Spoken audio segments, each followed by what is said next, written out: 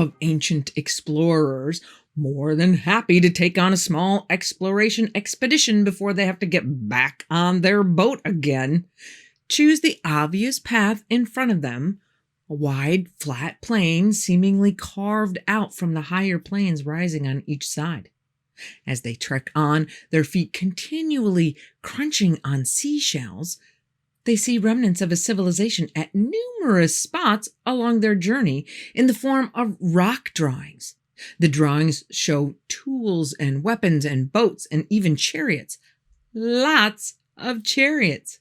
As they walk even further, they see what's now known as Ben Amira, a huge monolithic rock standing alone in the flat, sandy plain. They climb the rock to get a better look at the surrounding landscape. Off in the distance, they see yet another small rise. So they climb down the rock and head over to the next rise, the Adrar Plateau. And after some time walking along the ridge, they see it. Laid out before them are the remnants of a huge abandoned city that to our explorers had to have been a place of great power and wonder and riches. This must have been the home to all of the boats and weapons and chariots that they saw drawn on the rocks they'd passed on the way here. This must have been Atlantis. Who made this incredible discovery? Well, we don't know. We know someone did, but we have several candidates. And to understand the potential of this location, we have to backtrack a little so we can get the whole story in the proper context. So let's go back, and get a look at the first literal picture, the maps. Now, there's a few things we need to understand about what people thought the world was when they made the first maps. At first, there were just two islands, Europe and Asia. Back then, people only knew that there were two types of land. One was green and cold, that was Europe, and the other was hot, that was Asia. But then they're like, well, wait a minute, all of Asia is hot, but there's kind of a difference between the East and the West. Notice I said they were islands. That's because back then, anytime you needed to cross any amount of water to get to the other land, that land was considered an island, or in Greek, Nessos.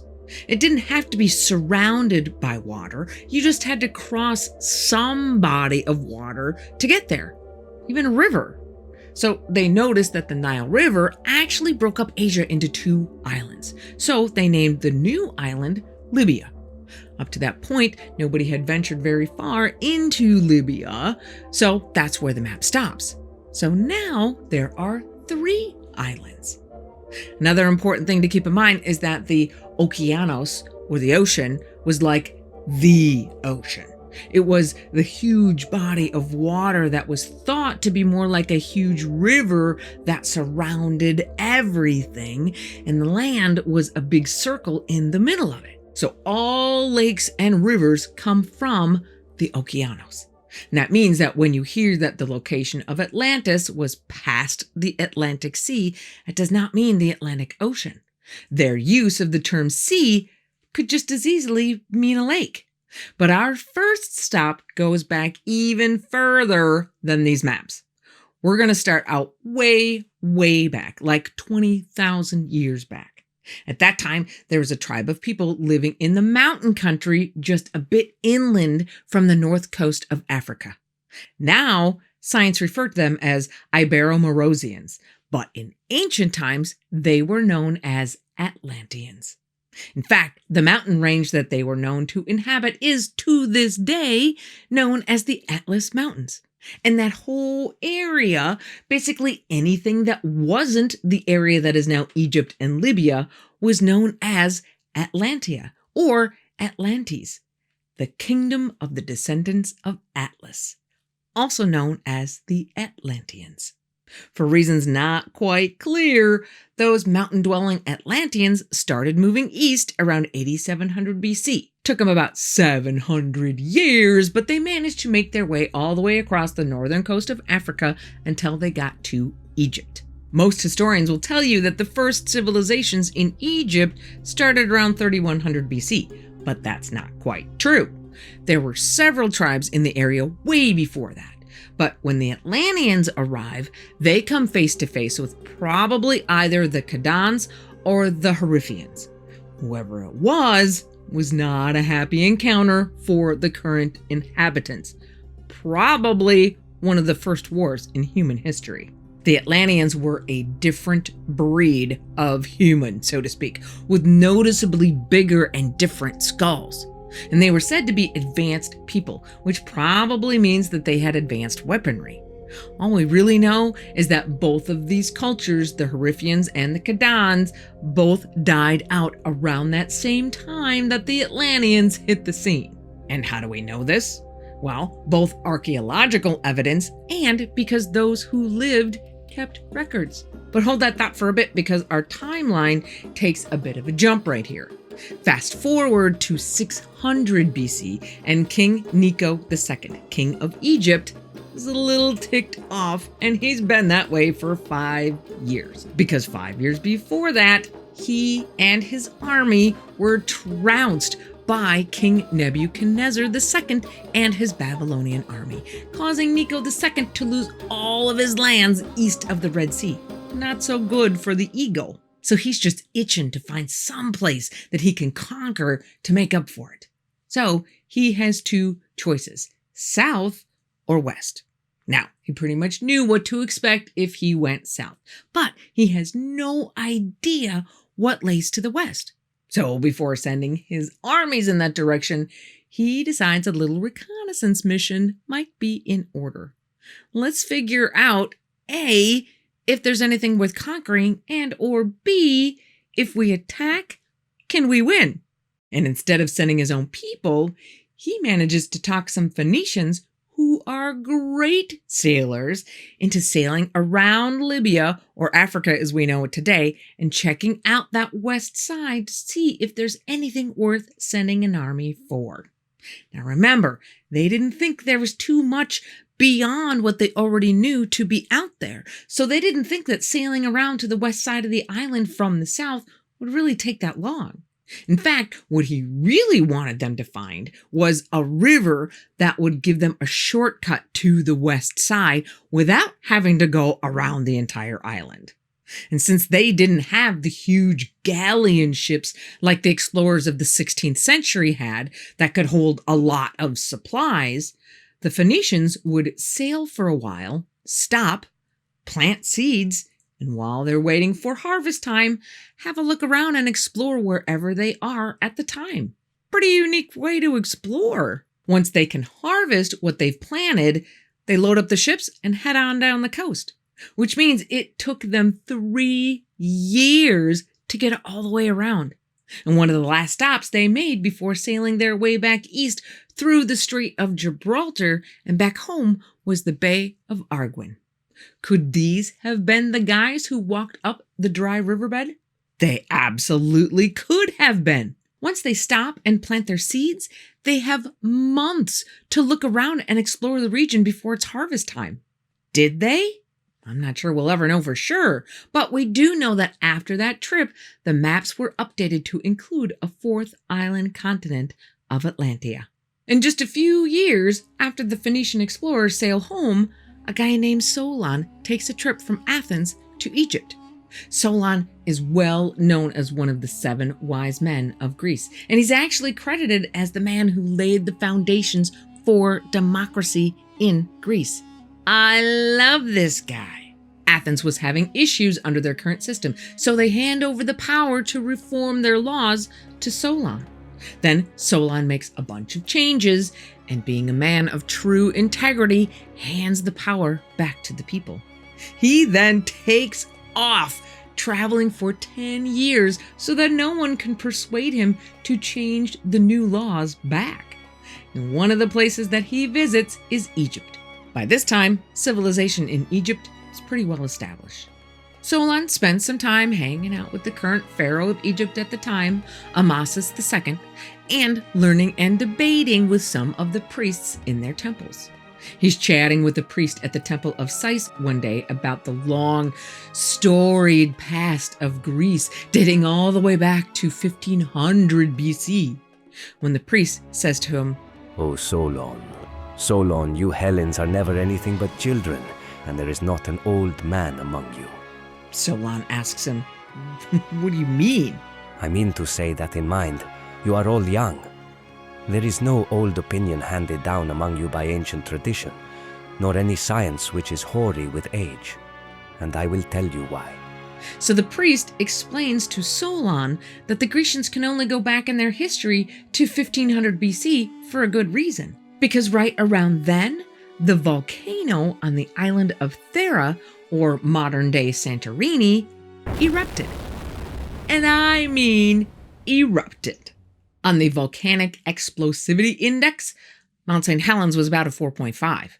This was between a 6 and a 7, and the scale only goes up to 7. So it pretty much wipes out the island of Crete and sends a 30-foot tsunami through the Mediterranean and Aegean seas, taking a lot of people and Greek history with it. The priest goes on to explain by literally reading the writing on the walls, as the walls of the temple are covered in hieroglyphics documenting their history, that the world has had countless deluges and earthquakes, and many civilizations have come and gone. Unfortunately, we can't look at those walls today because the temple at Sais was claimed by the Nile River.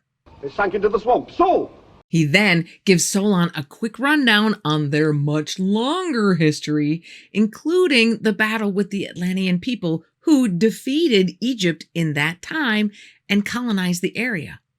Many of the Atlanteans settled there and told stories of their past and of their once great capital city, Atlantis, which was destroyed in a single day and night of earthquakes and floods, reclaimed by the sea and leaving only an impassable, muddy plain with just a few reeds reaching out of the water. Eventually, Solon returns home and tells everyone about his 10 years of adventure, including his conversation with the Egyptian priest. Over time and oral tradition, the story eventually makes its way to Plato. But let's not get ahead of ourselves. A few years after Solon's visit to Egypt, Hanno the explorer from Carthage decides to sow some exploration oats. So he sets out to explore from Carthage in the Mediterranean down the western side of the island. He wrote all about his trip in the Periplus of Hanno. A periplus is basically just an ancient journal explorers used to keep track of navigation and discoveries and any people they ran into, and even future trading opportunities that they might have. So they sail past the Strait of Gibraltar and down the coastline. One of their first stops is at the Lixus River, which is now the Leucos River, located at the modern city of Larache. They met the Lexitas people and hang out with them for a while.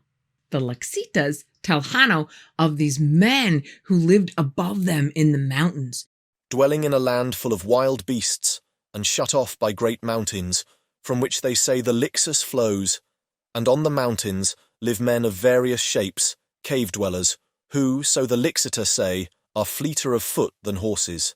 So that tells us that as of roughly 500 BC, there are still some people living up in the Atlas Mountains that didn't look like the rest of the people around them. Sometime in the following 100 years, a Greek historian called Hellanicus writes his version of world history that includes a mention of Atlantis.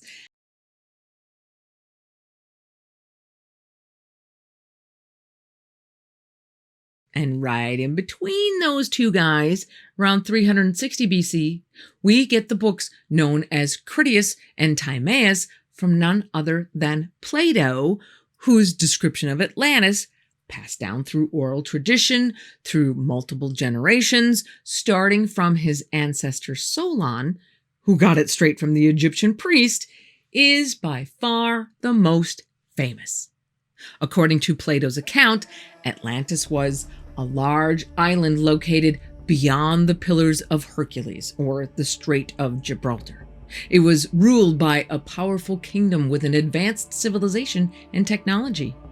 The Atlanteans lived in a utopian society with magnificent palaces, temples, and infrastructure. However, Plato described how the Atlanteans became greedy and imperialistic. About 9,000 years before Solon's time, they conquered and enslaved much of Africa. They were eventually defeated by the Aegeans, who were the ancient ancestors of the Athenians, in a great war. But even though the Atlanteans lost the war, the gods are still displeased by their hubris and corruption. So in a single cataclysmic day and night, Atlantis is destroyed by earthquakes, floods, and is swallowed up by the sea, lost beneath the waters. Only an impassable muddy shoal remains where the great city once stood.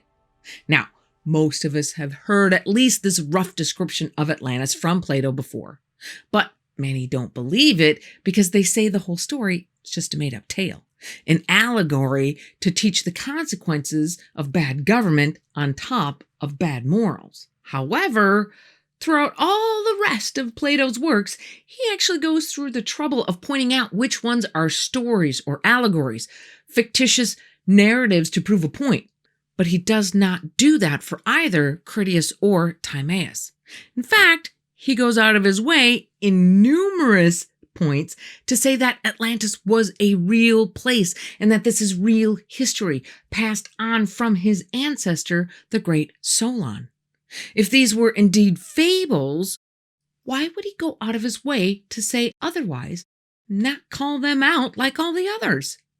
And while we're in the depths of ancient Greek philosophers, let's dispel another common myth, the mistaken idea that Aristotle said the quiet part out loud, that Atlantis was a fictional creation of Plato.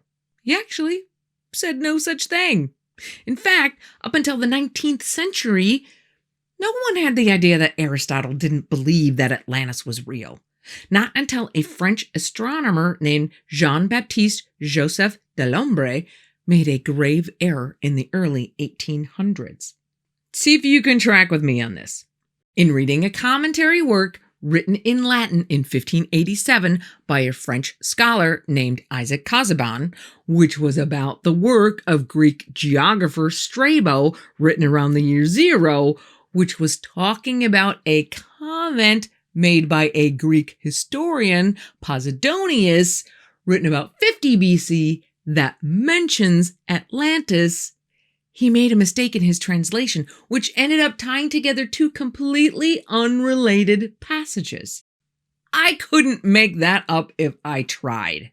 That whole story is a video for another channel, but suffice to say that ever since then, people have taken it as gospel that Aristotle didn't believe Atlantis was real. But he did. So if we proceed with the idea that Plato's story is a true telling of history, then let's take a closer look at exactly what he said, because as they say, the devil is in the details. Between both of his works, Critias and Timaeus, but especially Critias, Plato puts forth several details about the city of Atlantis. Making alternate zones of sea and land, larger and smaller, encircling one another. There were 2 of land and 3 of water. And beginning from the sea they bored a canal, making a passage from the sea up to this, which became a harbour. And the stone they quarried beneath the central island all round, and from beneath the outer and inner circles, some of it being white, some black, and some red. Surrounding the city was a level plain, extending in one direction 3,000 stadia, but across the centre, inland, it was 2,000 stadia. This part of the island looked towards the south and was sheltered from the north. Rivers and lakes and meadows supplying food enough for every animal, wild or tame.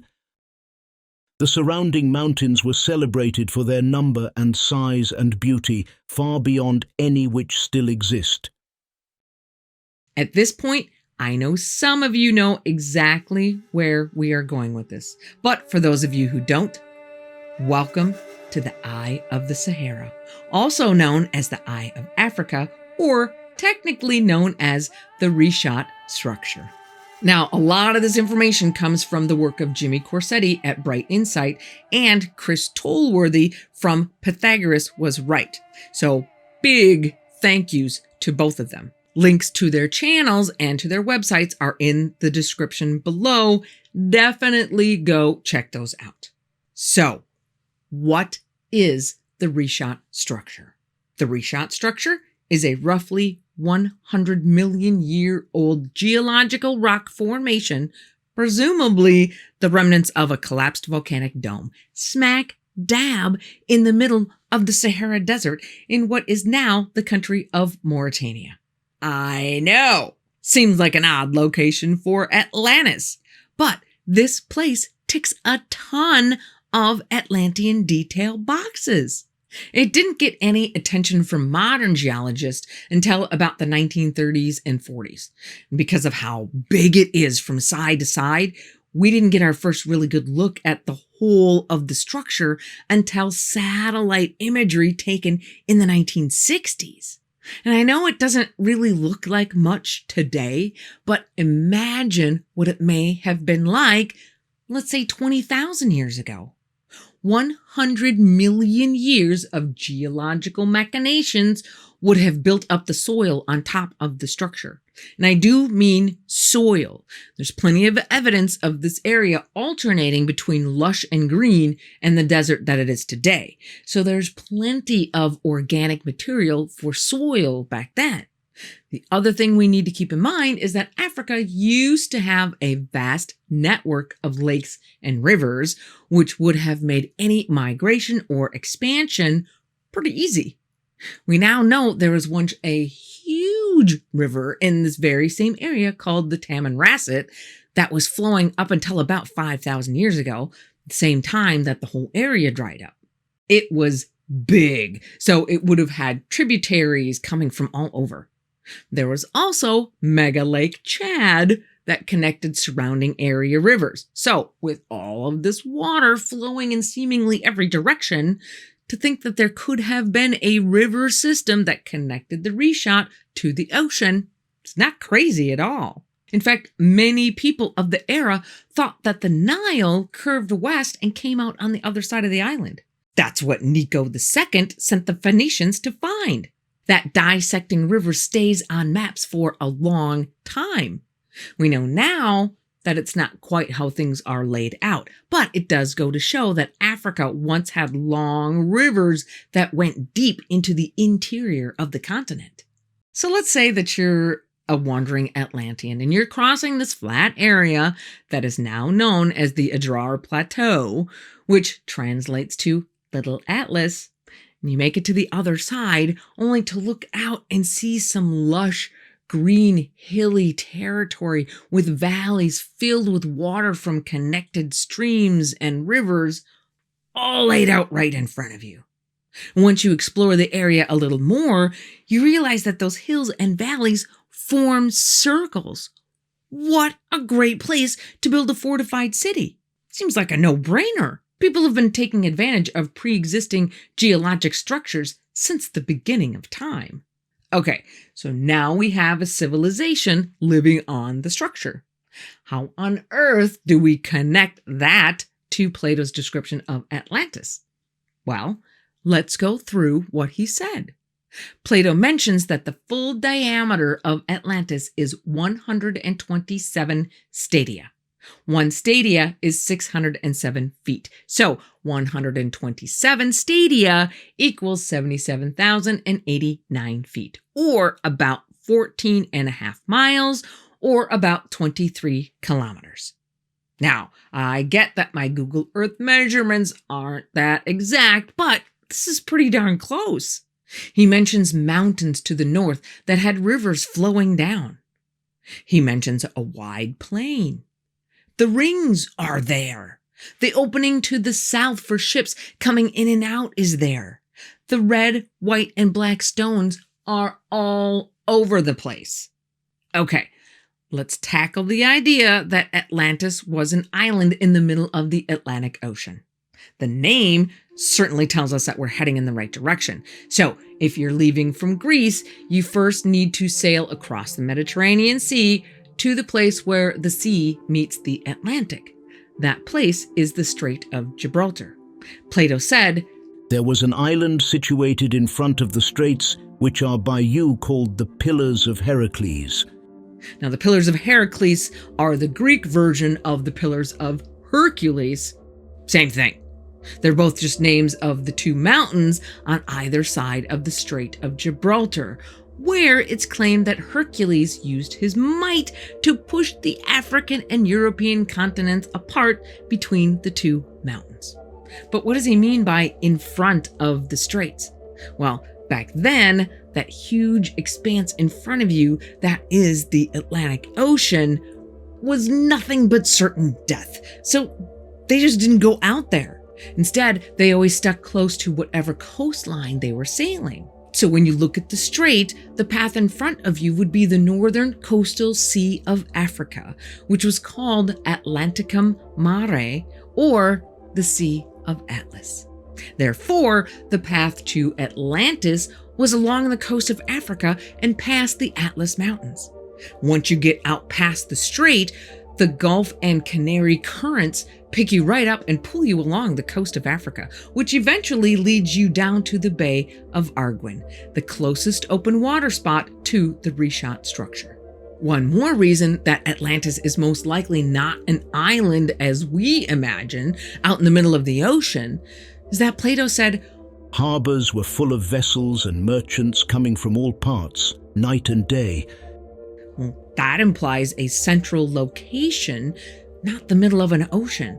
There were not hundreds of ships sailing into the middle of the ocean on a regular basis to trade. It's just not how it worked back then.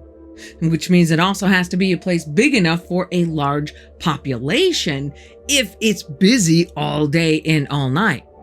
And for those of you keeping track of other possible locations, that rules out the Azores. And I know it's hard to wrap your head around the idea that an island could be in the middle of a continent.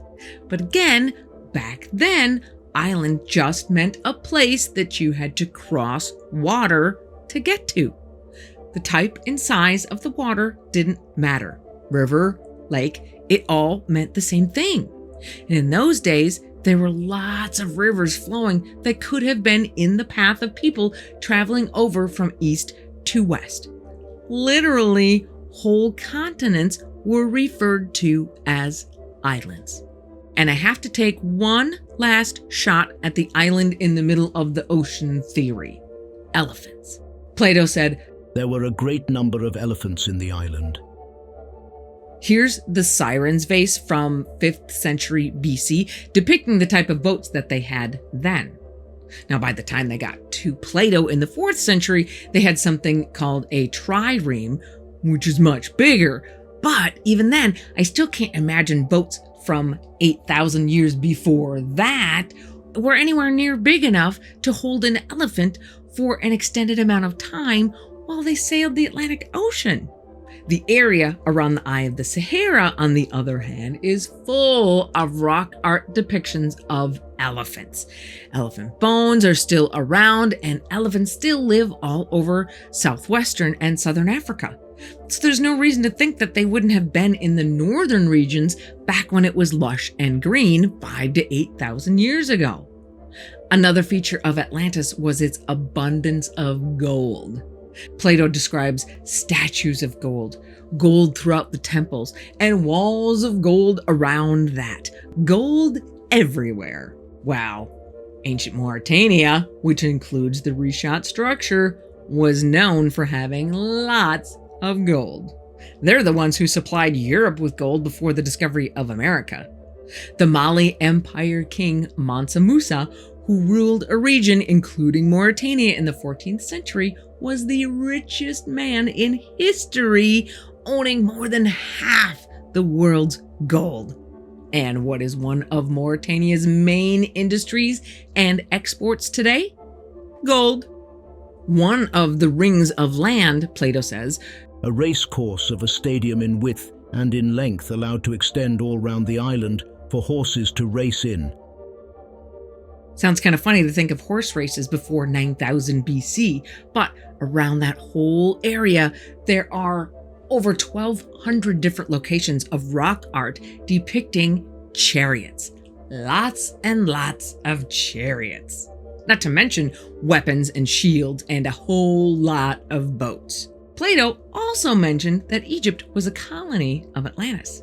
And since we know those Atlanteans, or Ibero-Maurusians, came out of the Atlas Mountains and moved east until they clashed with and defeated either the Khadans or the Harifians, whichever one was there at the time. So making that area a colony after that is totally plausible. And our last reference, for now, to Plato's Critias talks about what happened after whatever happened to Atlantis. Plato says it became an impassable barrier of mud to voyagers sailing from hence to any part of the sea. Now, as far as I'm concerned, we can take this in two different ways. First, if there was a huge flood of some kind that wiped out the city, that whole level plain would, for a time, become a big mud plain. Can't sail down any rivers in that. Or if that flood wiped the city out to the sea to the west and dumped all of the debris when it reached the ocean, there should be a mud pit there. And there is. If there was a deluge of water from whatever source, based on the current topography of Africa, the water would have drained to the west. And we can see on old maps the existence of a mud shoal. And considering when they sailed at the time they hugged the coast, that might seem like an impassable barrier of mud. And I also just want to talk a little bit about the idea that the Atlanteans were a technologically advanced civilization. Plato doesn't go into detail about that, but based on his writing, that is something that has been inferred. And we in these modern times have often interpreted that to mean that they must have had crystal energy and advanced construction and transportation. But that's our idea, not what's written. Sure, they were super rich, militarily strong, and seemingly wise beyond their peers, but to be an advanced civilization only really takes being a little bit more advanced than the next guy. Now, is the only historical evidence we have for the existence of Atlanteans and of the Eye of the Sahara being a possible hub of activity only from written accounts and stories? Nope. We have plenty of ancient maps that show us as well. Let's go all the way back to Herodotus. Remember him, father of history? Maps made from his writings of what the world looked like then clearly show the Atlantis region or kingdom. Now keep in mind that Atlantis was known to be the capital city of the Atlantis or Atlantes kingdom. Kind of like New York City in the state of New York. New York City! We also have the map drawn up by Pomponius Mela in roughly 40 AD called the Habitable World of Pomponius Mela. That also shows an area of the western portion of the Sahara as the area of the Atlante, in the same geographical area where the Richat structure sits. We also have numerous maps that show a region right around where the Richat would be as a big body of water connected to either the oceans or other great rivers, which would make them a trade hub. Side note, I want to know what this guy is all about. Or maybe I don't. On top of that, we have maps that seem to actually show the structure. This map from 1743 was created by European slave traders marking the spots in Africa where they can get more slaves. It's known as the Karagoli map because of its mention of a particular village right around where the Richat is located called Karagoli Maurorum Pagus. That's Latin for Karagoli Moorish village. Moorish just means from Mauritania. Karagoli is Latin for spiral shape. Okay, so let's step back for a second and go over what we have so far. We have a naturally occurring structure that makes a perfect fortified city with water and rivers. We have ancient maps placing a group of people living in the area who most likely stumbled upon it at some point. We have anthropologic proof that these people migrated east and met up with the people in early Egypt and subjugated them. We have the stories of those settlers of their past written out in hieroglyphics. We have people from another area bringing those stories back home and writing them down. We have one of the greatest philosophers who ever lived making those stories public through his wide educational reach. And we have independent evidence that corroborates both the details of the story and the overall context in which the story was written. Okay, so what is the Richat structure? The ultra short version is it's a 100 million year old collapsed volcanic dome that left nearly perfect concentric rings when it popped. Now, there are some that say that it isn't a volcanic dome, that it came from a gigantic plasma strike from another giant celestial body coming very close to Earth, close enough to electrically connect. But no matter how it formed, and now it sits in the middle of the Sahara Desert, about 300 miles from the western coastline of Africa, in what is now the country of Mauritania. French geologists Theodore Monod and Richard Mollard studied the area in the 1940s and 1950s, but it wasn't until the 1965 Gemini 4 space mission that we got our first good overhead look at the structure. And testing done in the 60s on the rocks that compose the structure found no evidence of the kind of change in the rock that is only created by sudden heat and high pressure. So it's not an impact crater. It is highly eroded, but interestingly, the Wikipedia page that talks about it doesn't give any opinion as to what those erosion forces might have been. But then again, 100 million years is a long time to be sitting there baking in the sun. The number of changes that area has been through in that time is pretty staggering. I mean, the entire western chunk even separated for a while with what is called the Trans-Saharan Seaway sometime between 150 million years ago, so after the Richat structure was born. And the whole desert itself has gone from a desert environment to hot, humid, lush, and green numerous times over millennia. This current dry stage is only roughly 5,000 years old, a mere blink of the geologic eye. Before that, which would be when Atlantis is said to have existed and perished, it was mostly in the lush and green phase. It had water everywhere, with lots of lakes and even a couple mega lakes, like Mega Lake Chad, which at its height was the biggest freshwater lake ever, bigger than all of the North American Great Lakes combined by an additional 50%. In fact, one of those mega lakes was Lake Tridactyl that is rumored to have existed up in the northern area of Africa around Tunisia and or northern Algeria.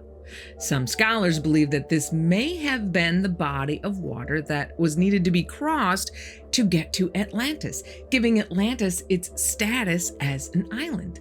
What does that have to do with the Richat structure? Not much. But as a Star Wars fan, I just wanted to point out that the area they think Lake Tridactyl existed in is also the childhood home of one Luke Skywalker.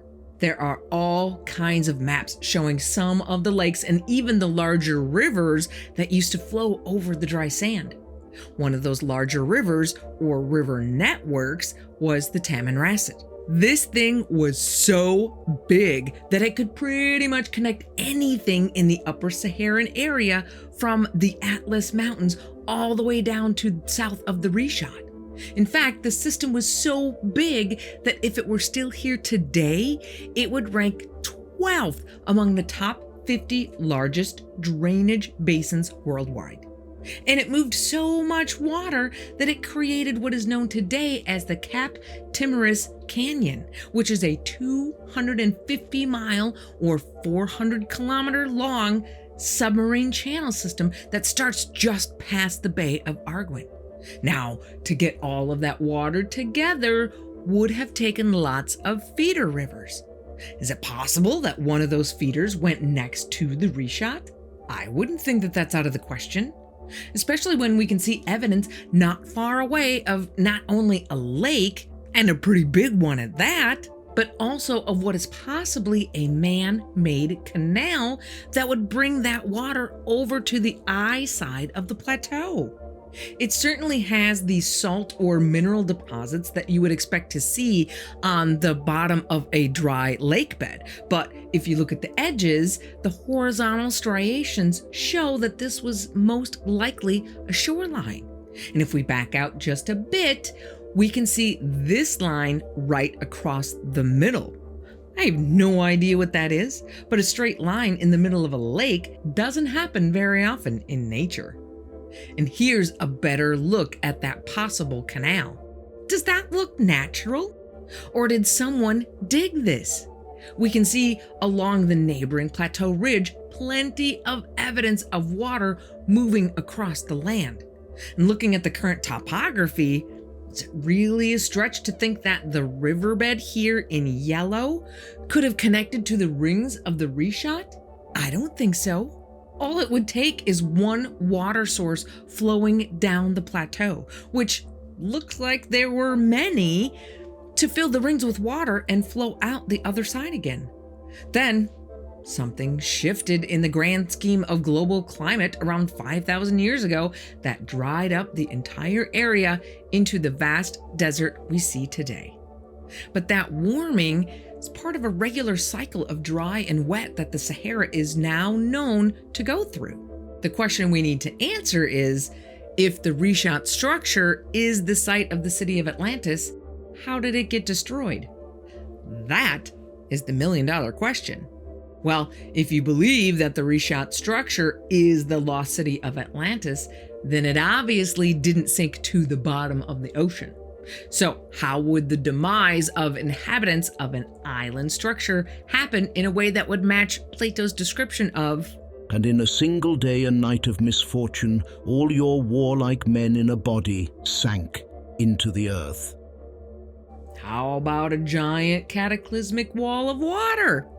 Think that's not possible? Think again. Now, a lot of people talk aloud about something called the Younger Dryas as probably having something to do with whatever events happened to cause the flooding of Atlantis. The Younger Dryas was a period from approximately 12,900 to 11,700 years ago, give or take a few years, when the Earth's temperatures dropped dramatically for 1,000 years. That part we know is a fact. What we don't know is why, and why the temperatures came roaring back at the end.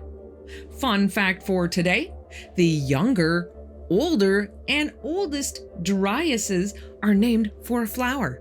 Dryas octopetala, better known as white dryads or mountain avens. These beautiful little white flowers love the cold, so thrive in cooler temperatures. So by measuring the amount of the pollen present in ice core samples, we can tell that the years with the high Dryas octopetala pollen counts were years of cooler temperatures. But the more I think about it, I'm starting to think that whatever happened to end the period of the Younger Dryas is coincidental to what happened to the city of Atlantis, even though the end of the Younger Dryas happened about the same time as the calamity at Atlantis. And let me just say right now that I'm not even pretending to have all the answers. I don't think it's possible that we ever will, but I know what I see. And what I see is water. Lots of water. Pictures of the area surrounding the Richat structure and the Adrar Plateau from space show evidence of large-scale scouring of the surface. This scouring does not come from the wind. The windiest place on Earth is Cape Denison in Antarctica. And it's also nice and flat like the area around the Richat, but we see nothing like the scouring we see in Africa. Also, water is known to create ripples as it moves over sand. We know that Washington State had a massive flood event called the Missoula Flood because they still have those same ripples, only on a much bigger scale. And guess what? We see the same ripples in the sand at Mauritania. Now, some of you may jump on Google Earth, something I highly recommend, by the way. I can get lost in there for hours and take a closer look at Cape Denison. And if you scroll in, you will see some rippling happening in the snow.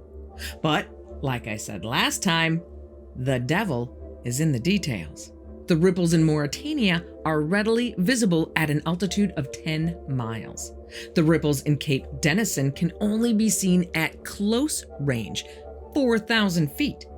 If you zoom out to the same 10-mile altitude like we did in Africa, they disappear, showing only a white, flat plain, which, if you notice, is also devoid of the scour marks that we see in Africa as well.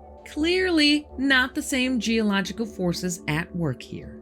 Now, if you follow the work of the Oz Geology YouTube channel, who has done some awesome work on ancient tsunami detection, you will know that, according to him, the ripples are not the answer. The chevrons are.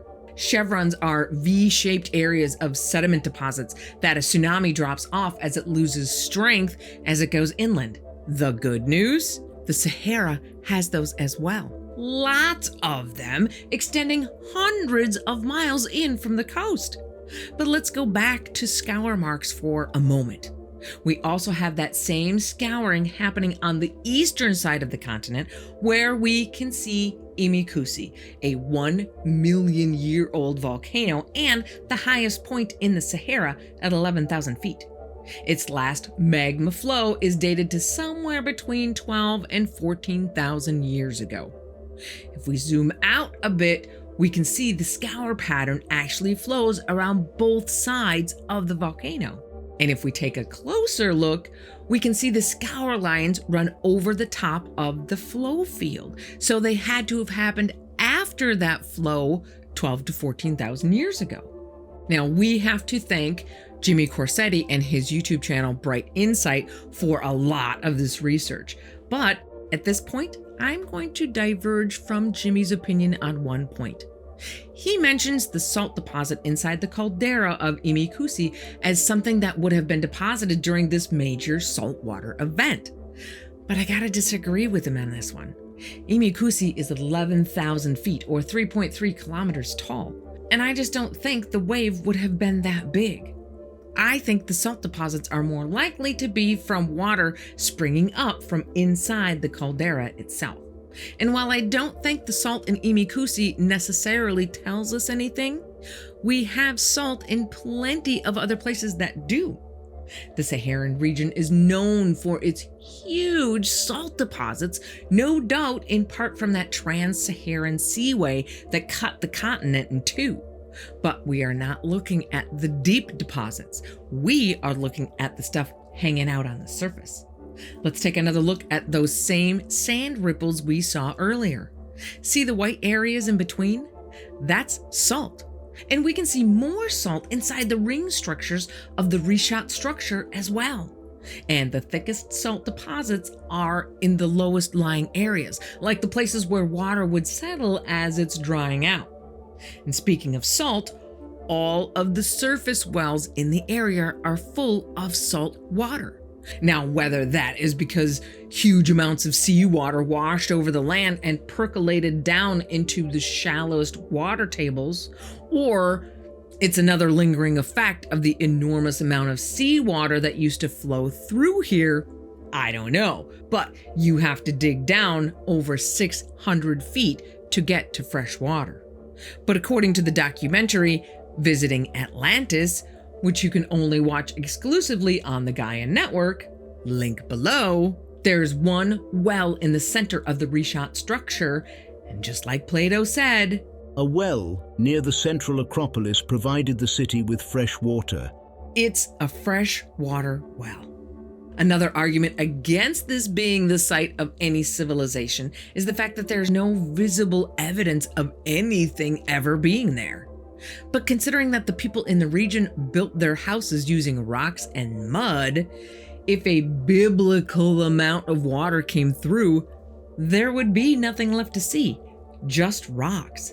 Rocks that Plato said, "And the stone they quarried beneath the central island all round, and from beneath the outer and inner circles, some of it being white, some black, and some red." And those white, black, and red stones are everywhere. That's pretty much all there is as far as the eye can see. And just because we can't see anything in the pictures, doesn't mean it's not there. There's never been any effort to excavate the site. Now, seeing as though it's 14 miles or 25 kilometers across, that would be a daunting task. But from what I understand, digging there is actually not allowed. So there goes any chance of finding that evidence. That being said, there actually is something left over. The area is a treasure trove of artifacts that can't be tied to any known civilization at this point, including stone spheres that are cut with a high degree of precision, and weights that look like ones known to be used for fishing nets. Why would people need fishing net weights unless they are surrounded by water? Okay, question. So if there was this big wall of water that washed everything away, where's the debris? Answer: in the ocean. It's called the Mauritania Slide Complex, which is actually two huge areas just off the western edge of Africa, right out from the Bay of Arguin, where gigantic piles of mud and debris were deposited on either side of the Cap Timris Canyon, where all that water cut the huge channel. When did all of this mud collect there? About 11,000 years ago. And for those of you keeping score, that's right about when Plato said Atlantis was destroyed. Now, one problem with the tsunami theory is that the Richat structure is currently about 1,300 feet or over 400 meters above sea level. That's a mighty tall wave, but that's where it currently sits. That doesn't mean that's how high it was 11,000 years ago. And I hear you barking, big dog. Tectonic plates move super slow. I know, but we know that Antarctica is rising at a rate of 1.6 inches per year right now, and 1,300 feet divided by 11,700 years is only 1.3 inches per year. So Africa rising to that height in that time frame is certainly doable. But what if the tectonic plate didn't do a slow rise like Antarctica is doing, but it had a series of bigger jumps? Follow me here. We know that the African plate is subducting under the Eurasian plate. In fact, those two plates hitting is what created the outer edge of the Atlas Mountains on the north coast.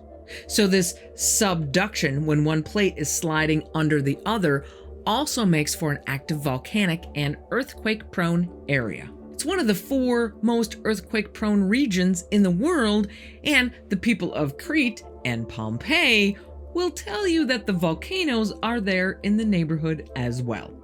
And the creation of the structure itself, along with the Canary and Cape Verde Islands, shows there's plenty of magma rolling around under the surface that is capable of affecting the land above it. So with all of that plate activity, it's hard to predict what's going to happen. And just to give you an idea of what can happen, take a look at the Noto Peninsula in Japan. They were just hit with an earthquake on January 1st, 2024. Happy New Year to you, with a magnitude of 7.6. That little jostle they felt was enough to raise the land underneath them by 3.5 feet and push them to the west almost 4 feet in just a few minutes. There are now oceanfront condos that are 800 feet from the ocean. So the last question to answer is, where did all of this water come from?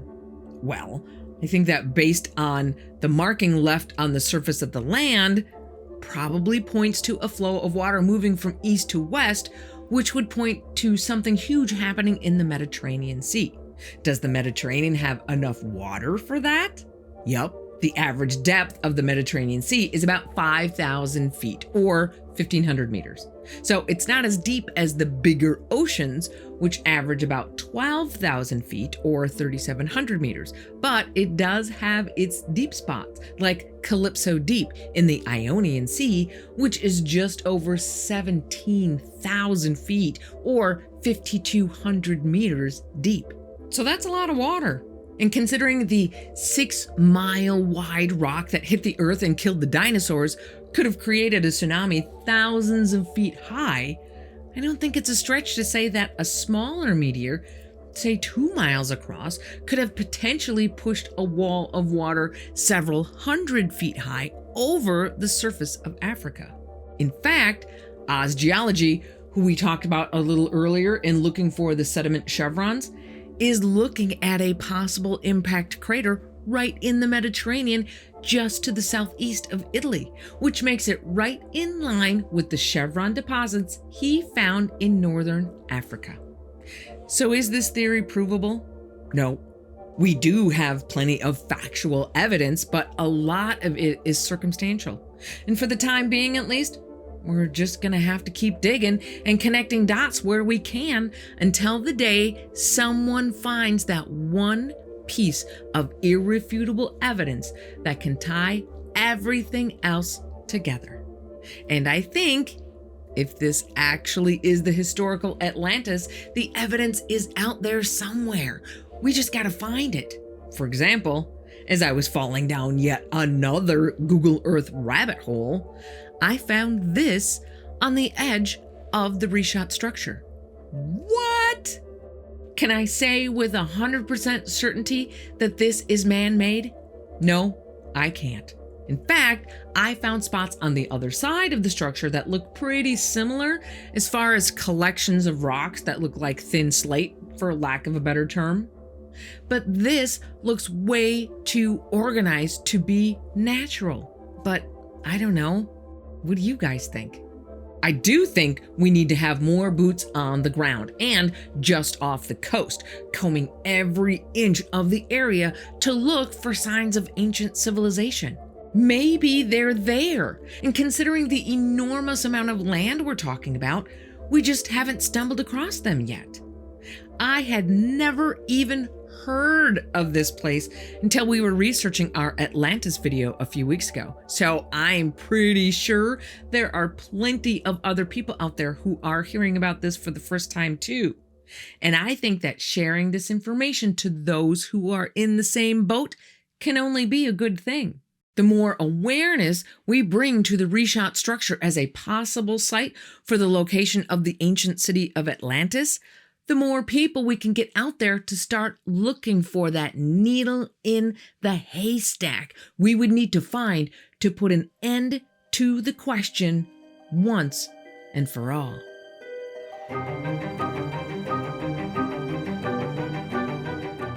March 12th, 1909. A small blurb is printed in the Friday evening edition of the Arizona Gazette newspaper. It pretty much just says that this guy named G.E. Kincaid from Lewiston, Idaho, took a boat down from Green River, Wyoming, where he started in October, to Yuma, Arizona. That's almost 1,500 miles of river. Pretty impressive. And it says he's only the second man to make the trip. After a brief mention of Mr. Kincaid unearthing some interesting archaeological discoveries, the article states that other than losing an oar along the way, he enjoyed the trip so much he wants to do it again next winter with friends. But on April 5th, 1909, the avid Gazette readers would see a follow-up article that's a little more in-depth.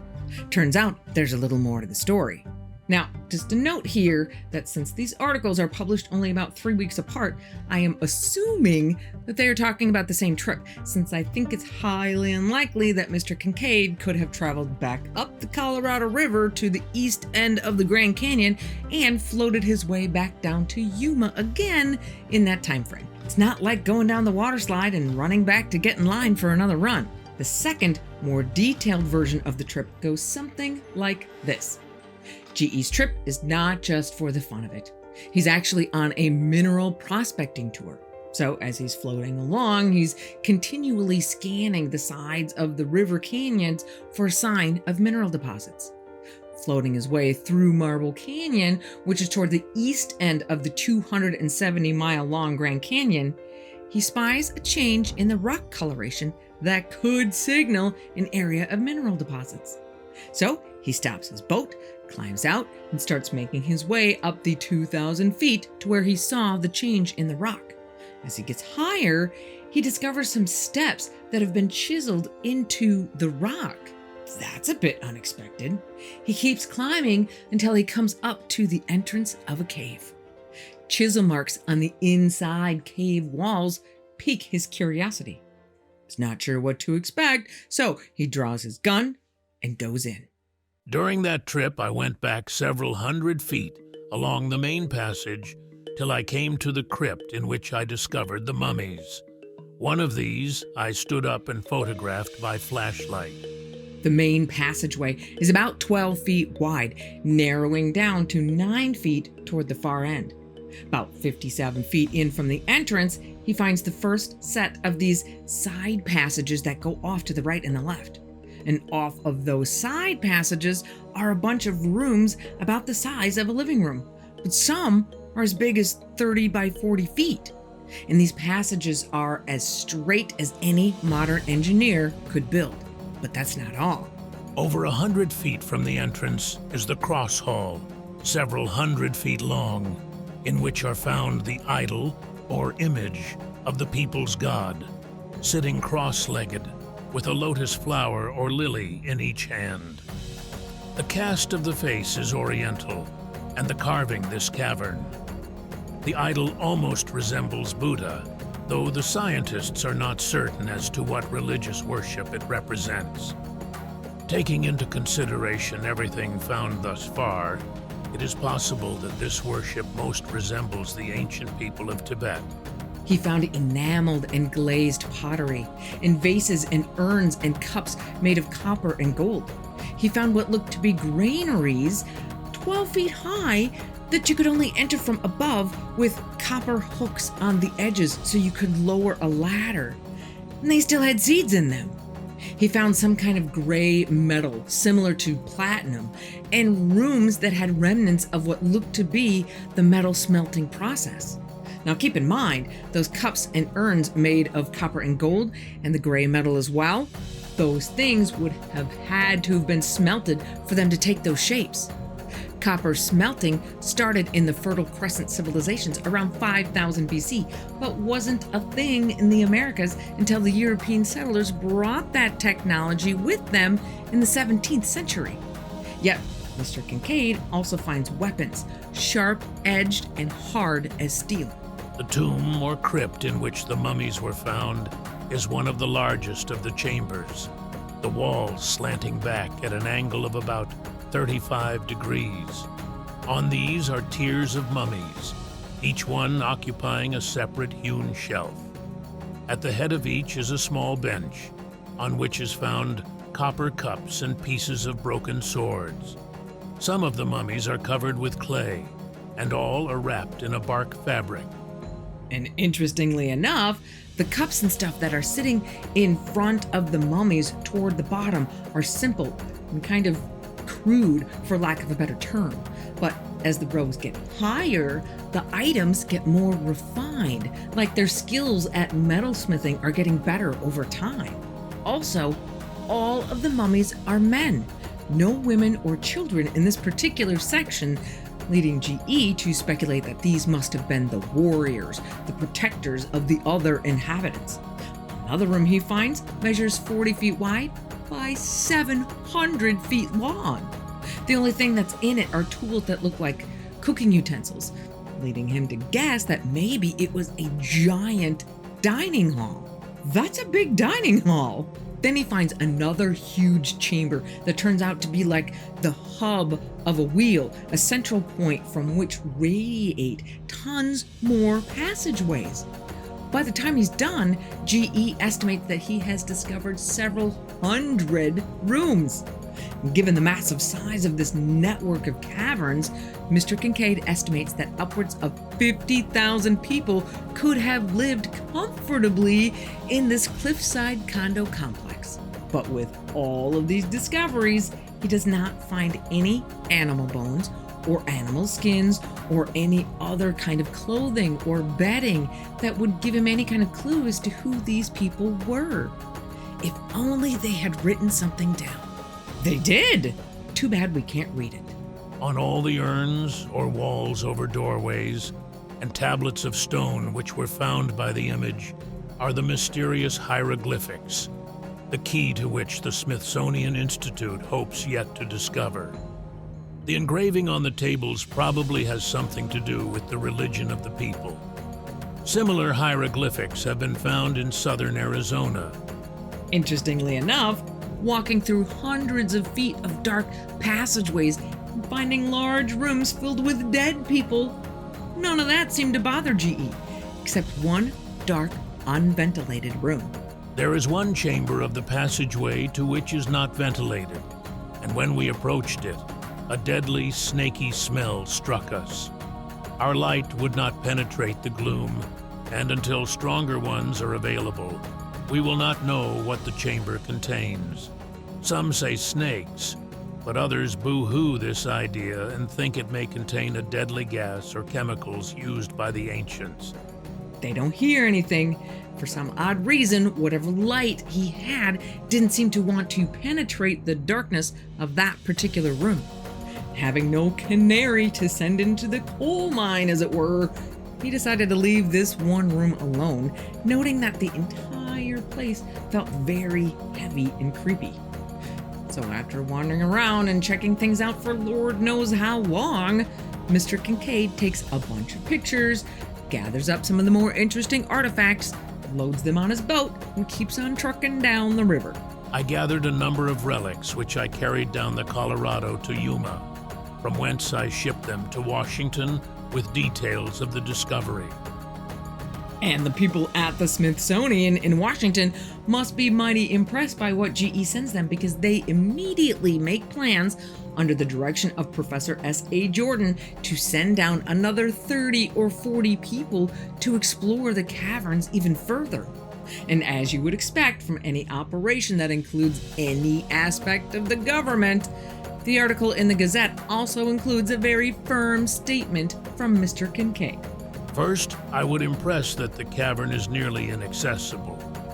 The entrance is 1,486 feet down the sheer canyon wall. It is located on government land, and no visitor will be allowed there under penalty of trespass.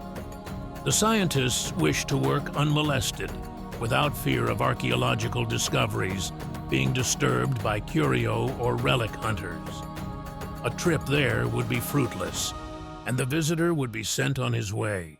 So we're having a party, and you're not invited. And guess what? That cave party is still going on, and you're still not invited. Fun fact, of the 270 miles of the Grand Canyon, only 120 of it has been explored for possible caves. And of that 120 miles, there are upwards of 1,000 caves. But of that 1,000 caves, only 30 have been really explored and mapped. One of those caves is 40 miles deep. That tells me we have a whole lot of exploring to do. Who knows what we may find? We already have found evidence of another unknown group of cave dwellers that are being called the stick people, because they left behind these little stick people of all different sizes that have been carbon dated to at least 3,000 years old. So who knows what else has been sitting there waiting to be discovered? And many of these caves that have been mapped are now fitted with bars at the entrance so no one can get in. Supposedly, this is a measure to protect the habitat of different bats. I don't know about you, but I think bats are doing okay for themselves in the world. But, lest I be too dismissive, I looked it up. There are only 2 bat species in the entire American Southwest that are on the endangered species list: the Mexican long-nosed bat and the lesser long-nosed bat. Well, that name's kind of a self-esteem killer. The Mexican long-nosed bat lives in the southwest, but not near the Grand Canyon. And the lesser long-nosed bat, which does live around the Grand Canyon, has made a comeback and is about to be taken off the endangered species list. So I think the bats got this. Why go to such great lengths to protect bat caves that are basically inaccessible anyway for bats that don't need protecting? Which brings me to my next question. If the cave is there, why has no one else found it yet? Answer: because it's basically inaccessible. Seems like it shouldn't be hard. If one person found it, then by now, someone else should have too. However, consider that scaling down the walls of the canyon at that point is almost impossible. Water is very heavy to carry with you when you're climbing, so you're not going to carry that much of it. So by the time you get down far enough to get to the height that the cave is supposed to be at, you're already out of water. Now, I would have thought that anyone looking for the cave would go by boat, just like Kincaid did. But now, to go down that section of the river requires winning the lottery. Literally. They have a lottery drawing each year to hand out permits for anyone wanting to make the trip. And it could take years before your name comes up. And it's not a short trip. It takes days just to get to that section of the canyon where the cave is supposed to be. Then it can take weeks to traverse the rest of the river because there is no other place to get out for hundreds of miles. Not to mention that you must be certified for Class 5 rapids because the river gets a little crazy along the way. All that to say that getting there by boat is not as easy as it sounds. Now, there are a couple of guys named Rex Bear from leakproject.com and Jared Murphy from notaliens.com who've been studying the area looking for the cave for a while now. And on one of their trips, they start out with 2 cars, leaving one in a public parking lot and loading all of their gear into their super duper 4-wheel drive Jeep. Because out in this area, there are no real roads, so you can only get around with a 4-wheel drive vehicle. And they're out there just poking around, seeing what they can see in the area right over the area that the cave is supposed to be in. One of the things that they have is a camera with a super telephoto lens. And what did they spy? A black Apache helicopter with gun turrets looking their way. Okay, interesting and duly noted. At the end of the day, they get back to the parking lot and pick up their other car. And there are 3 frat boy looking dudes in khakis all standing around a car pretending to be on their phones. All 3 of them keep throwing glances at Rex and Jared while they're unloading their gear.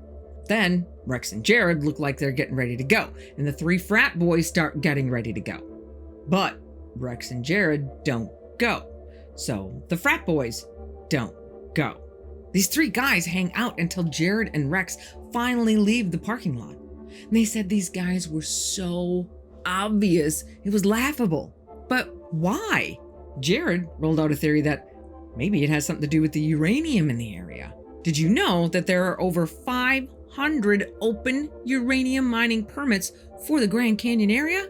But what exactly do they think is going to happen? 2 guys with backpacks full of snacks and water and a really big camera are gonna go dig a hole with their bare hands and find a big old nugget of uranium? I don't think it works that way. But between the helicopter surveillance and the stooges who drew the short straws in the parking lot, it's pretty obvious that the government is still protecting something. Now, I wish I could say that's the end of the story, but you know that we here at the InBetween always have to look at the flip side of the coin, whether we like it or not. And I gotta say, I don't like the other side of this coin. Mostly because of one man, Joe Mulhattan. See, as I was looking for any other follow-up newspaper articles on G.E. Kincaid, I found this story from the Coconino Sun on April 16th, 1909. The reported discovery of a mammoth underground city of an ancient race in the Grand Canyon seems to be a splendid piece of imagination sent out by some Mulhattanized individual. Well, what does that mean, to be Mulhattanized? So, of course, I had to look it up. And I gotta tell ya, I'm starting to fall more and more in love with history every day. Fun tangent. To be Mulhattanized is to fall under the influence of the aforementioned Joe Mulhattan. Who is Joe Mulhattan? One of the greatest hoaxers to have ever lived. Joe was a hardware salesman. Kind of guy that would give you the shirt off his back and that everybody loved. But evidently, hardware sales aren't exciting enough because his favorite pastime for over 40 years was tricking newspapers into printing his fantastical stories as real news events, just for the fun of it.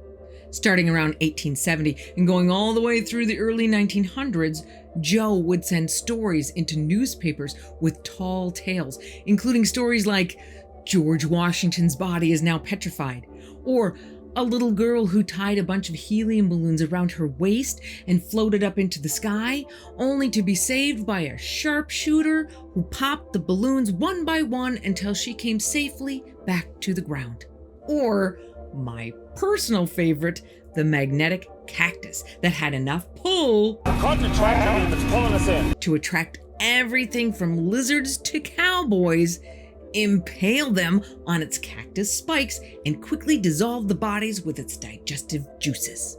In 1883, when Joe was just getting started, the American Antiquarian and Oriental Journal thought it prudent to issue a warning to archaeologists. Joe Mulhattan is a character of some interest to archaeologists. His residence is in Kentucky, and his business is to invent marvelous stories or lies.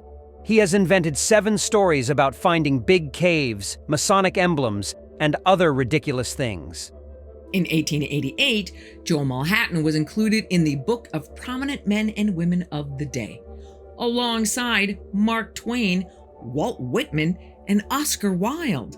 In 1891, the New York Times declared, Joe Mulhattan is known in every city in the United States and has probably caused more trouble in newspaper offices than any other man in the country. His wild stories, written in the most plausible style, have more than once caused the special correspondents of the progressive journals of the United States to hurry from coast to coast to investigate some wonderful occurrence which only existed in the imagination of the great liar. This guy was so prolific and well-known that according to the Museum of Hoaxes, during the 1870s and 1880s, Joseph Mulhattan was perhaps the most famous hoaxer in America. And what were his favorite and most famous kind of stories to tell? Ones about discoveries of caves full of amazing artifacts of great archaeological significance from ancient civilizations. He has been described as a burlesquer of facts, or as his friends would call him, a liar. Most artistic, beautiful, and consistent liar ever turned loose on a nation. In 1910, the year after the Arizona Gazette published the Egyptian cave story, it also published a fond tribute to Mulhattan and his talents, regaling many of his bigger whoppers. However, it did not mention the Egyptian cave story of just the year before. Now, with all that being said, I did not find anywhere that good old Joe went so far as to set up the long cons, so to speak. And remember that the Gazette actually ran 2 stories on G.E. Kincaid. So while it could very well be a Mulhattan setup, a 1-2 punch wasn't exactly his MO. Over the years, the legend of the lost Egyptian city within the Grand Canyon continued to grow, and more people started to investigate. Peter Hay of the website sightings.com sent a letter to the Smithsonian asking if they had any records relating to the story. The response he got back? The Smithsonian's Department of Anthropology has searched its files without finding any mention of a Professor Jordan, Kincaid, or a lost Egyptian civilization in Arizona. Big surprise, right? Okay, except that's not true. First of all, I find it extremely hard to believe that in over 100 years of existence that they have never employed anyone named Kincaid. Second of all, they did employ a Professor Jordan, just not an S.A. Jordan. They actually had a 30-year relationship with one David Starr Jordan, known not only as the father of ichthyology, the study of fish, but also as a founder of Stanford University. They knew this guy so well that they offered him the jobs of National Museum Director and Smithsonian Secretary more than once. Not to mention that he had been on expeditions down the Colorado River before in 1889 with one T. Kincaid, a trip about which Jordan himself published many articles. So why not mention this guy? Well, they may not want to call too much attention to that relationship, considering that David Starr Jordan turned out to be a racist eugenicist who helped cover up a murder in Hawaii. Ooh, didn't really see that one coming. So we have a T. Kincaid versus a G.E. Kincaid, and a D.S. Jordan versus an S.A. Jordan. Interesting coincidence. Almost too coincidental. Is it possible that maybe the newspaper just got the initials wrong? Maybe. Or maybe good old Joe Mulhattan remembered reading the articles written by D.S. Jordan a few years earlier and just used those names to give more credibility to his hoax. Unfortunately, that's a possibility as well. Another thing that the proponents of the legend often point to as corroborating evidence is that many of the landmarks in the area carry Egyptian names, such as the Isis Temple, the Osiris Temple, and the Tower of Ra. And I gotta admit, it kind of had me raising my eyebrow at first too. However, a lot of those monuments were named by a guy named John Wesley Powell, who went through the canyon in 1869 and 1872 on geological expeditions. And just for extra context, people in America were in the middle of an Egyptology craze right around that time. And Powell didn't just use Egyptian names, he also named things for other cultures like the Venus, Vishnu, and Zoroaster temples. And this last point on the not true side of the ledger, it's just my own personal observation after looking at all of the maps and the pictures and stuff. The spot where the article says this cave is supposed to be in Marble Canyon is at a spot where the distance from the top of the canyon to the canyon floor is somewhere around 3,500 feet. So G.E. Kincaid would have had to climb from the canyon floor up 2,000 feet. Well, here are some pictures of that exact area from Rex and Jared and their super duper telephoto lens camera. Looking at the walls of the canyon, I just find it really hard to believe that a 2,000-foot climb is even possible without tons of climbing gear. Now, maybe since Kincaid was using this trip as a prospecting trip, maybe he had that kind of gear on him. But it takes a whole lot of rope to climb 2,000 feet. But I guess it's possible. But even with all of this information, I still have one more question. Given the massive size of the network of caverns, Mr. Kincaid estimates that upwards of 50,000 people could have lived there comfortably. So where did these people go? Maybe they're still here. It is a Hopi Indian legend that their ancestors once lived in an underworld in the Grand Canyon until fighting broke out between the good and the bad, the people of one heart and the people of two hearts. Machado, the chief of the good people of one heart, told his people, "We have to leave the underworld." But there was no way out. The chief then caused a tree to grow up and pierce the roof of the underworld. So the people of one heart climbed out. They lived and worked on the Colorado River and grew grain and corn. They sent out a messenger to the Temple of the Sun, asking the blessing of peace, goodwill, and rain for the people of one heart. That messenger never returned. But when he does, their lands and ancient dwelling place will be restored to them.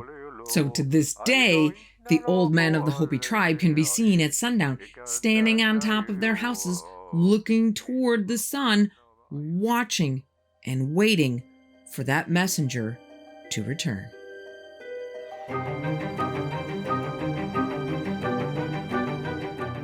All right, I'm going to start off by telling you that this story starts like this, morphs into this, and and eventually degenerates into this. We are traveling today all the way to Peru.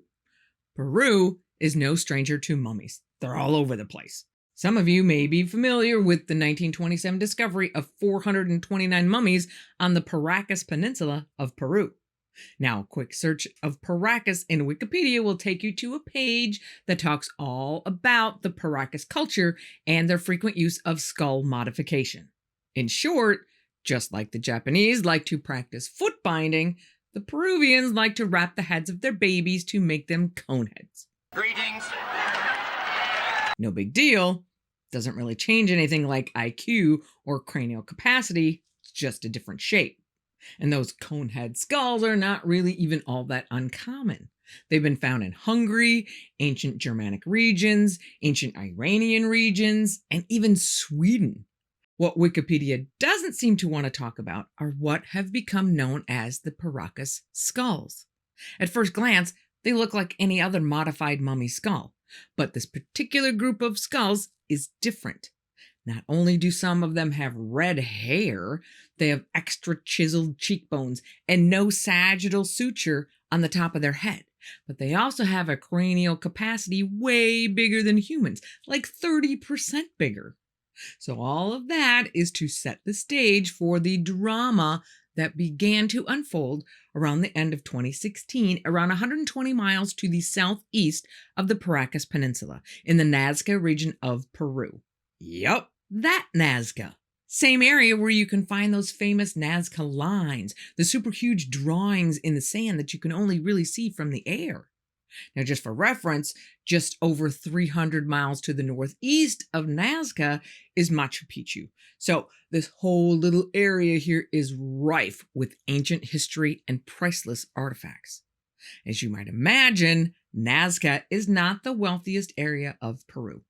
They do okay for themselves, but it's not an economic powerhouse by any stretch. So what do you get when you add a mediocre at best economy and a priceless artifact-rich environment?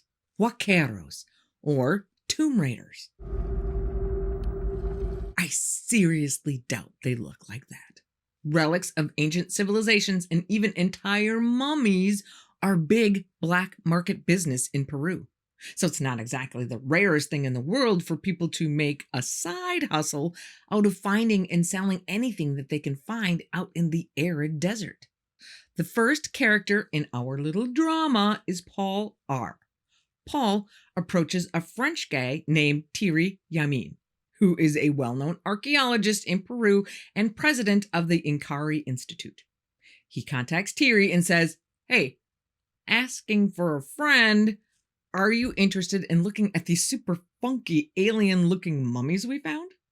After chatting for a while, we find out that the friend is Mario, not his real name. His real name would later be discovered to be Leandro Benedicto Rivera. Let's just stick with Mario. More negotiations ensue, and Paul and Mario finally agree to bring some of their samples to Thierry. Remember that these guys are basically confessing to a crime here, so they are covering their butts big time. Antiquity theft in Peru is a big no-no. Mario tells Thierry that he and his crew found a whole bunch of these things in some caves in the mountains somewhere between Nazca and Palpa. Thierry takes the samples around for some preliminary testing, and being satisfied that, at least on a surface level, they seem to be legit, he fires off a letter in early 2017 to the Peruvian Ministry of Culture asking if they've heard about this. Without waiting for a response, because when does the government do anything quickly, Thierry heads down to the Nazca area of Peru to see the rest of the collection. He and his team bring back a couple of small mummified heads and a larger hand for X-ray analysis in February of 2017. Based on those results, they start crowdfunding to raise money for DNA and carbon-14 testing to be done. It only takes a month before they hit over 125% of their goal. At the beginning of April 2017, several samples are taken from 2 of these tiny mummified bodies and sent to various labs around the world for testing. This is when Jaime Maussan enters the picture. Musan has had a long, award-winning career in journalism in Mexico. He is the face of the Mexican version of 60 Minutes, and he's had a show for like 20 years on UFO investigations. However, he kind of muddies the waters in this case because of his past involvement in a couple of other cases. In 2015, he led an event called Be Witness, where event organizers unveil a mummified body, claiming it to be an alien child. The mummified corpse was later identified as a human child.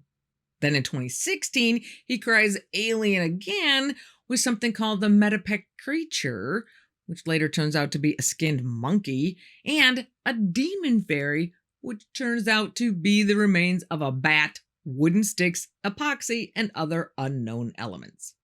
Now, I have no idea whether this guy is a total fraud looking for a quick buck, which doesn't seem likely given his long accomplished career in journalism, or if he just wants to believe so bad that his skeptic muscle hasn't been exercised in a long time. But whatever the case, he jumps into the Nazca mummies fray.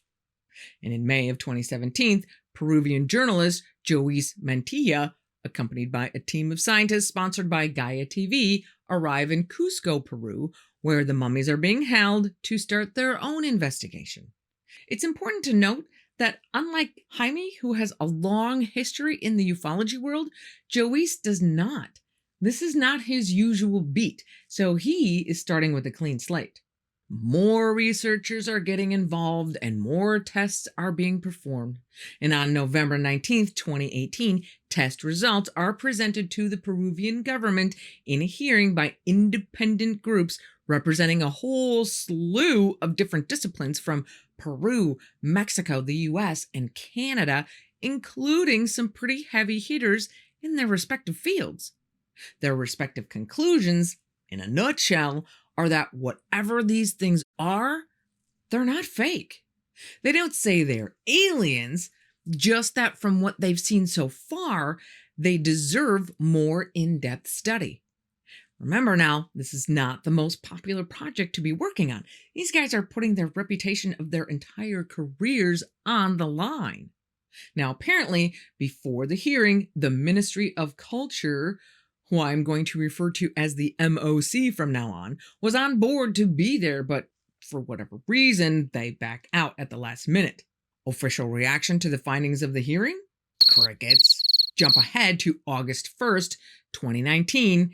Everyone who's been working on this case to date manages to get 4 mummies to the University of Ica in Peru, where they are put through a large battery of testing from more Peruvian scientists. Jump ahead again to September of 2023. Jaime Musan presents bodies to the Mexican Congress and says, "We are not alone." He is joined by Jose de Jesus Zalce Benitez, director of the Scientific Institute for Health of the Mexican Navy, who says X-rays, 3D reconstruction, and DNA analysis has been carried out on the remains. They don't have any real answers yet, but they are working on it. 1 month later, in October of 2023, a news story hits almost all of the mainstream media outlets, showing dressed up versions of smaller mummies that had been confiscated by the MOC from the Lima airport and taken away for testing. 3 months later, so January of 2024, the ministry holds a press conference to show off the dolls and proclaim them as fakes. What they don't tell you is that they have a statement from the creator of the dolls that, yeah, he made them. He lives in the Nazca area and made the dolls as souvenirs, hoping to earn a little extra coin. But the MOC has chosen to keep that the quiet part and trot these dress-wearing versions out for the press to say, see, these are fake, so by association, they're all fake. And right there with them is their henchman, Flavio Estrada, an archaeologist with Peru's Institute for Legal Medicine and Forensic Sciences. Joyce Mantilla, the Peruvian journalist, actually stands up and challenges the MOC, essentially saying that the ones you have right there are fakes, but they are not the same as the ones we have at the university. But how would you know, because you've never bothered to come by and take a look? Other than these two fakes, Estrada has never studied any of the mummies at the University of Ica or anywhere else. So how can he say they're fake? Flavio Estrada's response: you're a liar and a shill for Jaime Maussan. If you can't kill the message, kill the messenger. Then in April of 2024, an American team flies to Peru to take their crack at solving the mystery. The team consists of Dr. John McDowell, a forensic odontologist who worked on identifying some of the remains from 9/11 and retired professor at the University of Colorado, Dr. William Rodriguez, a forensic anthropologist with the Maryland State Medical Examiner, and Dr. James Caruso, a U.S. Navy veteran who is now the city of Denver's chief medical examiner, and John McDowell's son, Josh, a defense attorney out of Colorado Springs. Whatever equipment the university doesn't have on hand, they bring in via the Peruvian equivalent of U-Haul so that the scientists don't have to take the mummies from university property. They're afraid the MOC is going to try to take the mummies because they've done it before. But we'll get to the MOC shenanigans in just a moment. At the conclusion of their testing, a big press conference is held on April 4th, 2024, to discuss some of the findings, issues, etc., streaming live worldwide when the Ministry of Culture decides to crash the press conference. They think one of the mummies is in the room and they want it, but they are sorely disappointed to find out they're skunked. One of their officers takes the mic and says they are filing suit to get possession of the mummies. The reason the scientists don't take the mummies off the university property and didn't bring any of them to the press conference is because this is not the first time the MOC has tried to take the mummies. The Ministry of Culture has tried 7 times over the years to raid the university to confiscate the mummies. But, and I love this part, because they never answered the original notification letter from Thierry Yamin back in 2017 and never came out to investigate, the mummies cannot be verified as coming from a designated archaeological project, which means they are not subject to the Ministry of Culture's jurisdiction. They have no right to take them. The university tells them to go pound sand. November 7th, 2024, so just this past November, the rector of the University of Ica, Jorge Moreno Leua, sends a letter to the Mexican Congress signed by 11 professors certifying the authenticity of the bodies they studied. The letter basically states that they have all come to the conclusion that whatever these things are, they are genuine specimens of a biological origin that were alive at some point. And they're not fabricated in any way. That very night, the rector gets fired. Also this past November, the American team goes back down to Peru to participate in a congressional hearing on how to proceed in moving forward with studying these mummies. I guess only time will tell whether or not Peru decides to go all in or not. So what is all the drama about? What makes grown men resort to adult versions of, I know you are, but what am I? Ladies and gentlemen, I present to you the Nazca mummies. Maria, Montserrat, Wawida, Victoria, Alberto. And there are many more. According to Mario, over 100. There are apparently 7 different species, some more human-like and taller, around a normal human height, and some more reptilian that stand like about 2 feet tall. all are covered in this white powdery substance, which has been determined to be diatomaceous earth, which is a naturally occurring soft sedimentary rock that is composed of the fossilized remains of diatoms, tiny aquatic microorganisms. You've probably even used it without even knowing it. It's used a lot for things like water filtration, different abrasives like toothpaste, and even as an insecticide. And it's all over the place in the Nazca Desert region. But to my knowledge, these are the only mummies discovered to ever be covered in that powder. But the powder is probably the reason we still have the mummies in the generally good condition they're in today. Diatomaceous earth, or DE, is a desiccant. It absorbs moisture. Not that moisture is a huge problem in the Nazca Desert. It averages about 2 millimeters of rain per year, one of the driest places on Earth. But still, any moisture that they do get that could foster the growth of mold is quashed by the DE. Remember, it's an insecticide, so any insect activity that would have happened didn't. So because of that amazing preservation, we now have several humanoid beings that have gone through various levels of testing in different labs around the world. One thing to note though, not all testing is the same. Not every country has the latest and greatest, which is why the US team is trying to convince Peru to let some of them come to the US for testing.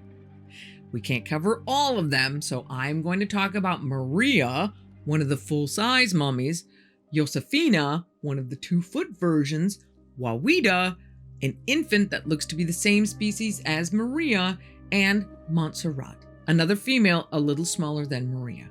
And just for reference, the DNA testing, which we will get into more later, has pegged these mummies as being about 1,800 years old.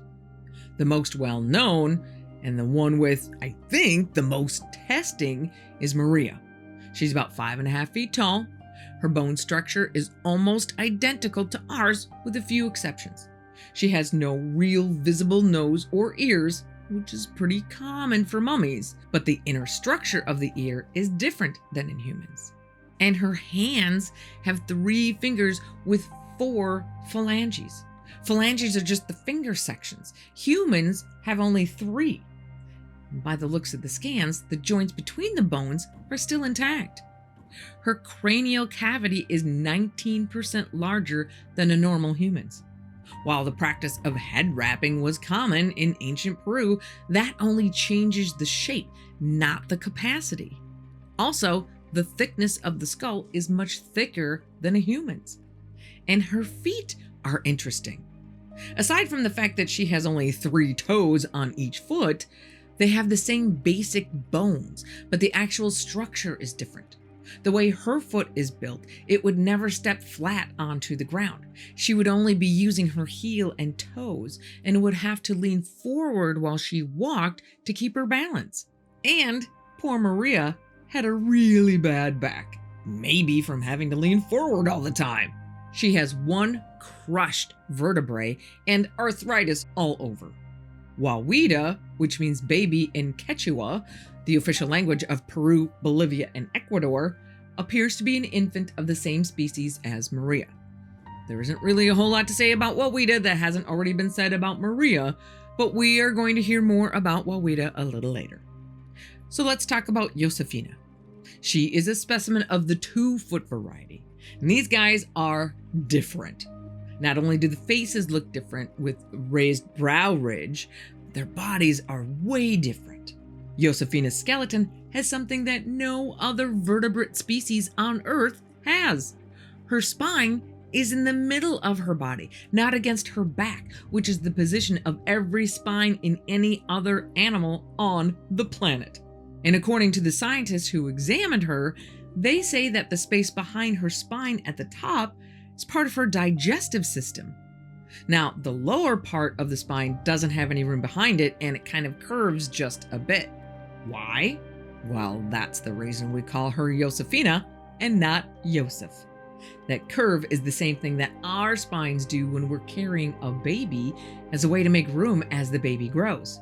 And you guessed it, Josefina is carrying eggs. which is part of the reason these smaller versions are considered more reptilian than human. But also because the way her neck is built, there's a possibility that it was retractable, like a turtle. Also, her joints are built different. They're not the round ball and socket joints that we have. They're more like a flat plane where the bone attaches.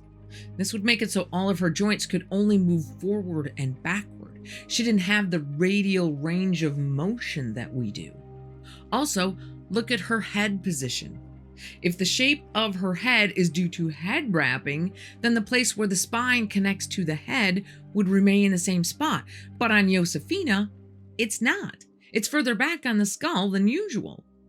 Like Maria, Josefina's hands have 3 fingers. However, unlike Maria, Josefina only has 3 phalanges on her hand and 3 on her feet, so just like us. And she has a bad back too. She has spots on her spine that look like what could have been a paralyzing injury. But interestingly enough, directly across from the area on her front side is this metal plate that seems to be fused to her skin. Like maybe it's some kind of correction for her injury. The plate is made mostly of copper and it's pretty typical for her time period. Her ribs are not like any species that has ribs. Usually ribs originate in the back from the spine, wrap around to the front, and attach to a sternum. Hers go all the way around like a ring. And oddly enough, she has hollow bones like a bird. That's not human or reptile. So who knows where that comes from? Lastly, let's take a look at Montserrat. She's just a little smaller than Maria and has many of the same characteristics. But what makes her special is that, unlike Josefina and her eggs, Montserrat is carrying a fetus, Raphael. It's a little hard to see him or her, but initial scans show what look to be 3 fingers and toes, just like Mom. So there you have it. Now, we have to try and decide if they are real beings or are they hoaxes. The argument that they're real is, well, they're real, but the argument for them being fakes would go something like this.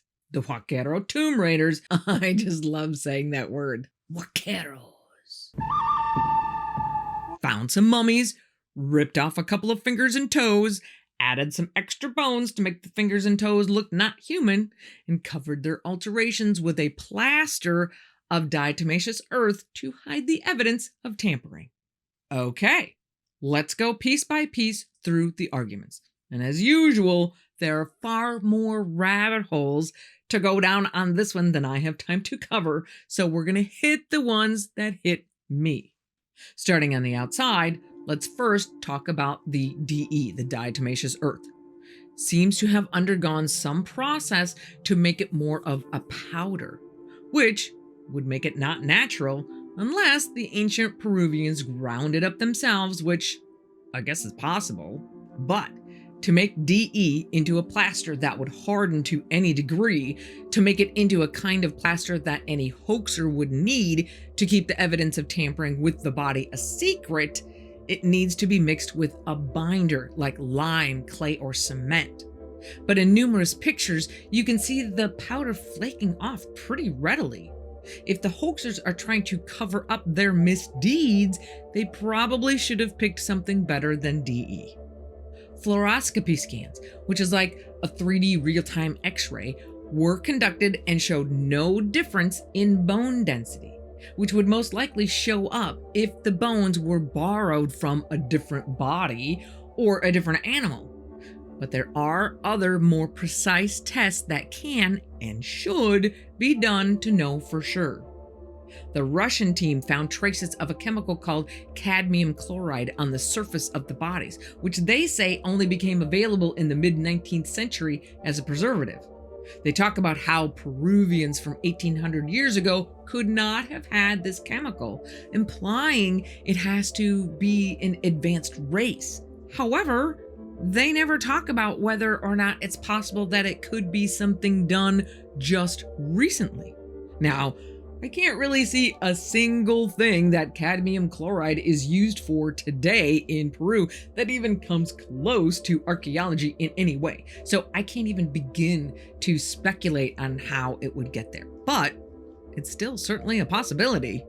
John Perry from the YouTube channel Stated Casually makes some very interesting observations.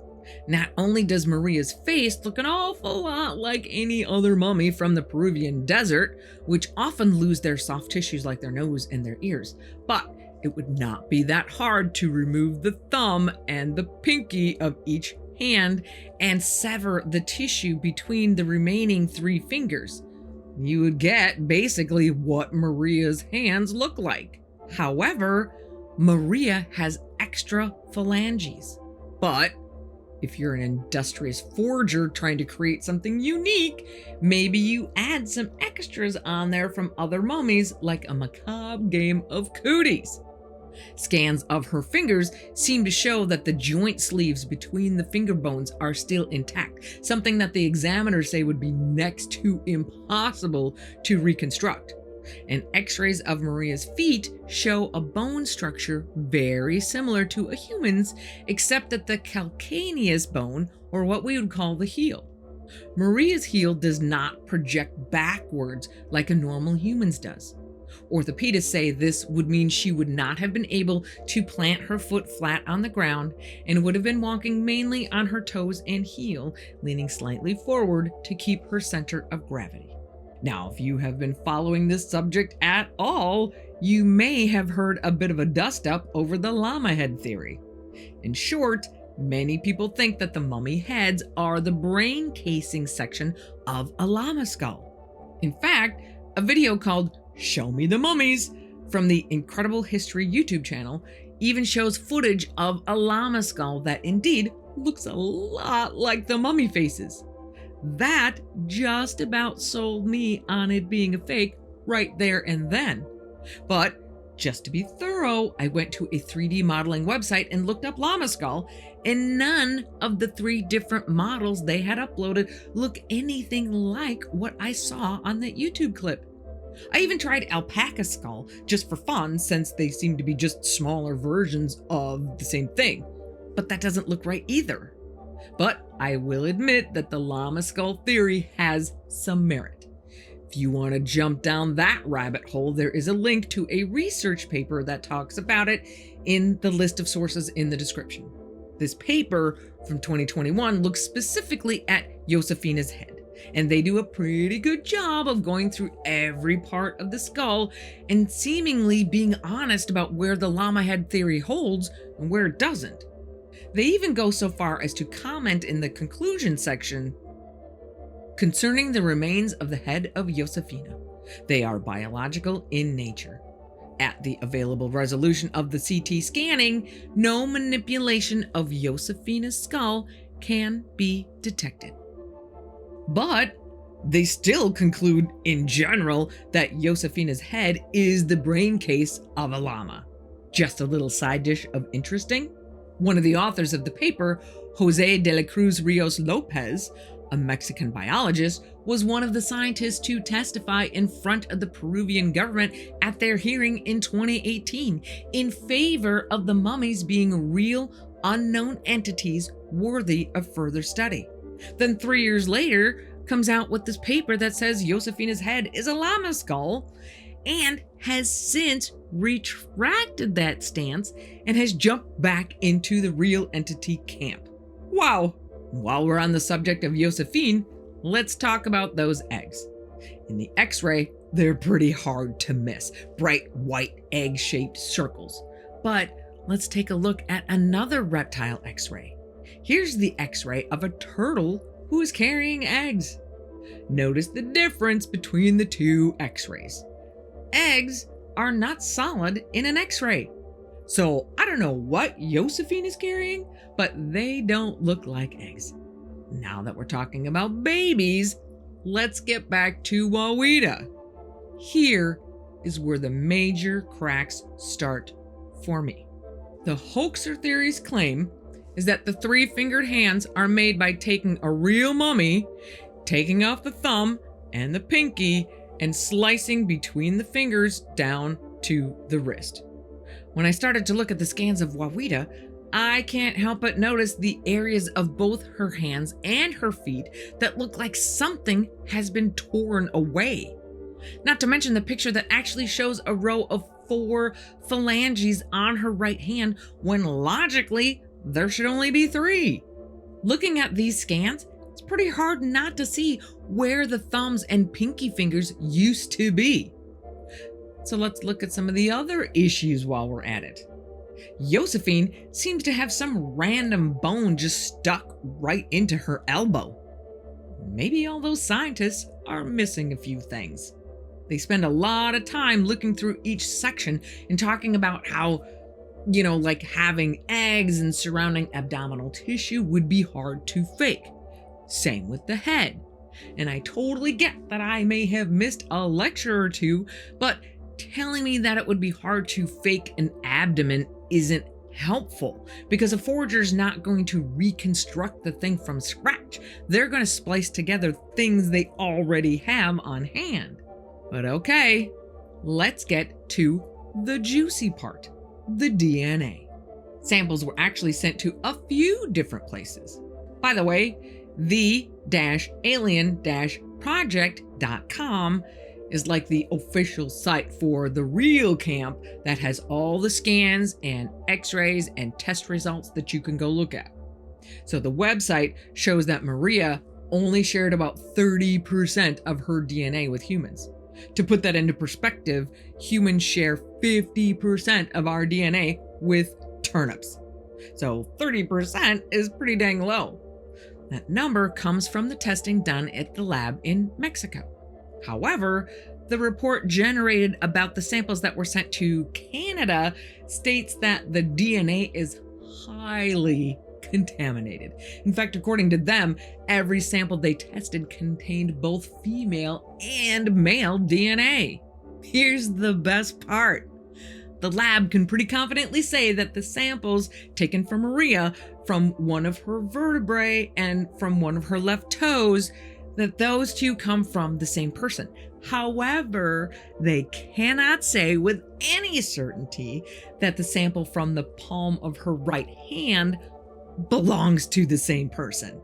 Not to mention, there was an initial group of researchers from Great Britain who were invited by the Inkari Institute to come and look at the mummies very early on in the process. They took their own DNA samples and had them analyzed. Steve Mera, who headed up that group, says the results that they got back were confusing at first. They didn't make any sense.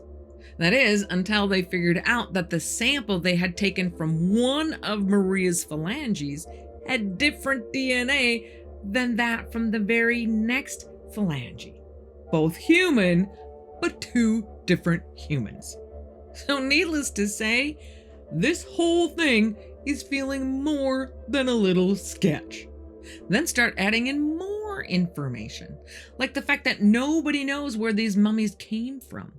Mario has taken a select few people to the cave, but those people say there's no way that's where the mummies were, that the place is nowhere near big enough for all of them. But that's not stopping Mario from continuing to charge people thousands of dollars to take tour groups to that same location. We know the Vaqueros are still selling mummies on the black market to this day. That's big business in their part of the world. We're talking 7 figures for one of these things. And at least 2 groups of researchers had to pay Mario money just to see Maria. They obviously only care about cashing in.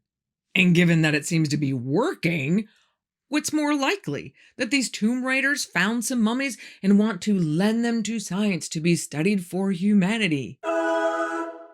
Or that they have a taxidermy shop set up somewhere creating alien mummies as fast as they can? And it's not just the Vaqueros. Remember Jaime Maussan, our over-exuberant journalist who just wants to believe so much that he's easily been duped twice before? Well, he posted on X a quote from Dr. John McDowell from the American team who went down to Peru last April.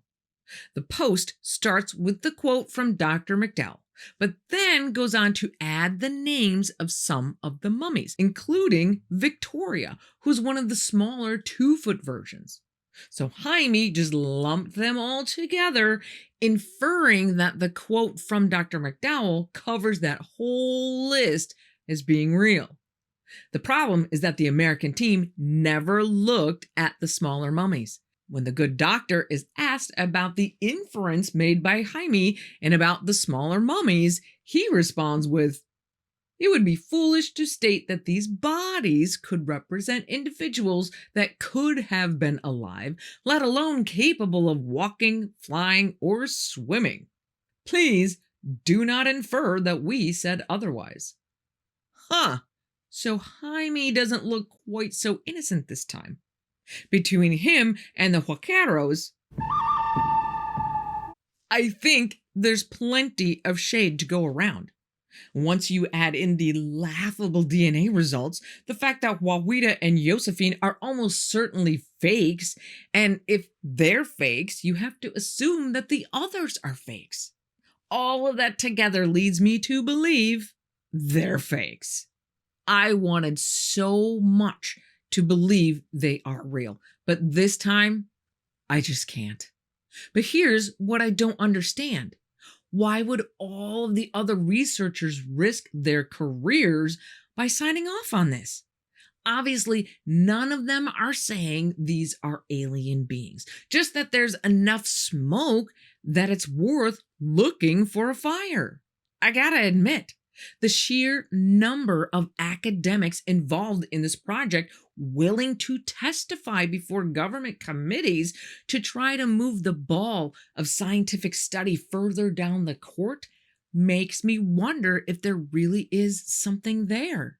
Maybe being human isn't quite what we all think it is.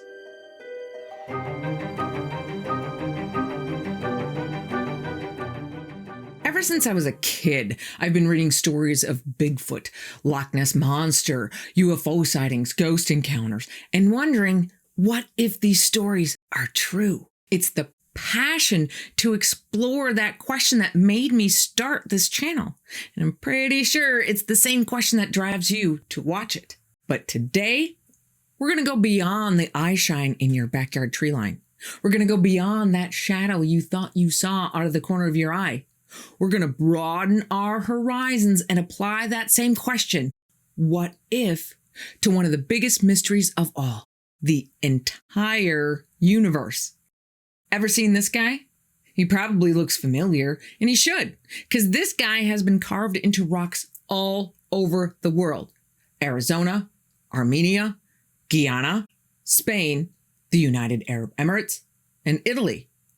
All around the same time in history, about 10,000 years ago, and all are actually drawn to point at the same area of the sky. So the question becomes, what did they all see in that sky? Now look at this. It was this picture that made me want to dig a little deeper. And this is not the only instance. A man named Anthony Peratt, an acknowledged leading world expert on plasma discharge formations, has identified dozens of plasma formations that directly correlate to pictures we see on petroglyphs, geoglyphs, and megaliths all over the world. How is this possible? These formations have, to our knowledge, only been produced in high-tech plasma research laboratories. There are a number of scientists out there who are asking that same question, who are not 100% convinced that the current track of modern cosmology, that celestial bodies are ruled by gravitational forces, is the right one. And they have an alternative, one ruled not by gravity, but by electricity. Everything from the movement and magnetism of the smallest atomic particle to the creation and destruction of the most massive galaxies. Why wouldn't we consider electricity as a fundamental force in the creation and continuous reshaping of the universe? As a force, it's only 1,000 billion billion times more powerful than the force of gravity. This is the number 1 with 39 zeros following it, or 10 to the 39th power. But before we launch ourselves over the cliffs of insanity, inconceivable, in trying to figure out how prehistoric man could know what a plasma formation looks like, we need to chat about what the electric universe theory actually is. So hang tight while I do a super quick rundown of how cosmology got to where it is today and how electricity fits into the mix. We have Copernicus, a mathematician and astronomer, hanging out around the turn of the 16th century, who is the father of the heliocentric model of the universe that says that the Earth revolves around the sun, not the other way around. Interesting to note that his full body of work was not published until after he died, for fear of retribution from the Catholic Church. About 100 years later comes Johannes Kepler, who describes the planetary orbits around the sun. Then comes Sir Isaac Newton about 50 years later, who adds gravity to the mix of Kepler's laws of planetary motion, which could also account for tidal activity, the trajectories of comets, the precession of the equinoxes, and other phenomena, eliminating doubt about the solar system's heliocentricity. Newton's laws are considered sacrosanct until over 200 years later, when Albert Einstein rolls up. He studies Newton's law of universal gravitation, but expands those ideas into what would become his theory of general relativity, which gives us the behavior of gravity at large scale. The theory not only describes the relationship between space, time, gravity, and matter, it opens the door to the theoretical possibility of black holes. Interestingly enough, even Einstein couldn't make that leap. He calls the theory unconvincing and says that they do not exist in the real world. But cosmologists keep marching forward with only math to back their theories. In the 1930s, astronomer Fritz Zwicky has a problem. The law of gravity relies upon mass. The more mass, the more gravity. So Fritz, looking at different galaxies and using the then current assumption that the more light a star gives off, the bigger it is, he notices that the stars are not nearly big enough to account for the amount of gravity needed to keep those galaxies together. So he decides there must be more mass hanging around that we just can't see. He calls the invisible stuff dark matter. Problem solved. But then astronomers observed that the galaxies appear to be moving apart, as if some repellent force is acting on them. So astronomers come up with a new force called dark energy. Again, problem solved. Amazingly enough, to make all of their math work for all of this, the amount of dark matter and dark energy is calculated to be about 96% of all matter in the universe, with visible matter making up only 4%. Wow. So you can see why some scientists are thinking, maybe we're on the wrong track here. How does electricity fit into all of this? We'll get there in just a minute, but first let's talk just a smidge about the basics of electricity itself. There's obviously a lot more to this explanation, and I will have links in the description for some great places to go to learn the more detailed version. But for now, let's go high level. First, the 4 states of matter: solid, liquid, gas, and plasma. Now, the first 3 I was taught in school, but if you're like me, plasma is a new addition to the list. But simply put, plasma is matter in any state where the atoms are either missing an electron or have an extra one, making them either a negative or positive electrical charge. Any charged atom, either positive or negative, or a free-floating electron, is called an ion. Space, contrary to popular belief, is not empty. All that room between the stars and planets and even galaxies that we can see is full of plasma, a big soup of ions. These ions are always seeking a neutral state, so will seek out anything that it can get its hands on to fill that unbalanced electron state. So they move, and that movement creates an electromagnetic field. That electromagnetic field then shapes how the ions move both inside and outside of the field, attracting more ions. As the number of ions grows, so does the electromagnetic field around them, eventually causing the ions to self-organize into ropes called Birkeland currents, where the moving ions create an electrical current. And it's these current ropes, these Birkeland currents, that are responsible for the magic of an electric universe. So imagine the soup of ions that over time starts organizing and moving through the universe. There's no shortage of ions around to make it grow. So they do. And eventually, two currents collide. Where they collide, a spinning disk called a plasmoid forms. Now keep in mind that another ingredient in the ion soup is cosmic dust. And this dust is also sometimes charged. So this spinning plasmoid creates a super powerful whirlpool of energy that then attracts any charged cosmic dust and matter like a moth to the flame. And a galaxy is born. But the creation doesn't stop there. There are always more currents branching out, like the lightning bolt you see in a storm. Those smaller branches then attract some of the material collected by the previous galaxy-creating plasmoid and use it to create stars, and then even further down, planets. And the current strings keep going in a line, forming cosmic structures along the way, like when you have multiple outlets in your house all on the same circuit. So you can think of the stars as Christmas tree lights, where at night you can see the lights but not the wires connecting them. Those twisted wires are the Birkeland currents, which actually twist around themselves like the Christmas tree lights, connecting everything in the universe together. Now, that is an extremely high-level explanation of the electric universe theory. There is way more math involved that would take way more time than I have here to explain. But just know that if you want to dig deeper into the science behind all of this, there will be resources listed in the description below. So, back to our plasma formations. Well, we know that anytime you walk across carpet and slippers in the winter and then touch a doorknob, you're most likely going to get a shock.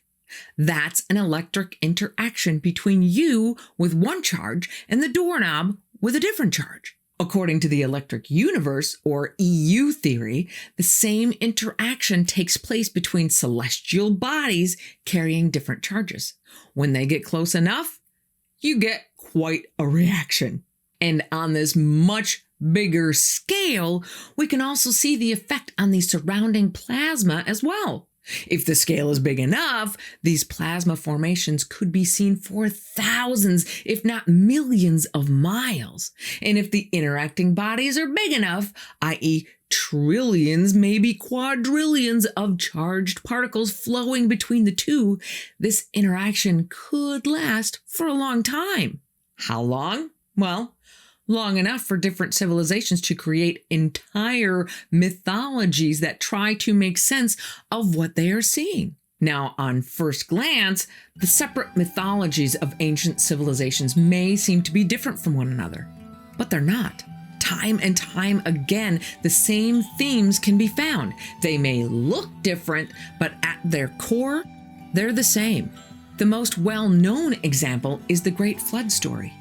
Every ancient culture on every continent has this story somewhere in their history. There's also the idea of a Mother Earth goddess who, at some point, turns on her people and rages, always with wild hair. But an even better example is the fiery dragon in the heavens.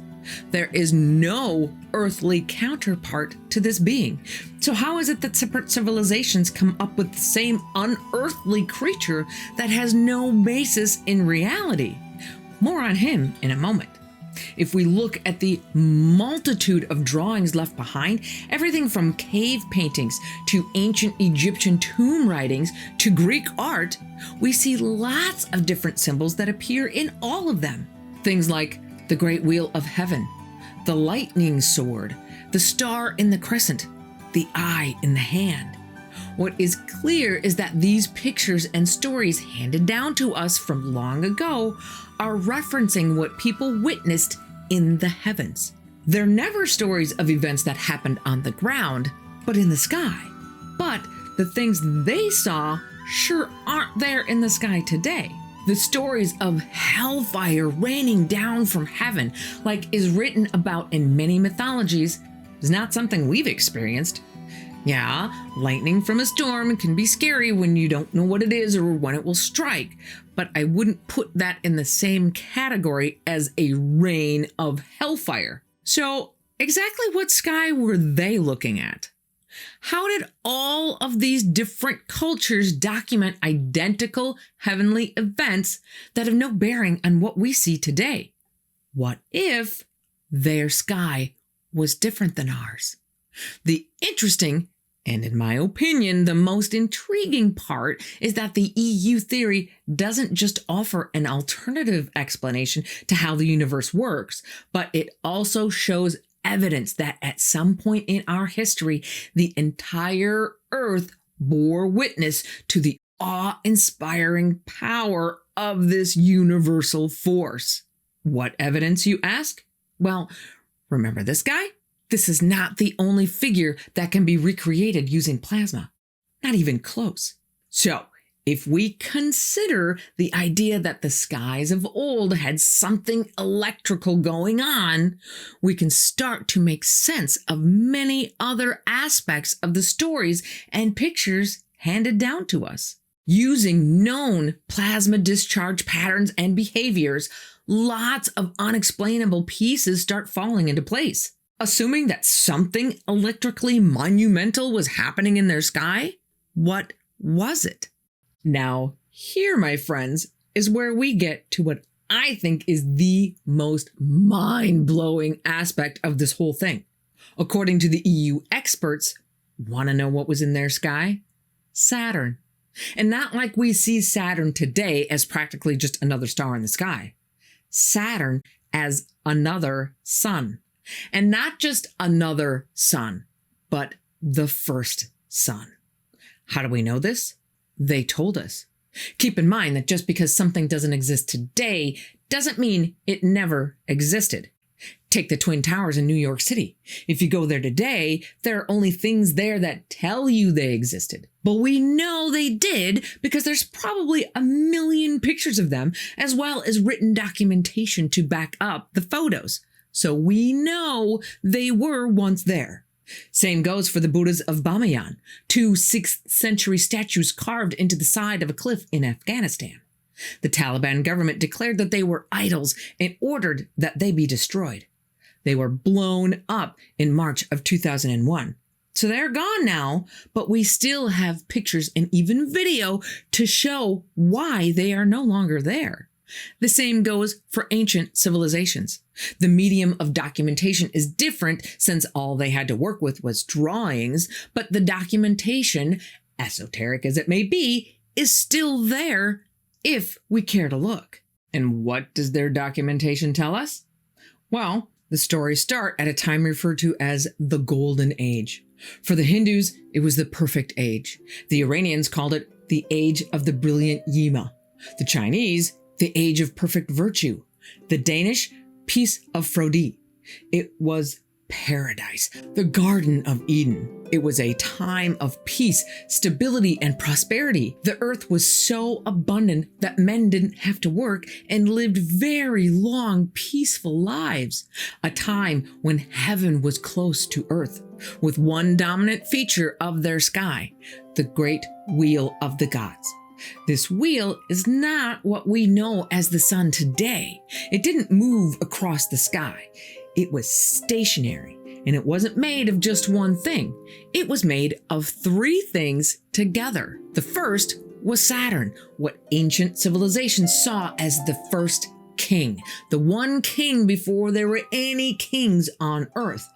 He was such a great king that he is the one responsible for the paradise here on earth. The collective memory of the greatness of the Golden Age would be forever remembered with the weekly ritual of Sabbath, the most sacred day of the week, observed on Saturday or Saturn's Day.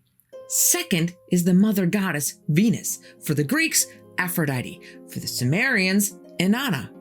She is usually referred to as a comet who shone in the sky with awe-inspiring beauty, a beautiful princess with long, fiery hair. But Venus has a dark side.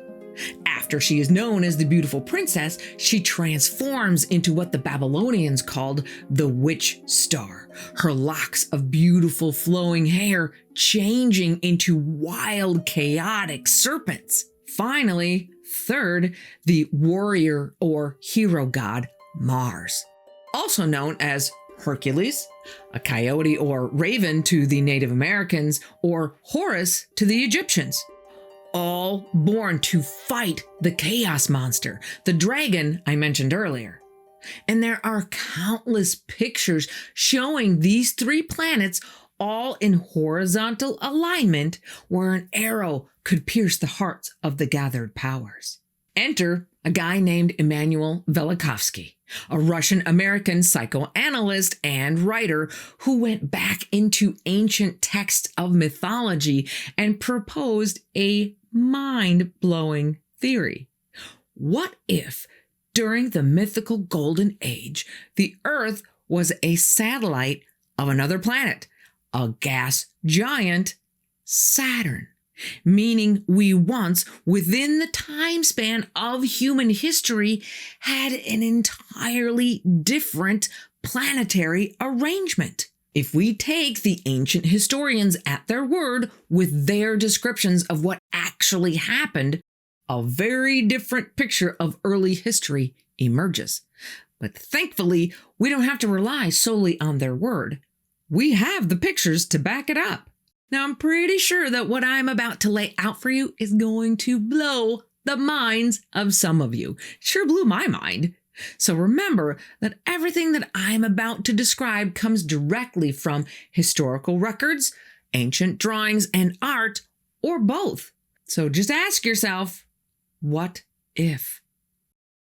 The solar system we know today is made up of 9 planets. First Mercury, then Venus, Earth, and Mars, Jupiter, then Saturn, Uranus, Neptune, and finally, distant Pluto. Yes, I still consider poor Pluto a planet. In the ancient planetary system, they only knew of 4: Saturn, Venus, Mars, and Earth. Saturn is seen as a huge stationary body at the celestial pole, the single point in the sky where everything rotates around it. So from our point of view, it never moves. Saturn, Venus, Mars, and Earth all move together in a line as the group simultaneously revolves around the sun. This planet group circles around its own center of gravity, and they're extremely close together, close enough to interact with each other gravitationally and electrically. Venus can be seen right in the middle of Saturn, and Mars is right in front of Venus.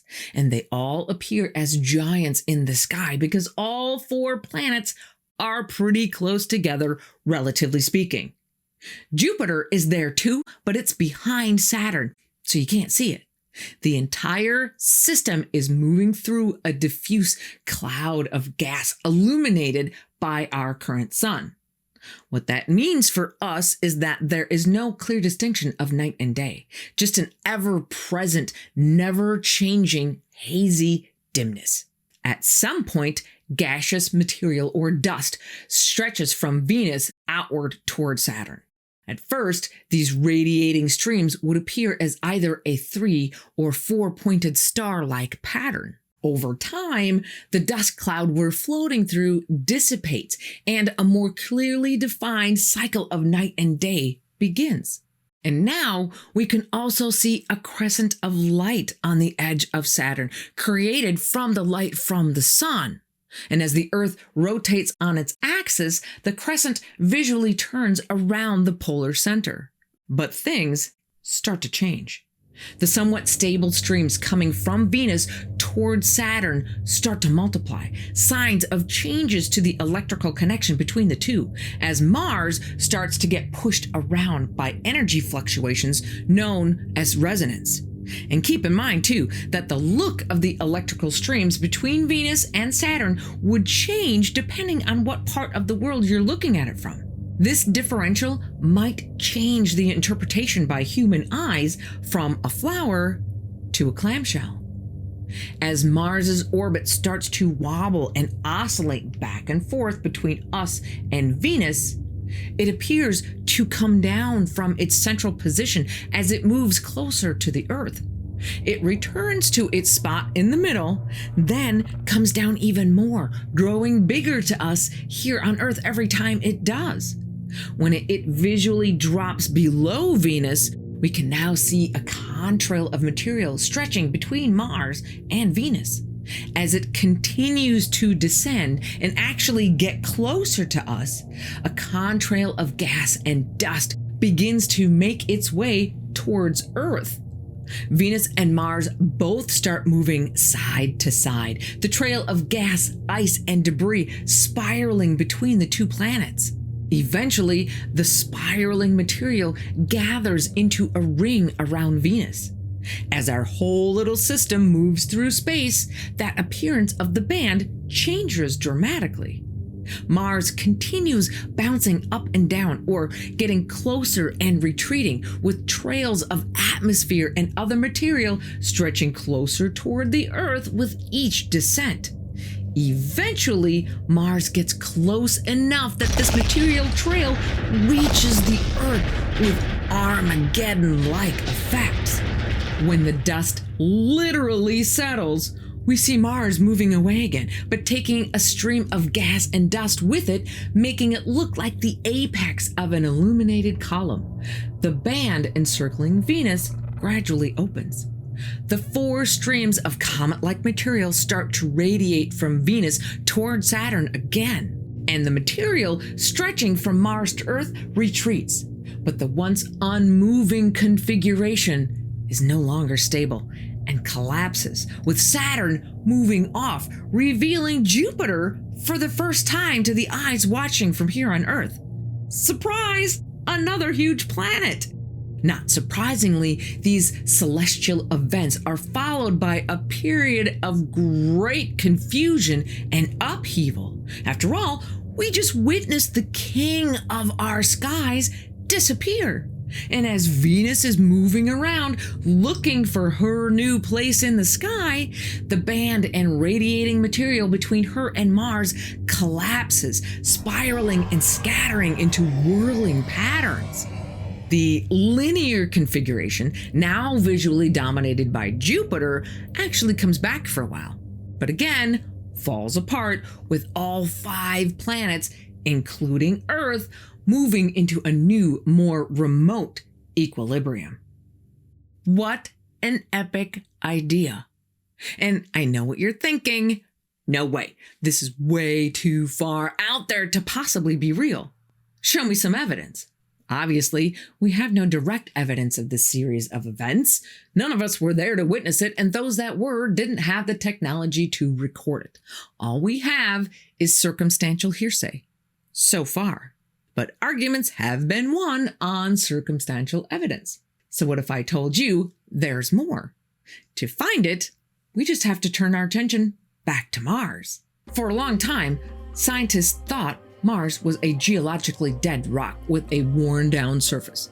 But since we started sending probes over there in the 60s, we've been pleasantly surprised by the interesting features found there.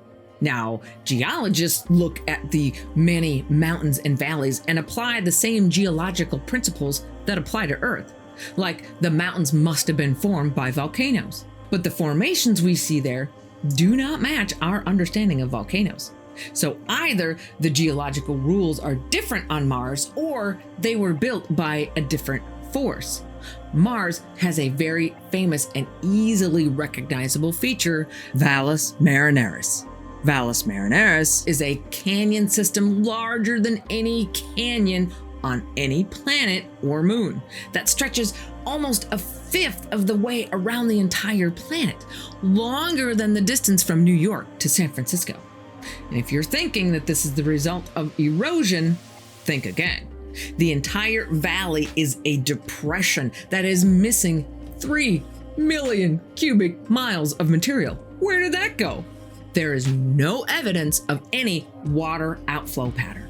And a part of the canyon complex, Hebus Chasm, is completely self-contained, and even NASA admits it was not formed by erosion. Not to mention the myriad of what looks like scoop marks all over, like someone just shoveled out some dirt and carried it away. Earthly geologic forces did not sculpt this planet. So what did? Well, by this point, I would hope that you wouldn't be too surprised to learn that the unique surface features of Mars have already been replicated in a laboratory. Yep, prolonged electrical arcing makes almost identical channels and side channels as the ones visible in Valles Marineris. And where did the 3 million cubic miles of dirt go? Well, some would have undoubtedly rained back down onto the surface, which could be why we see miles upon miles of rocks strewn about like a debris field. But some would have been ejected into space. Remember the trails of material that stretched from Mars to either Venus or Earth when Mars got too close to either one? Well, an electrical connection of that size would have caused the massive electrical arcing needed to cause the kind of damage we see at Valles Marineris. And the gravitational connection could have carried Martian debris all the way to the Earth.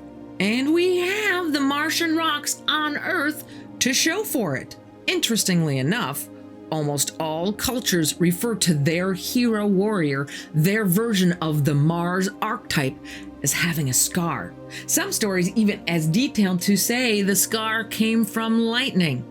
But Valles Marineris was completely unknown until the Mariner 9 orbiter discovered it in 1972 as it passed over the Martian surface. So, how did all of those ancient cultures who existed well before the invention of the telescope know that Mars had a scar? Unless the planet were close enough for them to see it with the naked eye. Just some extra food for thought. And just in case you thought that the ideas I have presented in this video today is all the proponents of electrical universe theory have to offer, it's not. Unlike modern cosmology, that is considered the queen of the sciences, wielding an iron fist over the branches of science that fall under her umbrella, where if you step out of the circle of presently accepted theory that she governs, you can lose your entire career. The EU community is different.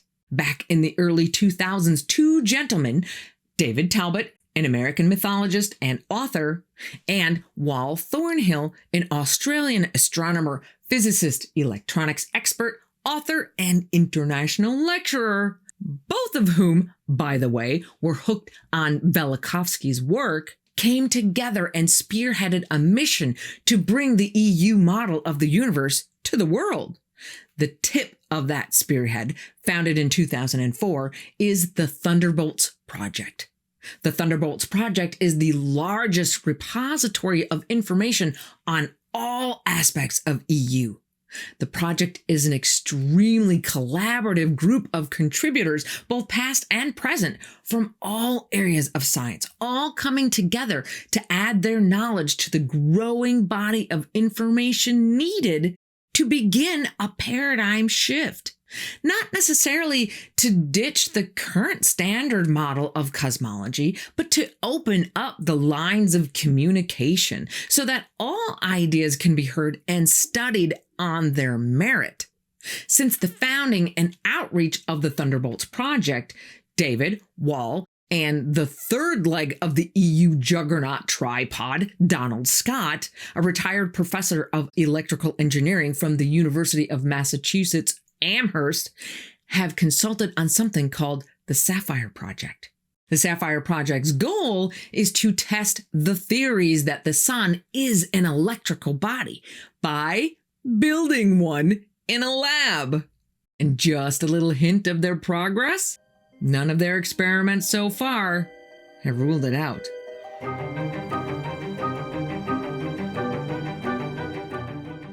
So, per usual, life is never simple.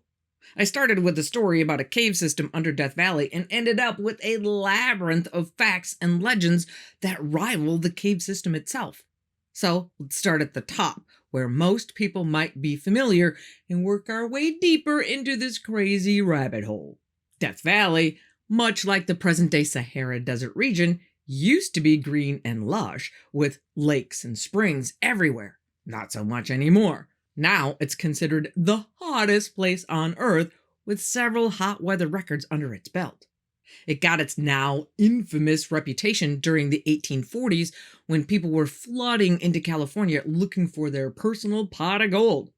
People usually followed the old Spanish Trail, which was a trade route from Santa Fe, New Mexico to Southern California and the LA area. But I guess some were either looking for a shorter route to Central California or a smoother ride than the established route, which skirted south of the Death Valley area. Several parties veered further north and found themselves in the belly of the hot beast. One such group was the Bennett Arcane Wagon Train Party. They saw the Panamint Mountain Range, thought it was the Sierra Nevadas, and headed that way. Not having the resources to make it all the way to the mountains, they were stuck in the sandy furnace for a month before being rescued. Only one person died, but it was a solid month of hell for everyone else. On their way out of the valley, one member of the wagon train looked back at the blistering wasteland and shouted, "Goodbye, Death Valley."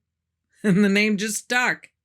Those of you regular perusers of the stranger parts of the world may recognize the tale of the Death Valley Caves. In 1931, two guys, Dr. F. Bruce Russell and Dr. Daniel S. Bovey, are roaming around Death Valley looking for anything of value. Dr. Bovey is an archaeologist with excavation experience at the cliff dwellings of New Mexico, but Dr. Russell is actually a retired physician from Cincinnati who moved out west for health reasons and decided to start a new prospecting hobby while he's there. While sinking a new shaft, he accidentally falls through the ceiling of a cave.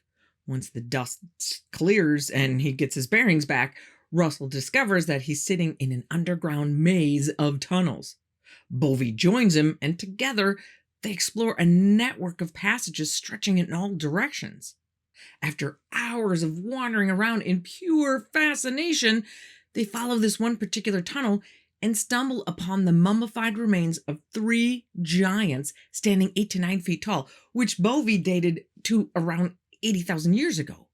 They're clothed in jackets and short pants from what looks to be grayish sheepskin. But it's not sheepskin, and they have no idea what animal it comes from. They find artifacts and hieroglyphs that resemble those of either Native Americans, Egyptians, Masons, or the lost continent of Atlantis, depending on who's telling the story. How would they know if the symbols were from Atlantis? They continue on and find another large room with perfectly preserved remains of several animals like tigers and elephants. By the time they're done, they count 32 tunnels spreading out at least 180 miles. So they're thinking archaeologists are going to be all over this. Not so much. Mainstream archaeologists took one look at their claims and said, "I don't think so." Russell and Bovey pretty much say, "Screw you guys, I'm going home," and join up with a company called Amazing Explorations Incorporated, which is formed by investors to pay for them to go back to the caverns, which of course they can't find again. At this point, Bovey kind of fades away, but Russell keeps looking. And it's on one of these many expeditions to relocate the caves that he vanishes in the desert, with only his car with a blown-out radiator and his suitcase inside, the only things ever to be found. That is pretty much the popular version of this tale. The only reason we know about it is because a guy named Howard E. Hill recounted the story 16 years later while giving a presentation to the Los Angeles Transportation Club. That presentation was picked up and the story published in an article in the August 5th edition of the San Diego Union newspaper.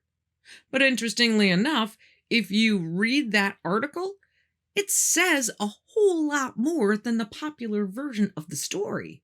The article states that Russell did go back in 1947 and that the day before Hill gave the presentation, several well-preserved mummies were removed from the caverns, and that someone by the name of Dr. Viola V. Pettit, who had helped with the excavations around Petra in Jordan, would be inspecting those mummies. So where are the mummies? And what happened to Dr. Russell? The whole thing just kind of fades away into history. But believe it or not, this is not the only tale of caves under Death Valley. In 1932, so 1 year after Russell's initial discovery, a book called Death Valley Men by Bork Lee talks about two men, Jack and Bill, who fall into a tunnel near Wingate Pass. They walk 20 miles through this tunnel system that's illuminated by a greenish-yellow glow from lights powered by subterranean gases before they run into a treasure-filled tomb of mummified warriors with gold armbands and spears. They actually grab some stuff on their way out, but claim they are robbed when they get back to the surface. And just like Doctors Russell and Bovey, they can't find the entrance again either. They don't give up, but vanish on one of their trips into the Panama mountain range to look for it. And even earlier than that, in the 1920s, a guy named White, who was prospecting that same Wingate Pass area, finds, you guessed it, a labyrinth of underground tunnels filled with hundreds of mummies dressed in leather, markings on the wall that look like Egyptian hieroglyphs, and treasure galore, all lit by greenish-yellow subterranean lights. When he finally makes his way to the other end, he finds himself halfway up a mountain overlooking Imperial Valley. He believed that mountain entrance used to be a dock and that Imperial Valley used to be underwater.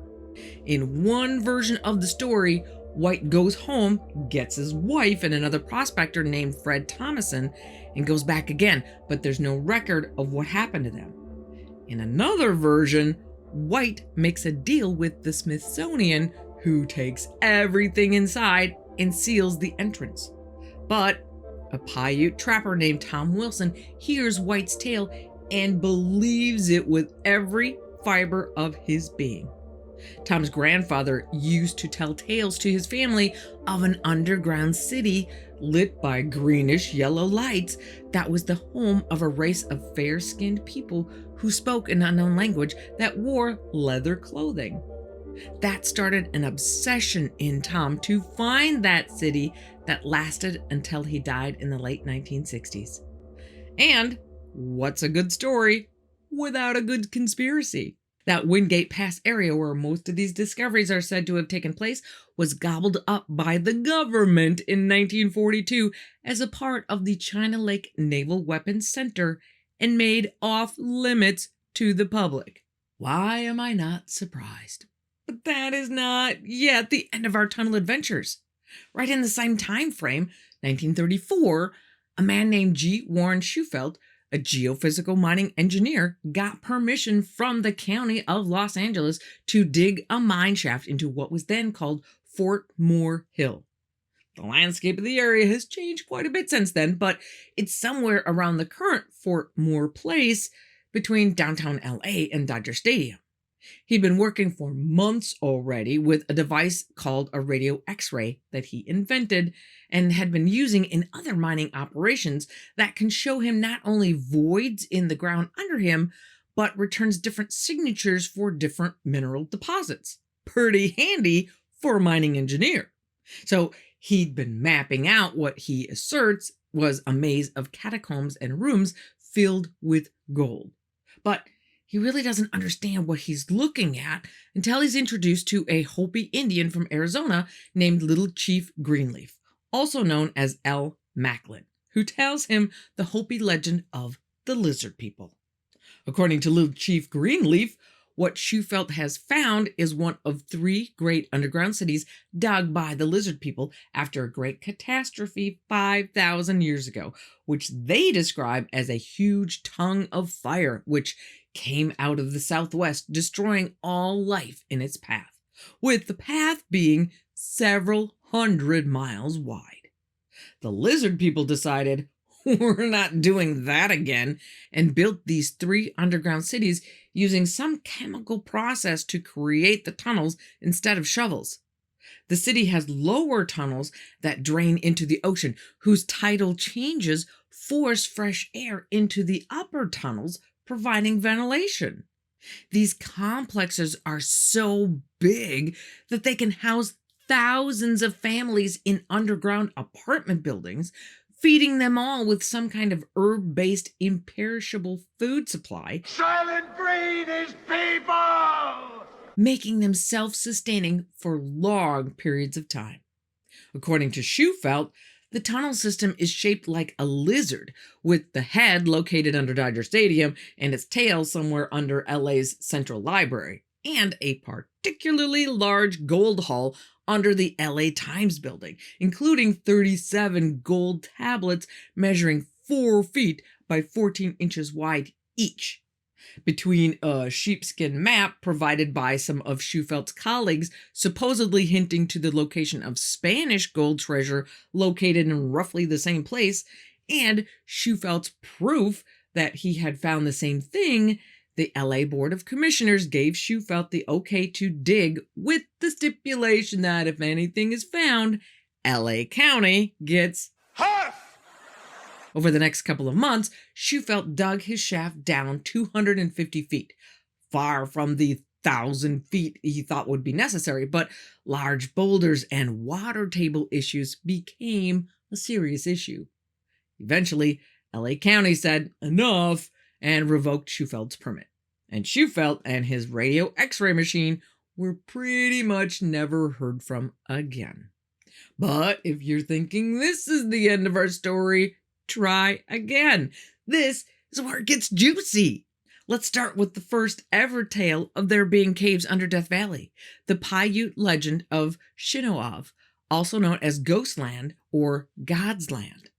The chief has lost his wife, and the grief is so great that he decides he's going on a quest to the land of the dead to get her back. He'd rather die trying to get her than live without her. That's so romantic. So he sets off, entering the underground caves that will take him there. He has to defeat all kinds of demons and beasts along the way, but he finally makes it to a bridge that crosses an endless chasm below. But again, he'd rather die than live without her, so he crosses the narrow bridge and enters a virtual paradise on the other side. He's met there by a Paiute maiden whom he tells of his reason for being there. The maiden takes the chief to an amphitheater filled with spirits of the dead, all dancing and rejoicing. She tells them, wait there, his wife will come, and when she does, he is to take her back over the bridge and away from the land of the dead. And most importantly, he is not to look back. It takes days and thousands of rejoicing spirits filing past him before he finally finds his wife. He takes her hand, and together they cross back over the narrow bridge on their way back home. But the chief just can't resist. He takes one little glance back, and when he looks forward again, his wife is gone. He continues his journey back to his people and never stops telling them of his experience in Shinoav. Now, the reptilian part of the Hopi legend seems to be a new addition, but an age-old tradition is of the ant people. The Hopi creation myth tells us that we are currently in the 4th age, with the previous 3 ages ending in major catastrophes, bringing mankind to the brink of extinction each time. When the cataclysm at the end of the 3rd age happens, the Hopi are led by a weird cloud by day and a star by night until they run into Sutuknang, the sky god and leader of the sky people. He, in turn, hooks the Hopi up with the ant people, who teach the Hopi to be industrious, gather food in the summer for the coming winter, live in peace with each other, and obey the plan of creation. The Hopi call the ant people Anu Sinam. Anu meaning ant and Sinam meaning people. But let's take it one step further. So the Hopi word for ant is Anu, and their word for friends is Naki. Say it with me, Anunnaki. So here's the part where Grok tells me that I'm nuts. But if you take into consideration that the lizard people legend is a fairly new addition to Hopi tradition, is it possible that it's a mistranslation or something of the ant people legend?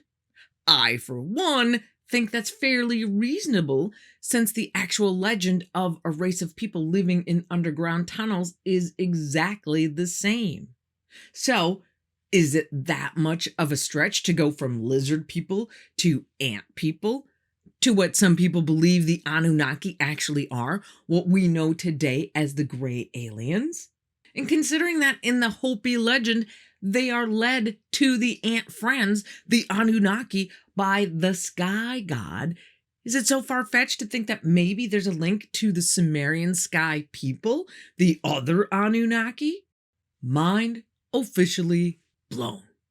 So, is any of this real? Well, Howard Hill did give the presentation to the Los Angeles Transportation Club, and G. Warren Shufelt was a real mining engineer who got permission from LA County to dig a shaft in search of gold. Unlike some of our other topics, this one takes place not that long ago in the grand scheme of things, making at least the people involved verifiable with 20th century record keeping. But I have to admit, there is a lot of speculation here. I have no idea if a deal was actually made with the Smithsonian. They probably wouldn't tell us if they did. And I can't find any info about Dr. Viola V. Pettit, who was supposed to be the one examining the mummies, except that she was once a member of the Royal Asiatic Society of Great Britain and Ireland, which sounds like something an archaeologist might join. But that's all I can find. As far as the connection between the lizard people, the ant people, and the gray alien Anunnaki, that's all straight out of my head. But you gotta admit, the correlation is intriguing. And everything else is legend. For the most part, legends are legends because they can't be proven. However, there are more and more legends being proven to be real every day. Maybe the proof of gold under Death Valley is just one more tunnel cave-in away.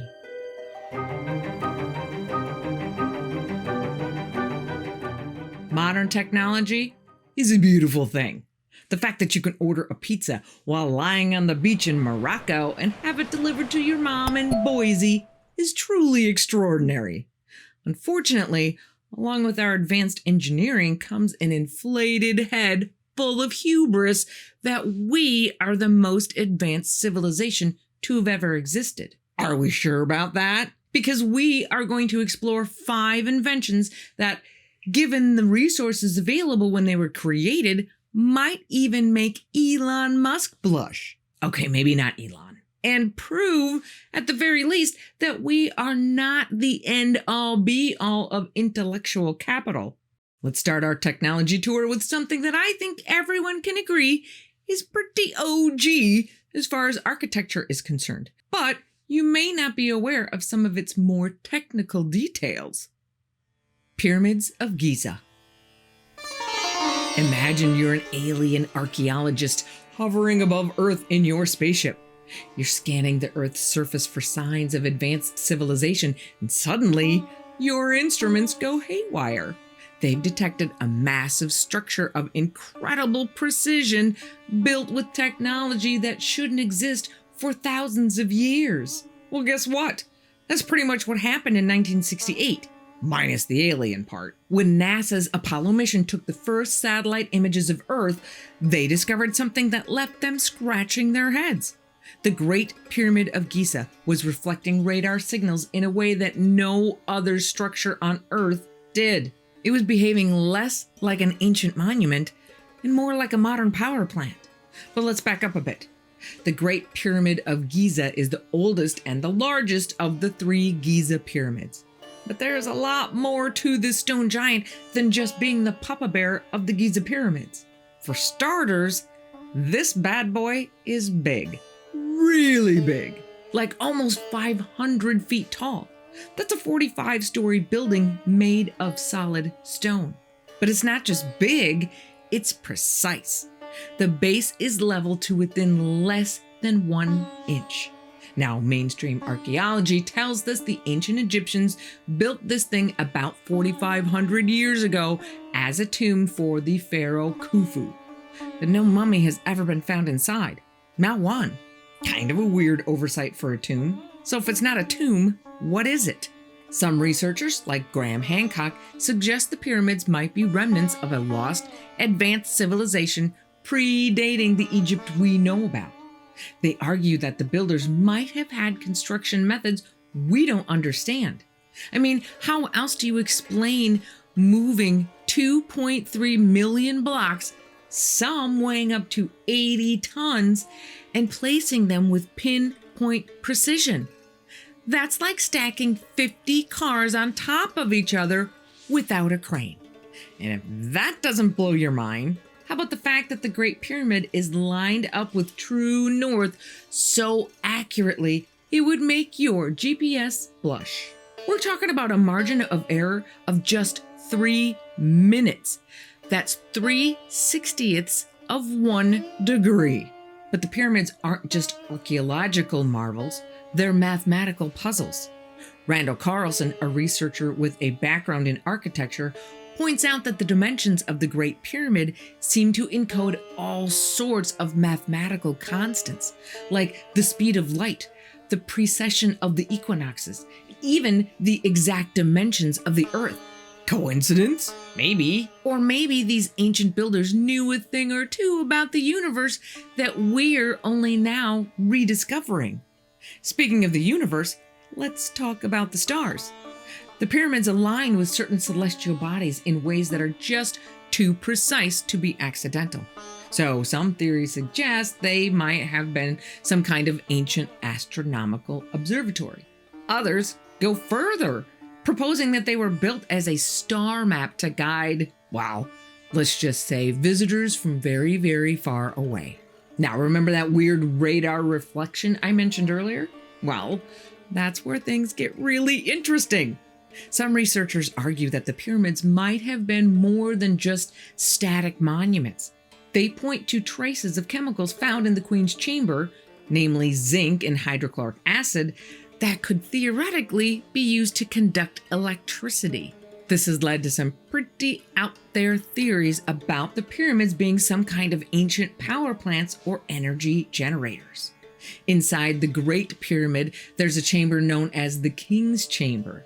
It's built entirely of granite blocks, each weighing about 50 tons, that are designed to vibrate at exactly the same frequency as the Earth. What? Did the ancient Egyptians know things about resonance and energy that we're only beginning to rediscover? Of course, mainstream archaeologists have explanations for a lot of this stuff, but even they have to admit that there are still plenty of questions that we can't answer. How did they cut and transport these massive blocks with such precision? How did they achieve such perfect alignment without modern surveying tools? And why does the engineering seem to have gotten worse over time instead of better? The truth is, the more we learn about the pyramids, the more questions we seem to have. Were they tombs? Observatories? Power plants? Alien landing pads? The work of a lost advanced civilization? We probably will never know for sure. But one thing's for certain, these massive monuments are a testament to the ingenuity, skill, and perhaps the advanced knowledge of our ancient ancestors. They stand as a challenge to our understanding of history and of what ancient humans were capable. And who knows? Maybe one day we'll crack the code and finally figure out how they did it. But until then, these stone giants will continue to stand as a pretty large reminder of ancient human achievement. It's 1901, and a group of sponge divers are exploring a shipwreck off the coast of a tiny Greek island called Antikythera. Among the usual haul of statues and pottery, they find something different. A corroded lump of metal that doesn't really look like much, but they haul it to the surface anyway. Little do they know, they've just stumbled upon what some call the world's first computer. Meet the Antikythera mechanism. This unassuming hunk of metal turned out to be an intricate mechanical device dated to around 100 to 150 BC, over 2,000 years old. To put that in perspective, this thing was built about the time Julius Caesar was in diapers. So what does this ancient gizmo do? Well, it's essentially a highly sophisticated celestial calculator. It could predict the positions of the sun, moon, and planets, forecast solar and lunar eclipses, and even keep track of the ancient Olympic Games.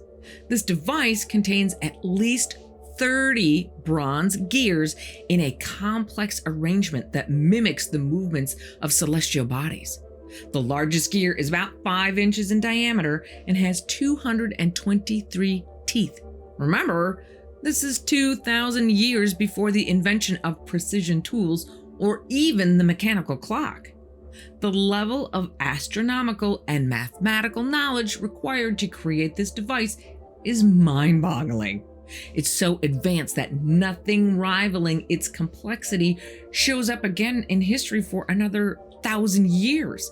It's like finding a smartphone in King Arthur's court. Now, I know what you're thinking. This has to be just a one-off, a fluke of genius. However, the craftsmanship of the Antikythera mechanism suggests it wasn't unique. This wasn't some ancient astrological savant jerry-rigging a bunch of gears together. Those gears were cut by someone very practiced at their trade, which means there were probably more of them. So then why haven't we found more? Well, bronze was often melted down for reuse, and most ancient shipwrecks remain unexplored. So who knows what crazy things might be lying at the bottom of the Mediterranean? If nothing else, the Antikythera mechanism shows us that the ancient Greeks had a deep understanding of astronomy and mathematics that we're only now beginning to appreciate. They weren't just philosophizing about the cosmos, they were building machines to model it. And it's not just the astronomical knowledge that's impressive. The engineering required to build such a device is staggering. We're talking about precisely cut gears, complex differential gearing systems, and a user interface that would make Apple's designers jealous. All of this, remember, in a world without electricity, without computers, and the only calculator is an abacus. Some researchers have even suggested that the Antikythera mechanism might be based on designs by the great mathematician Archimedes. If true, that would mean this level of technological sophistication wasn't limited to one person or one small group, but was a part of a broader scientific culture in the ancient Mediterranean. The Antikythera mechanism isn't just a testament to ancient knowledge, it's a window into how that knowledge was lost. The device is a stark reminder that progress isn't always linear. Somehow, the expertise needed to create such complex machines vanished, not to resurface for over a millennium. The Antikythera mechanism forces us to reconsider what we think we know about ancient Greek technology. It's a reminder that our ancestors were capable of incredible feats of engineering and mathematics. So the next time someone tells you that ancient people were primitive or unsophisticated, just remember the Antikythera mechanism. It's proof that our ancestors were creating wonders that we still can't fully explain thousands of years later. From ancient Greece, let's take a leap into the realm of the divine and downright explosive.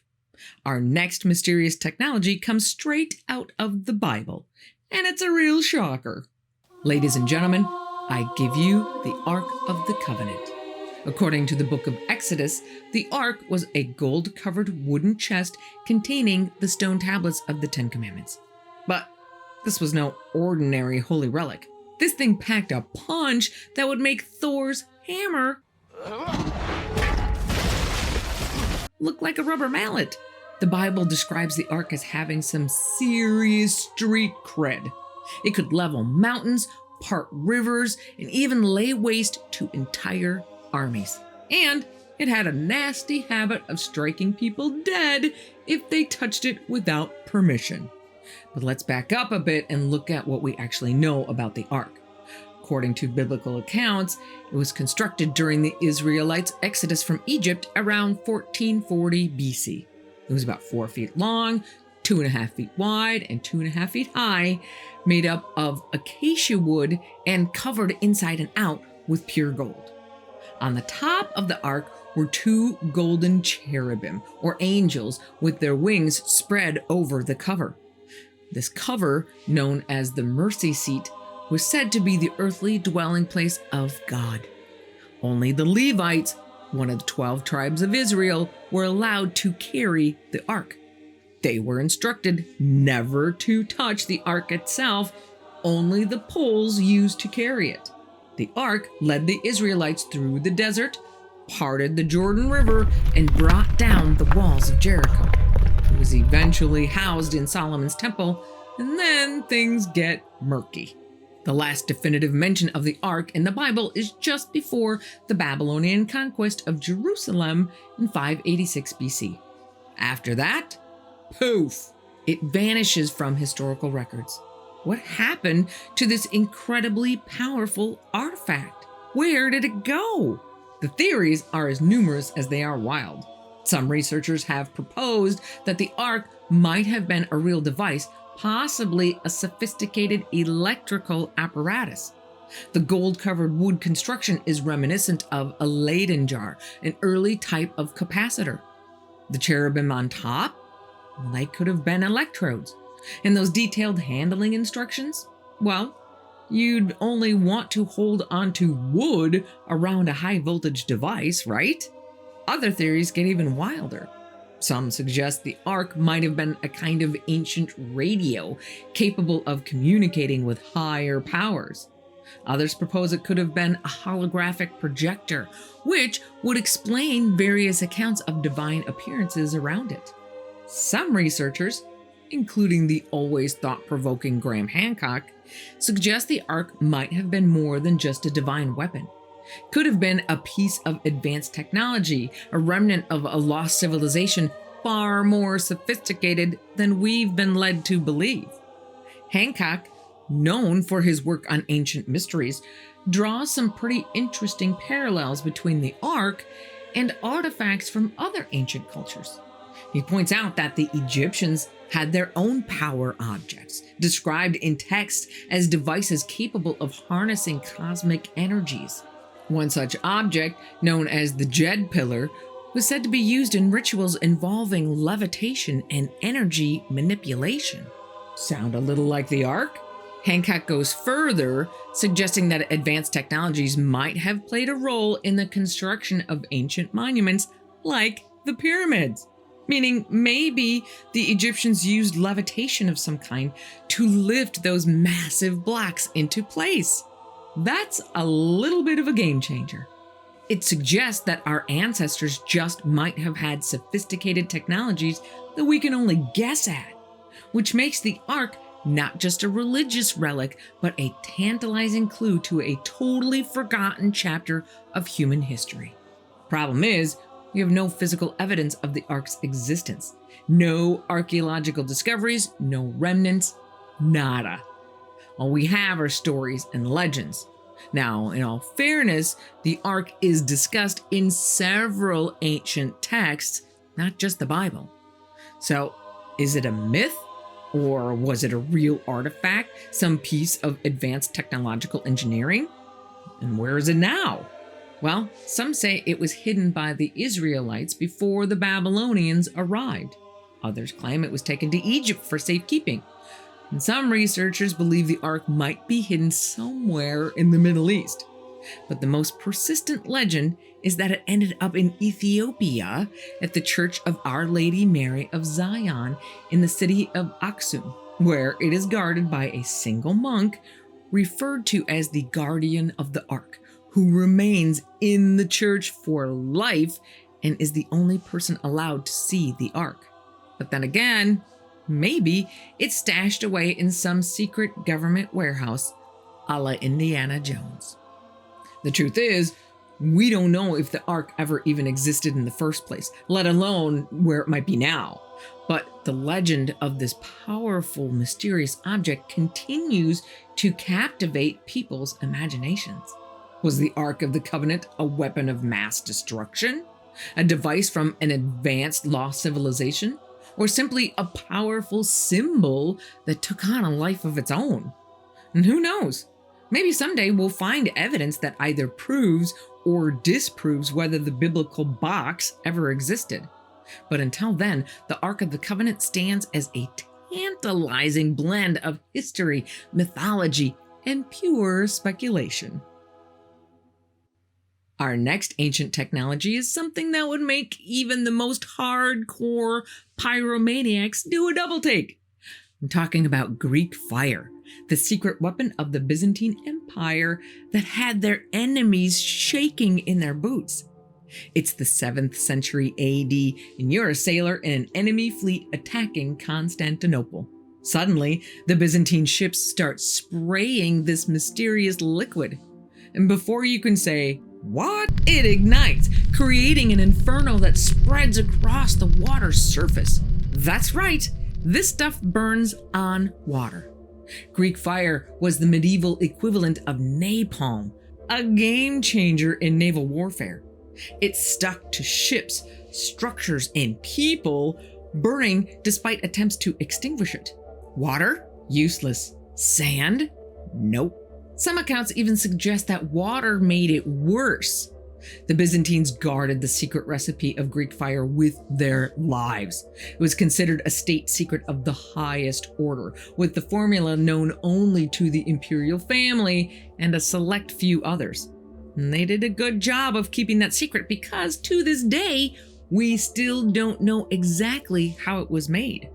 Now, that hasn't stopped people from trying to figure it out. Modern scientists have made numerous attempts to recreate Greek fire, with varying degrees of success. Some people think it might have been a mixture of petroleum, pitch, sulfur, and other flammable materials. Others propose more exotic ingredients like quicklime or saltpeter. But none of these modern recreations quite match the descriptions we have of the original Greek fire. It's like trying to create Colonel Sanders' recipe with only 10 of the 11 herbs and spices. You might get close, but it ain't KFC. The mystery deepens when you consider how the Byzantines deployed this fiery concoction. Historical accounts describe a kind of flamethrower that could project the liquid fire at enemy ships. Some even suggest they had a way to shoot it underwater, creating a terrifying fountain of flame erupting from the sea. Greek historian Theophanes described it like this: "As it was hurled from the siphons, it came with a roaring sound and fearful flame, and fell like a fiery snake."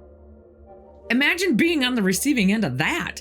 It's no wonder that Greek fire struck terror into the hearts of Byzantine enemies for centuries. According to Byzantine sources, Greek fire was invented by a Syrian engineer named Callinicus of Heliopolis. He supposedly fled to Constantinople when the Arabs conquered Syria in the 7th century, bringing with him the fiery secret recipe. The timing couldn't have been better for the Byzantines.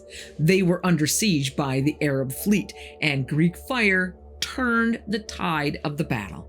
It saved Constantinople and, by extension, much of Christian Europe from conquest. And the Byzantines used it effectively for centuries. It played a crucial role in defending against 2 Arab sieges of Constantinople in 674 to 678 and again in 717 to 718. And it also saw action against the Rus' invasion of 941 and a few other battles. But despite its effectiveness, Greek fire eventually faded from use. By the time of the Fourth Crusade in 1204, it had largely disappeared from Byzantine arsenals. Why? Did they run out of a crucial ingredient? Did the secret die with its keepers? Or did changing military tactics make it obsolete? The loss of Greek fire's formula is a prime example of how knowledge, once lost, can be incredibly difficult to recover. It's a reminder that our ancestors were capable of creating technologies that, in some ways, surpass what we can do today. Some researchers have even suggested that Greek fire might have involved some form of ancient nanotechnology, or utilized principles of chemistry that we're only now beginning to understand. Some people think that Greek fire might have had extraterrestrial origins, and others propose that there was a rediscovery of an even more ancient technology, perhaps dating back to the time of Atlantis. The enduring mystery of Greek fire has made it a staple of historical fiction and fantasy. From George R.R. Martin's A Song of Ice and Fire series, better known as Game of Thrones, where it's called wildfire,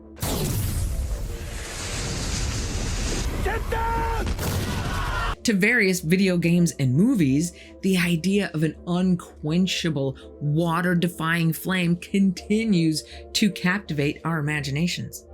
So the next time someone tells you that people in the past were technologically primitive, just remind them about Greek fire, a weapon so advanced, so terrifying, that we still can't fully recreate it today, over 1,000 years later. For our final stop on this tour of ancient technological wonders, we're jetting off to the sun-baked plains of southern Peru. Brace yourselves, because what we're about to see makes crop circles look like doodles in the margins of a notebook. The Nazca Lines. Imagine soaring over the Nazca Desert and spotting enormous designs etched into the earth. Colossal geometric shapes, animals and human figures, some stretching over 1,200 feet long. The kicker? These massive geoglyphs can only be fully appreciated from the sky. Amazingly enough, these designs were carved between 500 BC and 500 AD by the ancient Nazca culture, over 2,000 years ago, long before the Wright brothers even dreamed of flight. These folks were creating artwork meant to be seen from the sky. It's as if they were leaving a message for future airborne observers, or perhaps something else entirely. The precision of these lines is crazy. The Nazca people managed to create ruler straight lines stretching up to 30 miles. Imagine trying to draw a straight line that long without GPS or satellite imagery. And even after thousands of years of wind and weather, many designs remain clearly visible. And with the help of AI, more designs are being uncovered every day. So why did they do it? Well, some researchers propose they're an astronomical calendar tracking celestial movements. Others suggest they're maps to underground water sources. Pretty crucial in a bone-dry desert. And yes, there are those who argue that they're landing strips for extraterrestrial visitors. One intriguing idea suggests the lines were ritual pathways meant to be walked in religious ceremonies. Imagine walking along a miles-long hummingbird or monkey shape. It's a captivating thought, but it doesn't explain how they created such precise designs without an aerial view. Now, I for one have seen pictures of the animals since I was a kid, but a lot of people, like me, do not know that there are also a slew of lines that kind of lead nowhere. But those lines lead us to the trippiest theory so far. The Nazca lines aren't just random designs. They're a part of the largest diagram ever drawn, a great circle map of the entire Earth. According to this theory, each line on the Nazca Plateau represents a great circle around our planet. The geoglyphs aren't just pretty pictures, they're markers allowing us to deduce the locations on Earth where these great circles radiate from. It's like an ancient desert carved GPS system. And there are a lot of these circles, some of them intersecting with some of the most important archaeological sites, like the pyramids at Giza, Machu Picchu, Easter Island, and the vast temple complexes of Angkor Wat in Cambodia and Teotihuacan in Mexico, just for starters. If this global map theory holds water, it suggests the Nazca people possessed knowledge of global geography that should have been impossible for their time. We're talking about an understanding that encompasses not just the Earth's shape, but the precise locations of landmarks on the other side of the planet. Of course, the mainstream archaeologists have their own, more grounded explanations for the Nazca lines. But even the most skeptical scientists have to admit the scale and precision of these designs are nothing short of extraordinary. As we wrap up our whirlwind tour of ancient technologies, the Nazca lines serve as a fitting finale. They remind us that some of history's greatest mysteries are etched not in dusty tomes or hidden in secret vaults, but carved into the very earth beneath our feet.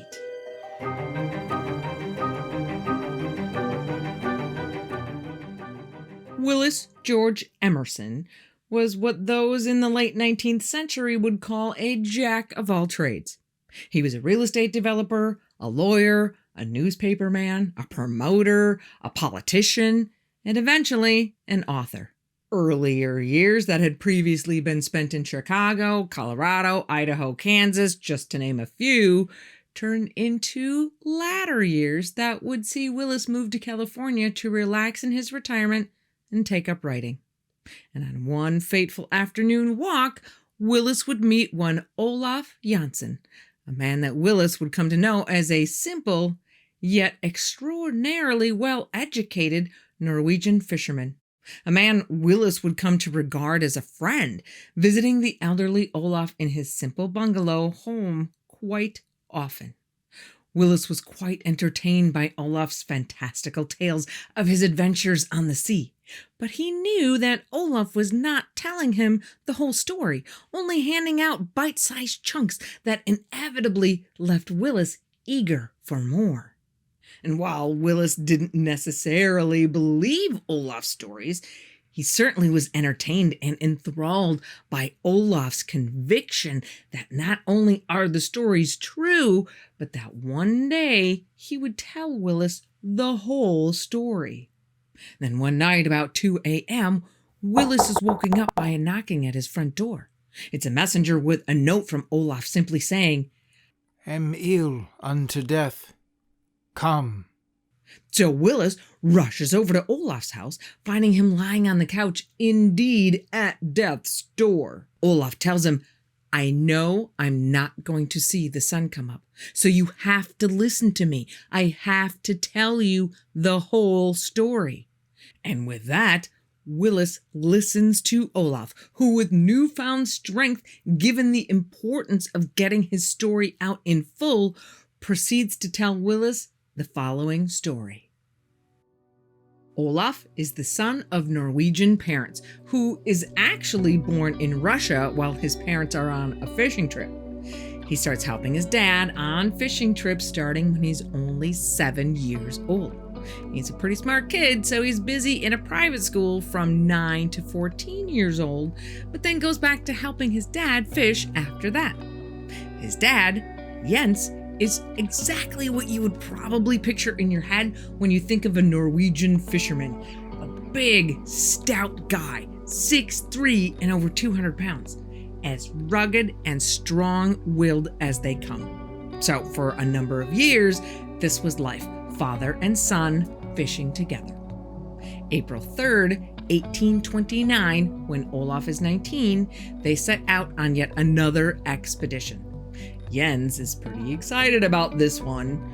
The year before, he had found some big ivory tusks on the western shores of Franz Josef Land that had sold for some pretty good money at the Stockholm markets. So he was hoping that they could swing by that way again on this trip.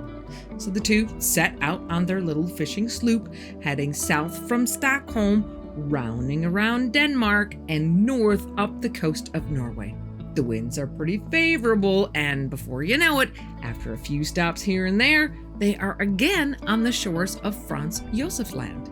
Now, Jens, being the typical Norseman, held Thor and Odin as his gods and never missed an opportunity to tell Olaf that they came from far beyond the north wind, where there is land more beautiful than any that mortal man has ever known.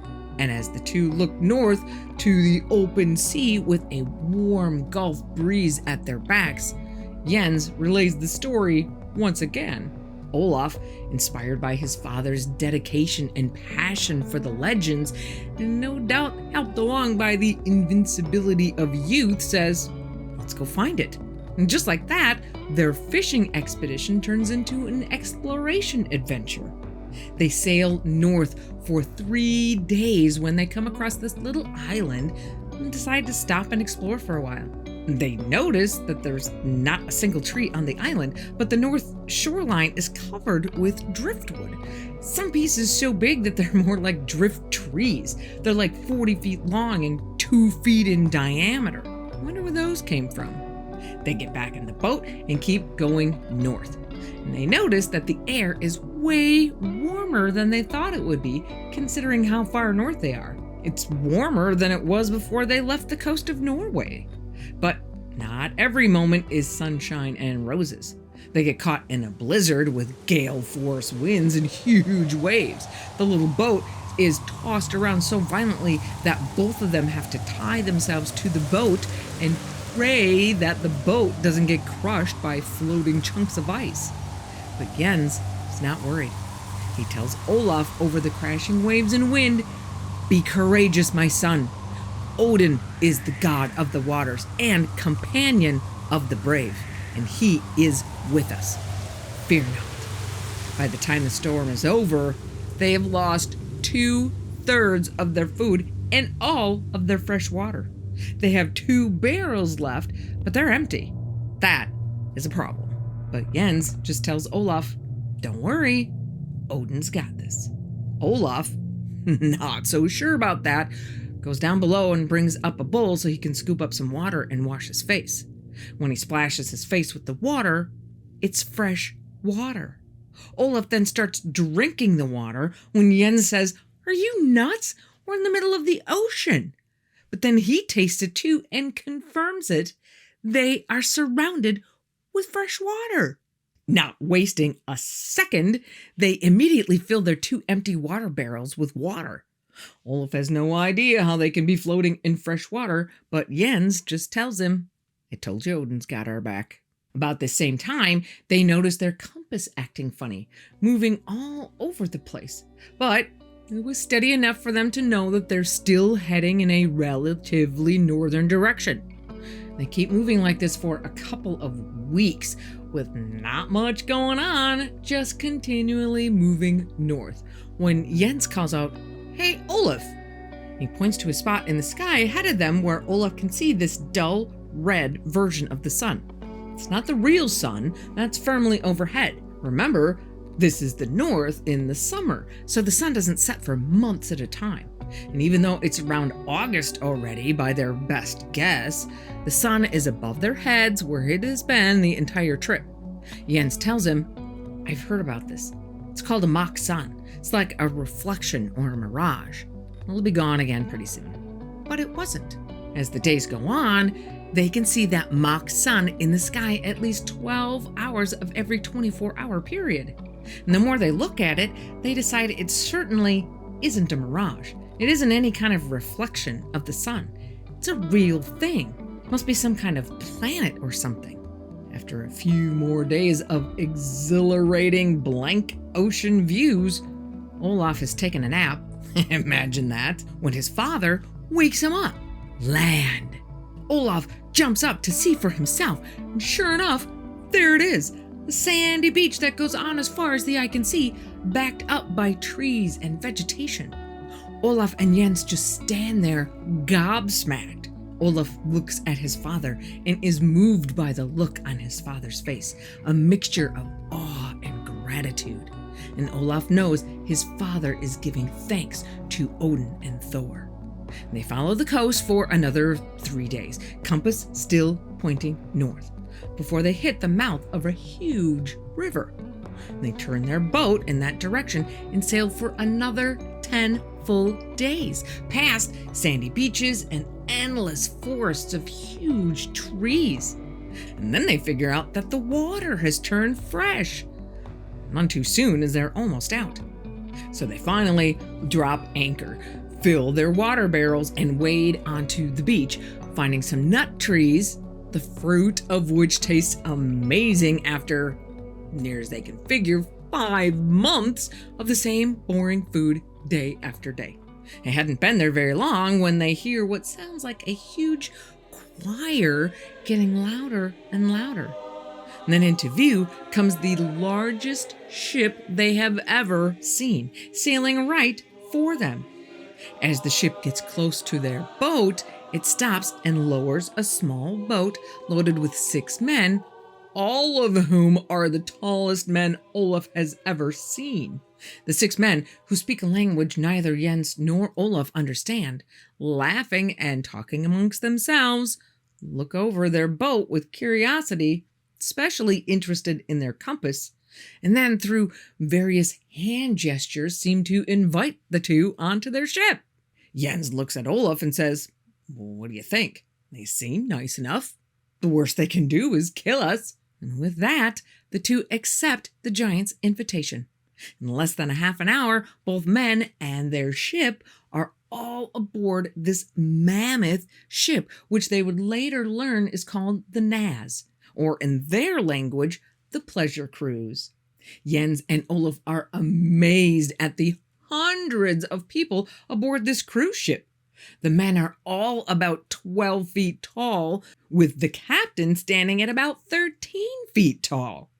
Jens, at 6'3", barely hits the waistlines of these people. And the women are all about 10 to 11 feet tall. And all of them seem to have this wonderful, healthful glow. They are welcomed at the giant's table for their feast, although the giants are amused that they have to come up with something different for chairs for their guests because they're so small in comparison. And never once do Jens and Olaf fear for their safety. Jens sits back at the table looking particularly satisfied and says, "This is the land beyond the north wind. Our fathers would be proud." The boat is quickly turned around in the river and starts heading back in the direction they had come from. Interestingly enough, even though they're moving faster than any form of transportation Olaf has ever seen, neither man can hear any motors running. It's a totally quiet ride. The captain appoints a man named Jules Galdea and his wife to be in charge of Jens and Olaf, to teach them everything they can. And the Janssens are eager to learn. The ship is illuminated by a light source that the Janssens don't quite understand, but what Olaf would later in life come to assume was electricity.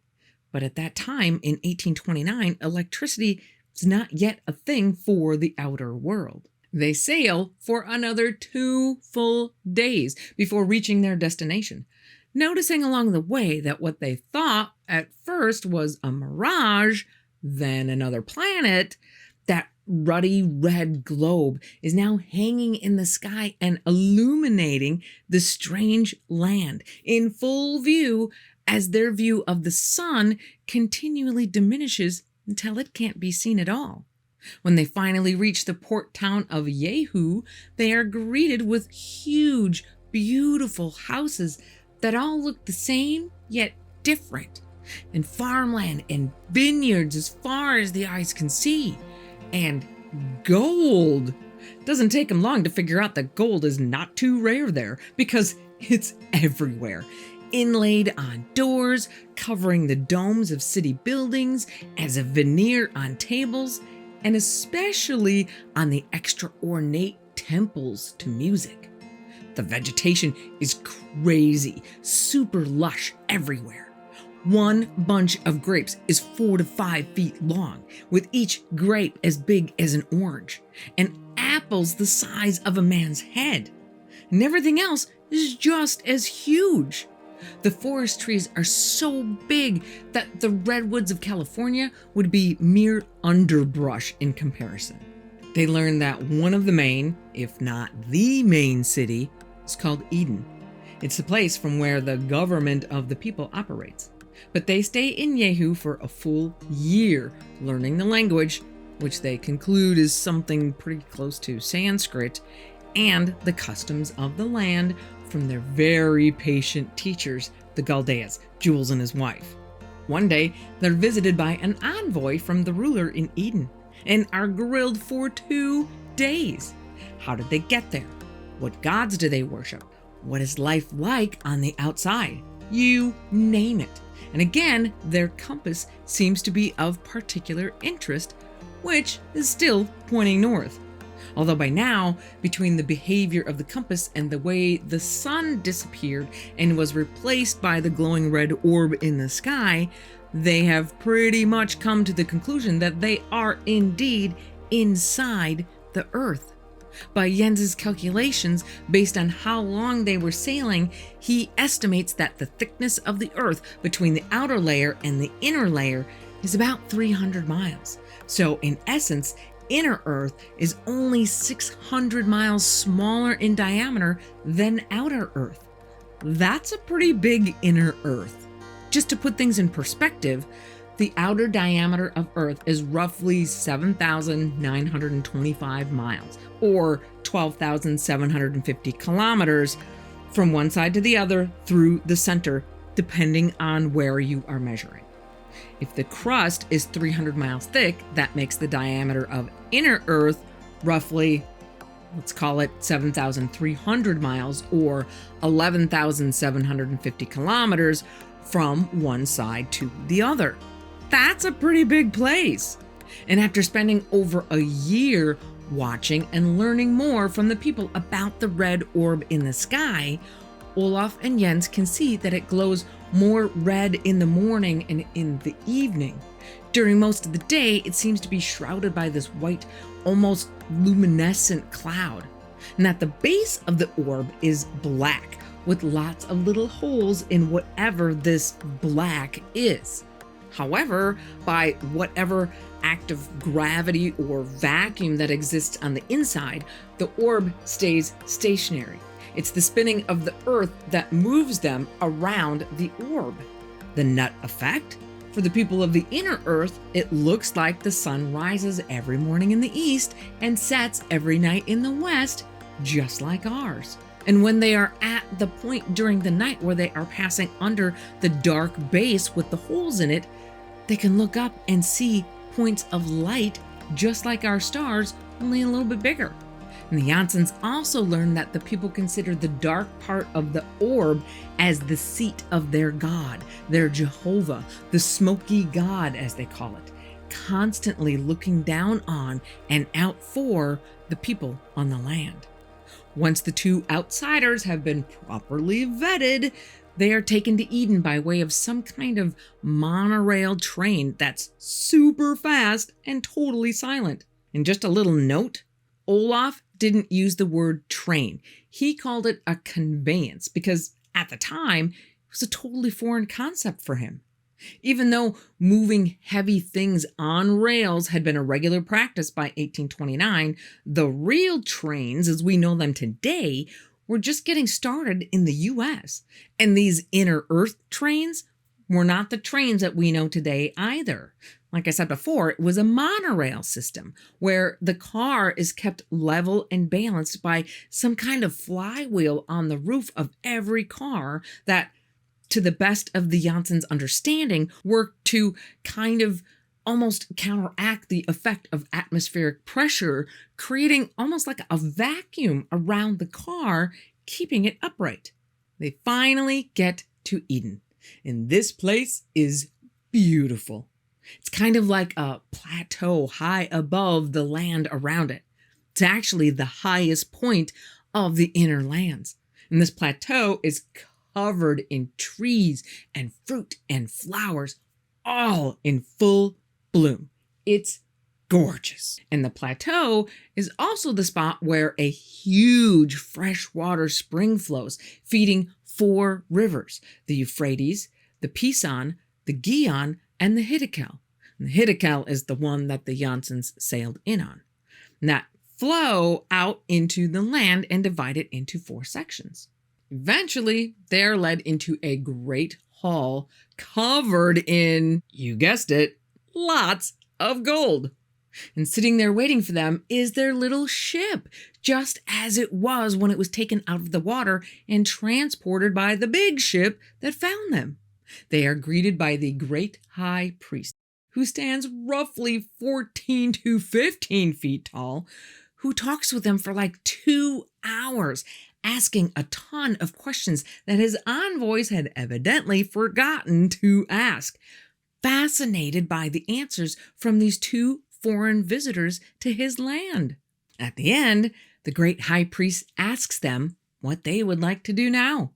Do you want to stay here with us or go back home?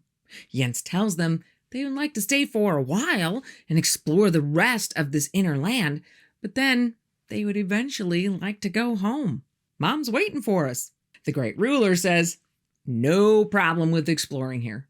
Jules Galdea will escort you anywhere you want to go.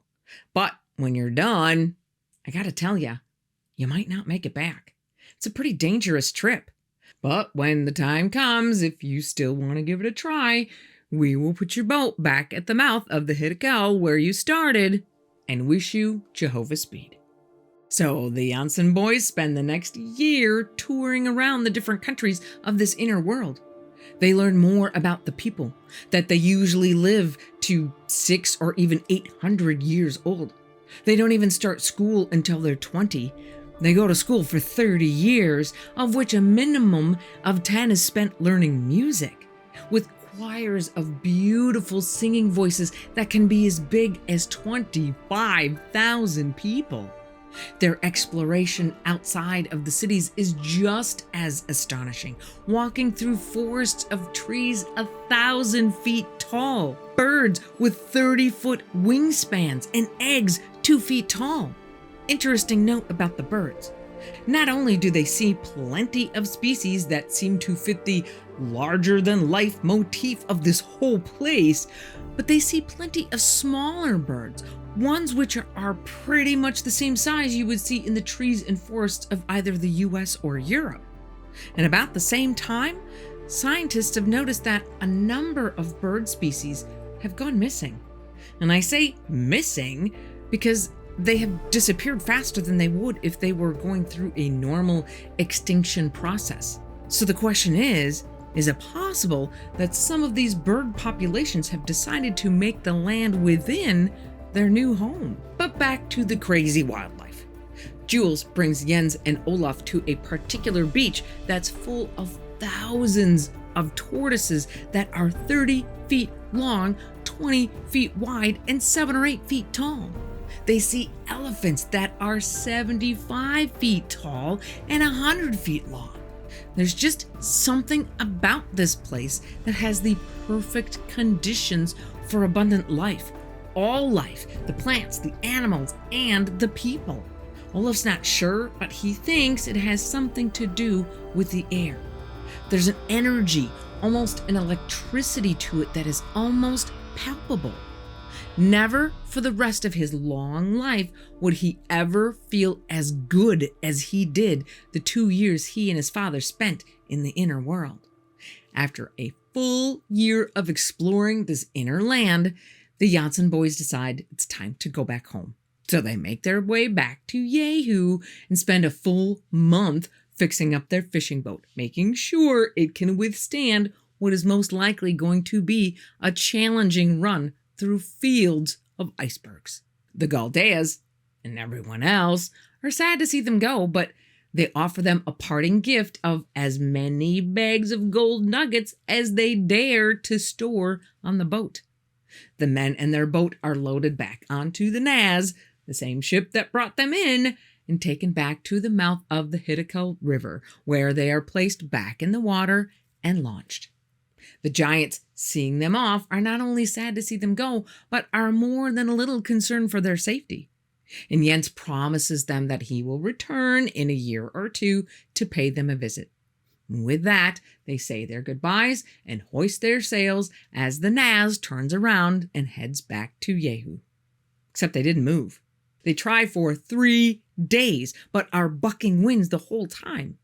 Jens finally figures out that since they've been there almost 2.5 years, their homeland is now in the throes of winter, which means total dark and unfavorable winds. Not a good deal for trying to navigate around icebergs. So Jens has a suggestion.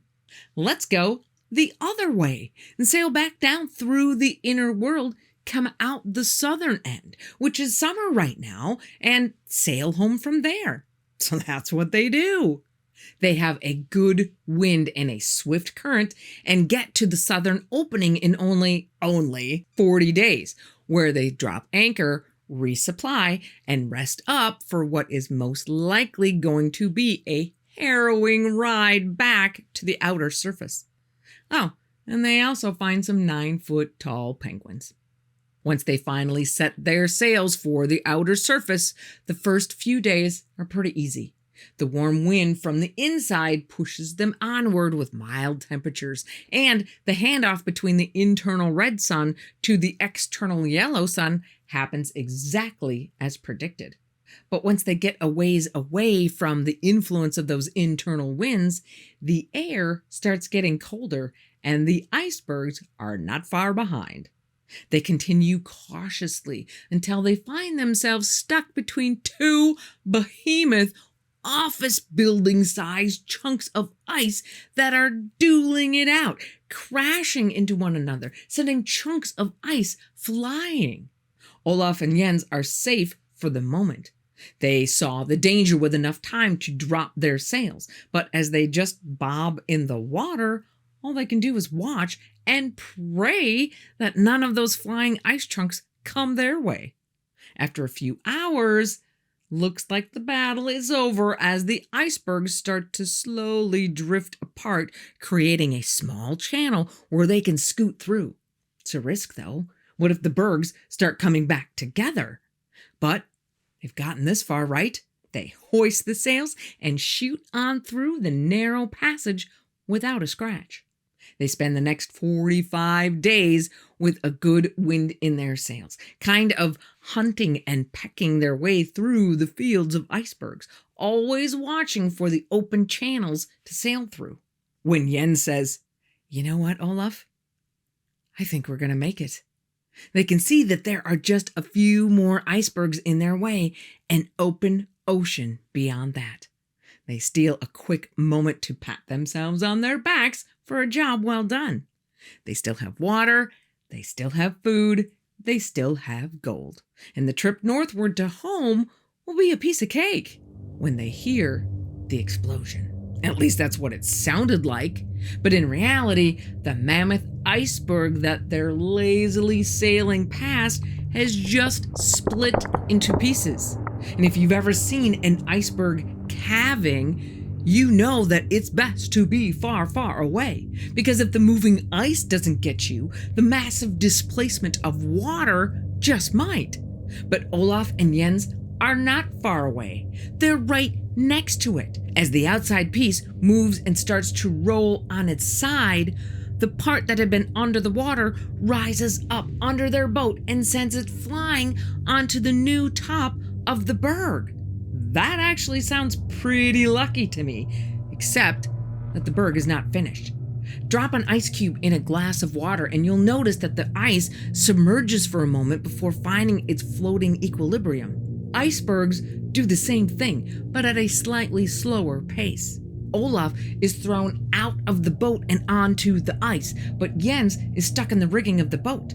Olaf knows the iceberg is going to go down before it's done and can do nothing but watch his father struggling to free himself and hopes that when the inevitable rush of water comes, sucking anything on top down with it, that the boat will be able to right itself and save everything inside, including his father. The iceberg does exactly what Olaf thought it would and starts to sink under the surface as icy water comes rushing at him from all sides. And a moment later, everything goes dark. Olaf wakes up a while later, almost completely frozen inside and out, laying on the level open expanse of the new top of the floating chunk of ice, about 50 feet above the surface of the water. But no sign of the boat. Olaf gets up and starts circling the edge of the floating plateau, carefully looking over the edge down to the water, praying that a miracle has somehow happened and that his father would be safely floating below. Nope. But Olaf keeps looking. He slowly walks around, looking over the edge, looking for the boat for hours and hours. He can't stop. If he stops, then he has to admit the truth to himself that his father is dead and he is now stranded on the top of an iceberg with no food or way of generating any heat. When he literally can't move anymore, he stops. And the silence, solitude, and despair all rush in, just like the water had, threatening to drown him once again, when the deafening quiet is broken by the crack of a signal gun firing. It's a whaling ship, not even half a mile away. Apparently, Olaf's incessant circling around the top of the iceberg had caught their attention. And just like that, by the divine intervention of Odin and Thor, Olaf is saved. However, the welcoming party isn't welcoming for very long. As soon as Olaf is aboard, naturally, the captain of the Scottish whaling ship called the Arlington, Angus McPherson, asks him how in the hell he ended up floating alone on the top of an iceberg. Olaf, being only about 21 or 22 now and still pretty naive, assumes they will all be interested in his extraordinary tales, so he spills the beans on his whole adventure, beginning to end. Before the last words are even out of his mouth, the captain orders him locked up in irons as a complete loon. But over the course of a few days, Olaf is able to convince the captain that those were just the statements of a madman. He's better now, and he can help with the ship. So Captain McPherson lets Olaf loose, and Olaf becomes a member of the whaling crew until they finally arrive back home in Scotland. By the time Olaf makes it back to Stockholm, he's been gone for 4 years and 8 months. And he finds out his mother had just passed away the year before, but that everything he was due to inherit had been placed in trust to his extended family, who rightfully turns it over to him. But Olaf can't forget the amazing things he has seen and the insane adventure he was on. He wants to go back. So he finally gathers the courage to talk to his uncle, Gustav Osterland, who's pretty well-to-do. He tells Uncle Gustav the whole story, hoping he can convince him to finance another expedition back to the lands beyond the North Wind. Gustav tells Olaf, "Wow, that's quite a story, but you have my attention. Tell you what, I'll get a meeting together with some of the town's higher-ups. You can tell them what you told me, and maybe we can get their support too." Olaf is like, "Right on," and he goes in front of the town officials and tells his story. At the end of which, Gustav says, "I told you he was nuts." Papers are signed, and Olaf is taken away to an insane asylum where he languishes for 28 years, professing his sanity the entire time.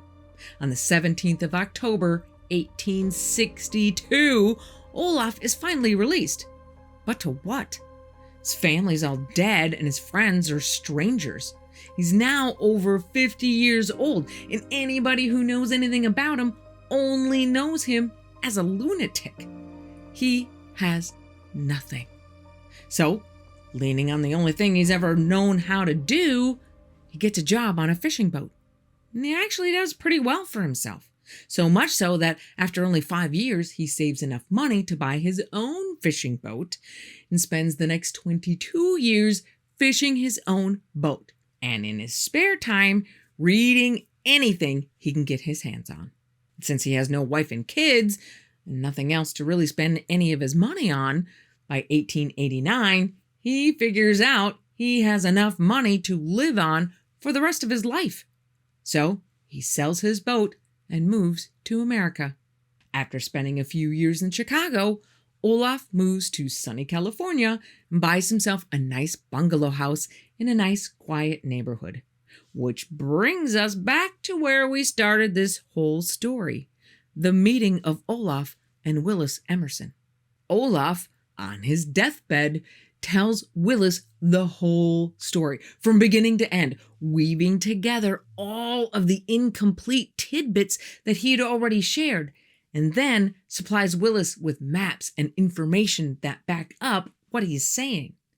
Once Olaf finishes unloading all of that information that he has kept locked away onto Willis, the burden that he feels to get the truth out, which he couldn't do before because he was afraid of being locked up again. Once that burden is lifted, Olaf slips into eternal rest with his forefathers on the morning of January 3rd, 1908. But that's not quite the end. Olaf makes Willis promise to share his story with the world, which Willis does by documenting Olaf's entire story in a book called The Smokey God, which he publishes in that same year, 1908. The book is now in public domain, so you can just go search it up right on Google, download it, and read it for yourself. It's actually a pretty quick read. So is it real? Well, on the one hand, while Willis states in the book's foreword that this is a true story, wouldn't be the first time that a fiction author has used that tool to help their readers suspend their disbelief for a while. And all of Willis's other books were fiction. On the other hand, this book is full of footnotes where Willis passes along the corroborating evidence that backs up his account. Is it smoking gun evidence? Of course not, but it certainly makes Olaf's claims more compelling for sure. And there are some rather intriguing passages that talk about not only the monorail system that he traveled on, but also something akin to a modern-day cell phone, neither of which would have been anywhere close to real life in 1830s Scandinavia or the US. Now, the monorail could probably be explained by saying that the railroad system was well established by the beginning of the 20th century when Willis wrote the book, so maybe he just took that idea and ran with it. Same goes for the cell phone, which Olaf describes as, by some device which I cannot explain, they hold communion with one another between the most distant parts of their country on air currents. Could Willis have just been a great science fiction writer, taking what is new to them and taking it to the next level? Sure. Tesla even filed a patent application in 1903 for a wireless phone. But I find it hard to believe that those two instances are the only glimpses into his science fiction genius, because he certainly didn't ever rise to fame as a science fiction author. Do we have anything going for us in favor of this being true? We do. Thanks to a YouTube channel called Webflix, we know that while there is no record of Olaf entering the US through Ellis Island, there is a record of him living in Chicago and a record of him being in California at the same times that Willis describes. And not only that, but there is proof that the captain of the Scottish whaling ship, Angus MacPherson, also existed, with an entry in the 1841 Scottish census showing him to be 45 at the time, born in 1796 in Inverness, Scotland, with his occupation listed as a merchant seaman.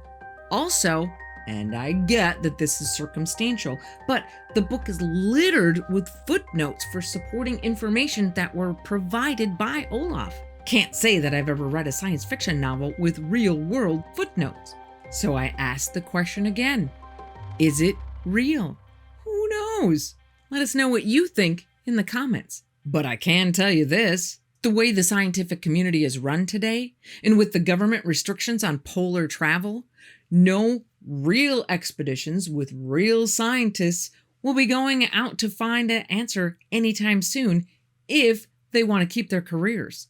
My personal hope is that with the increase of knowledge and technology that we see every day, we, the people, will be able to find out for ourselves.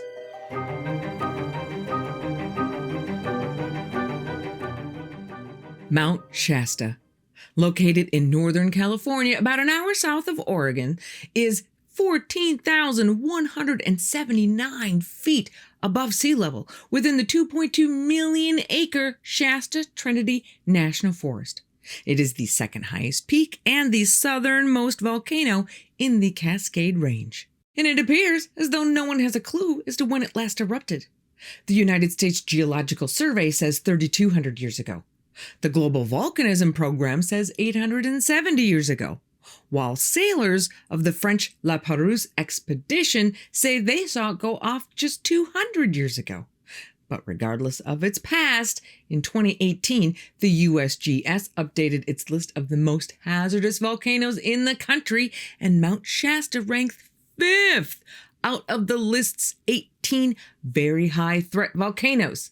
I don't really like those odds. Now, in order to put the whole of Mount Shasta craziness into context, I first need to start with the tale of two fabled cities about 1 million years ago. Atlantis in the Atlantic Ocean and Lemuria, or Mu, in the Pacific. And according to legend, between these two, they pretty much owned the rest of the world. They are both very technologically advanced, more advanced than we are. And even though Atlantis had the advantage over Lemuria, Atlanteans were a benevolent society that lived in peace with the Lemurians for millennia.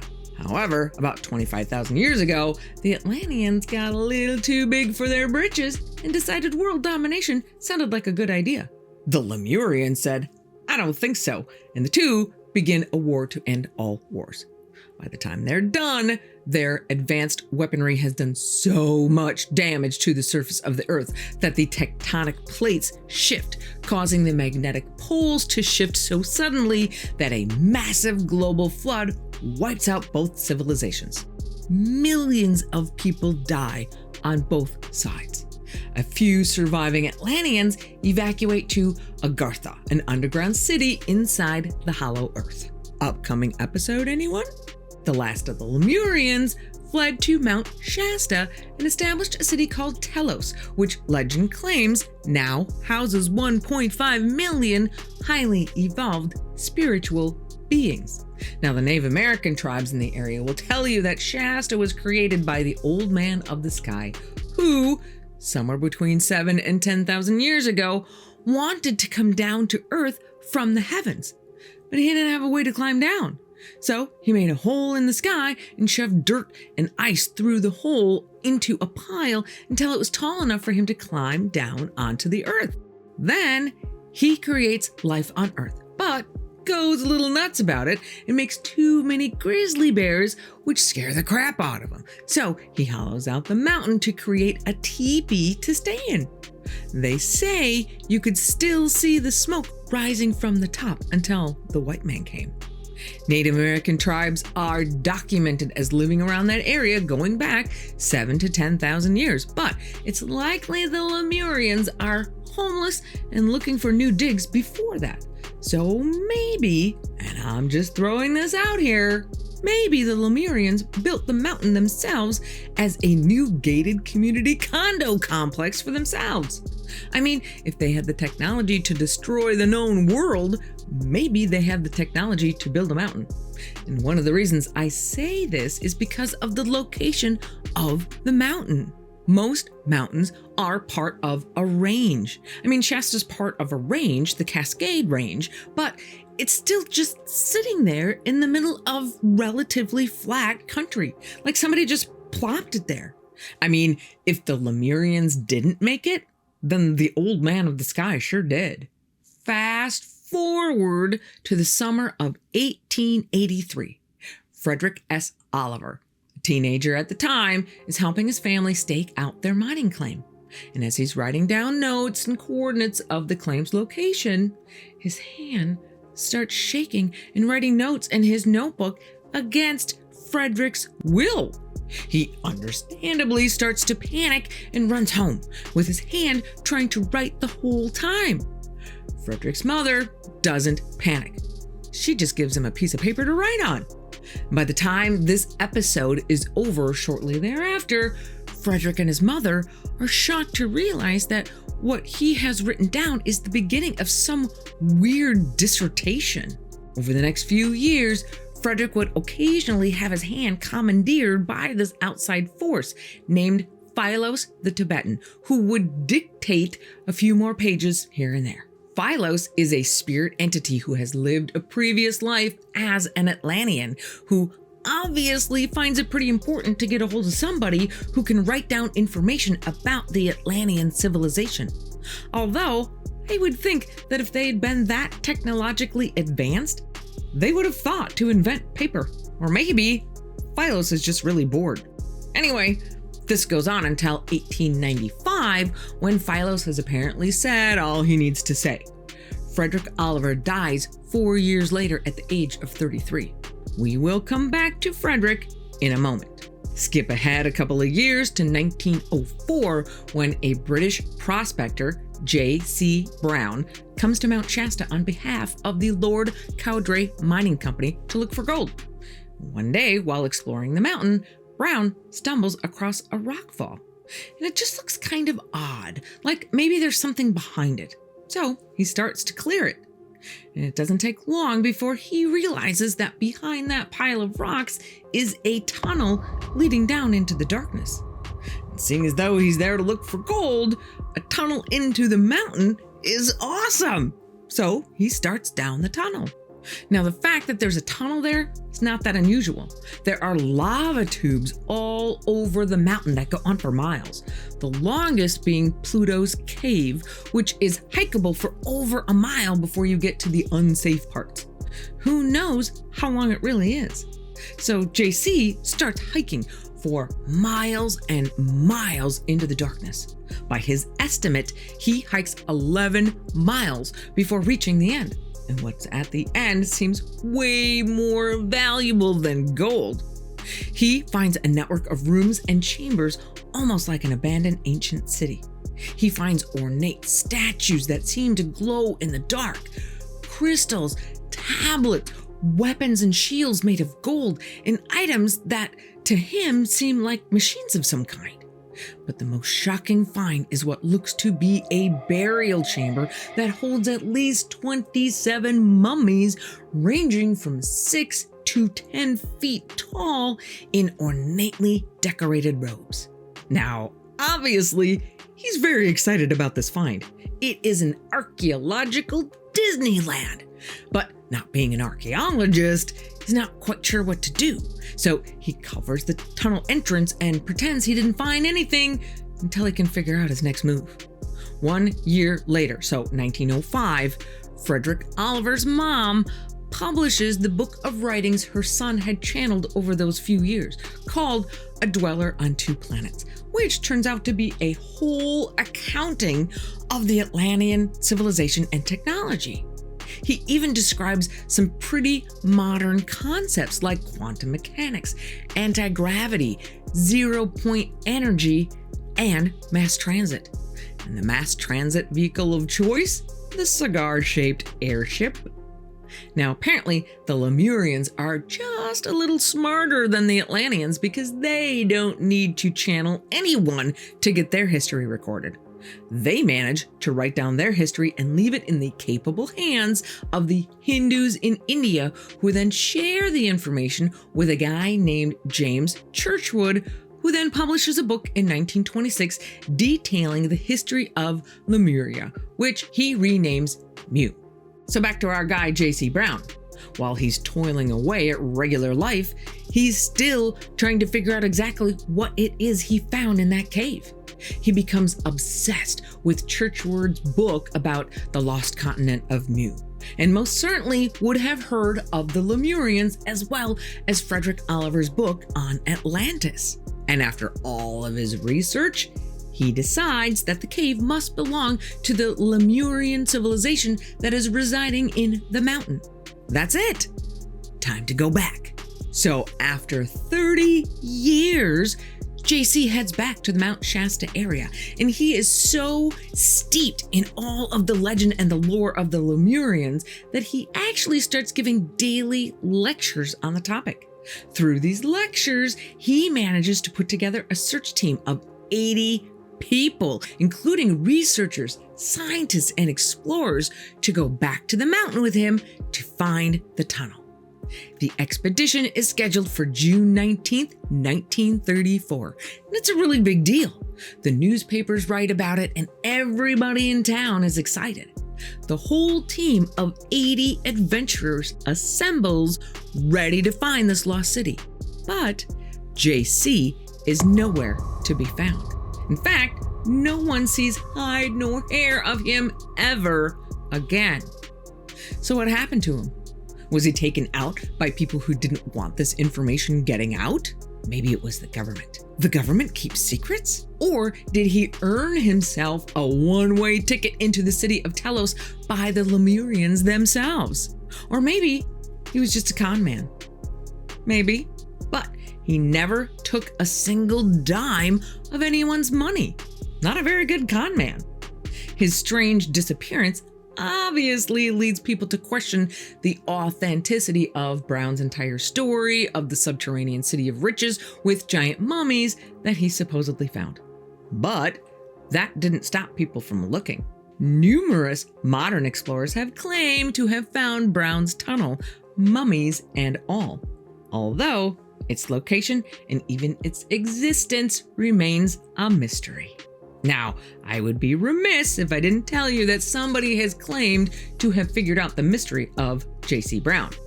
In 2017, a researcher named Stephen Sindoni, who coincidentally is a believer in the legends of Lemuria, well, he tracked down a man named John Benjamin Bodie, a mining engineer who retired in Mount Shasta.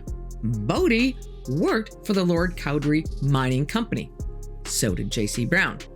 And Bodie's in-laws lived right across the street from where J.C. Brown had given his daily lectures on Lemuria and the lost city of Telos.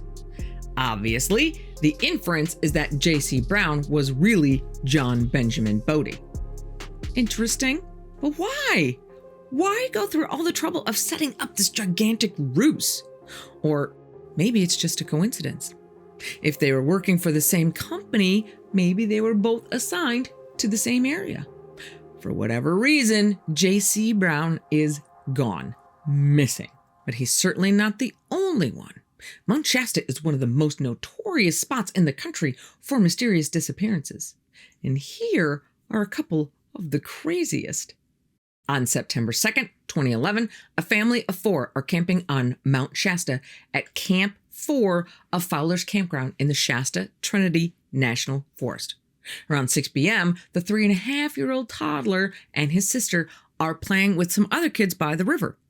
The other kids come back, but the boy doesn't. The family immediately launches a search, but after about 15 minutes of not finding him, they don't mess around and call 911. Within 45 minutes of the arrival of the police, 100 people are already searching. So from about 7:30 p.m. to midnight, they are just combing everywhere. Then, just before midnight, the dogs find the boy hiding in a bush on the side of a trail that has already been searched many times. They take him back to camp, and they all have a nice, happy reunion. High fives all around, search successful. Fast forward over a year. A user by the name of Miss Cat 1 posts that she is the grandmother of the 3-year-old boy. She goes on to explain that about 3 weeks after that harrowing camping trip, the boy's at her house and out of the blue says, "I don't like the other Cappy," which was his name for her, Grandma Kathy. So she says, "What are you talking about, buddy? I'm the only Grandma Cappy." He says, "Don't you remember when I was lost in the woods? Well, the other Grandma Cappy grabbed me and took me to a creepy place. She's really a robot." Now, thinking that her grandson just has a wild imagination, she asks him what was creepy about it. "It was a cave with spiders, and there were purses and guns. I was too scared, so I didn't touch anything. But when she climbed a ladder, the light made her look like a robot. There were other robots too, but they didn't move." Kathy asks him why he thought she looked like a robot. And he tells his grandma that she had your same hair, your feet, and even your face. And the light sparkled on her, and she looked like a robot. So Kathy's thinking, maybe he means a hologram. So she asks him what a robot is, and he says it's made out of metal and has a remote control. Okay, so he knows what a robot looks like. Her curiosity is at a 10. She asks him for more information, and he tells her, "She made me lay down to look at my tummy. Then she tried to get me to poop on a sticky paper, but I couldn't go. She told me that I am from outer space, and they put me in my mommy's tummy. Then she took me back to the river and said to wait under the bush until someone found me." Grandma Kathy calls his dad, wondering what in the hell he's been letting this kid watch on TV. And the dad says, "Yeah, he told me that story too. Crazy kids, huh?" Now, normally, she would have chalked this up to the incredible imagination of a 3-year-old. That is, if she hadn't already had her own experience. Just 1 year earlier, she was camping in the same area with a friend. She's in a tent, and the friend is in a camper. Other than the fact that it's completely silent, they have a nice night by the fire.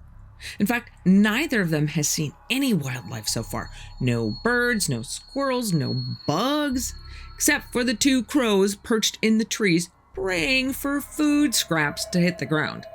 Before they call it a night, they hear something in the trees. So they shine their flashlights in that direction and are met with several pairs of red eyeshine. They just assume it's a herd of deer heading for the river, and they just go to their separate beds. In the morning, Kathy is a little surprised when she wakes up face first in the dirt outside of her tent and sleeping bag. Now, as she puts it, "I'm a grandma in my 50s. I don't sleep in the dirt." She notices a pain on the back of her neck and reaches around to discover 2 puncture wounds. Plus, she's violently ill. She puts the puncture wounds together with the nausea and thinks, must be a spider bite. Reasonable conclusion. Except her friend in the camper also wakes up with puncture wounds on the back of his neck and is super sick. Interesting coincidence. Now, all of that might sound just a little too far off the beaten path for some of you, but we have another missing person story that is about as straight as they come, and that is the story of Carl Landers. Carl was a 69-year-old man who was on a mission to summit the highest peak in every county in California. He'd already tackled 57 of the 58, which left Mount Shasta in Siskiyou County in Northern California. And Carl may have been 69, but to summit those other 57 peaks means he's already tackled Mount Whitney at 14,505 feet, White Mountain Peak at 14,252 feet, and Northern Palisade at 14,248 feet, all higher than Shasta. So he's not a novice hiker.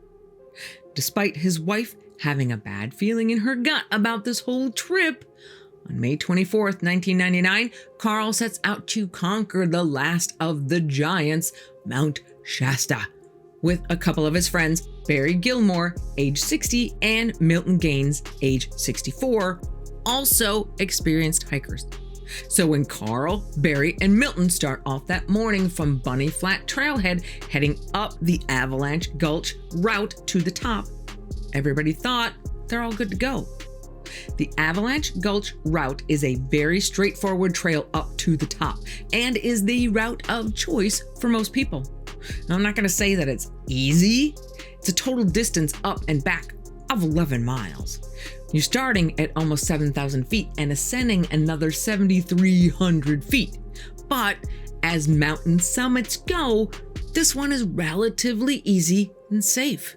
Should be a routine trip. By the evening of May 24th, the three men had made it all the way past Horse Camp to 50-50 Flats.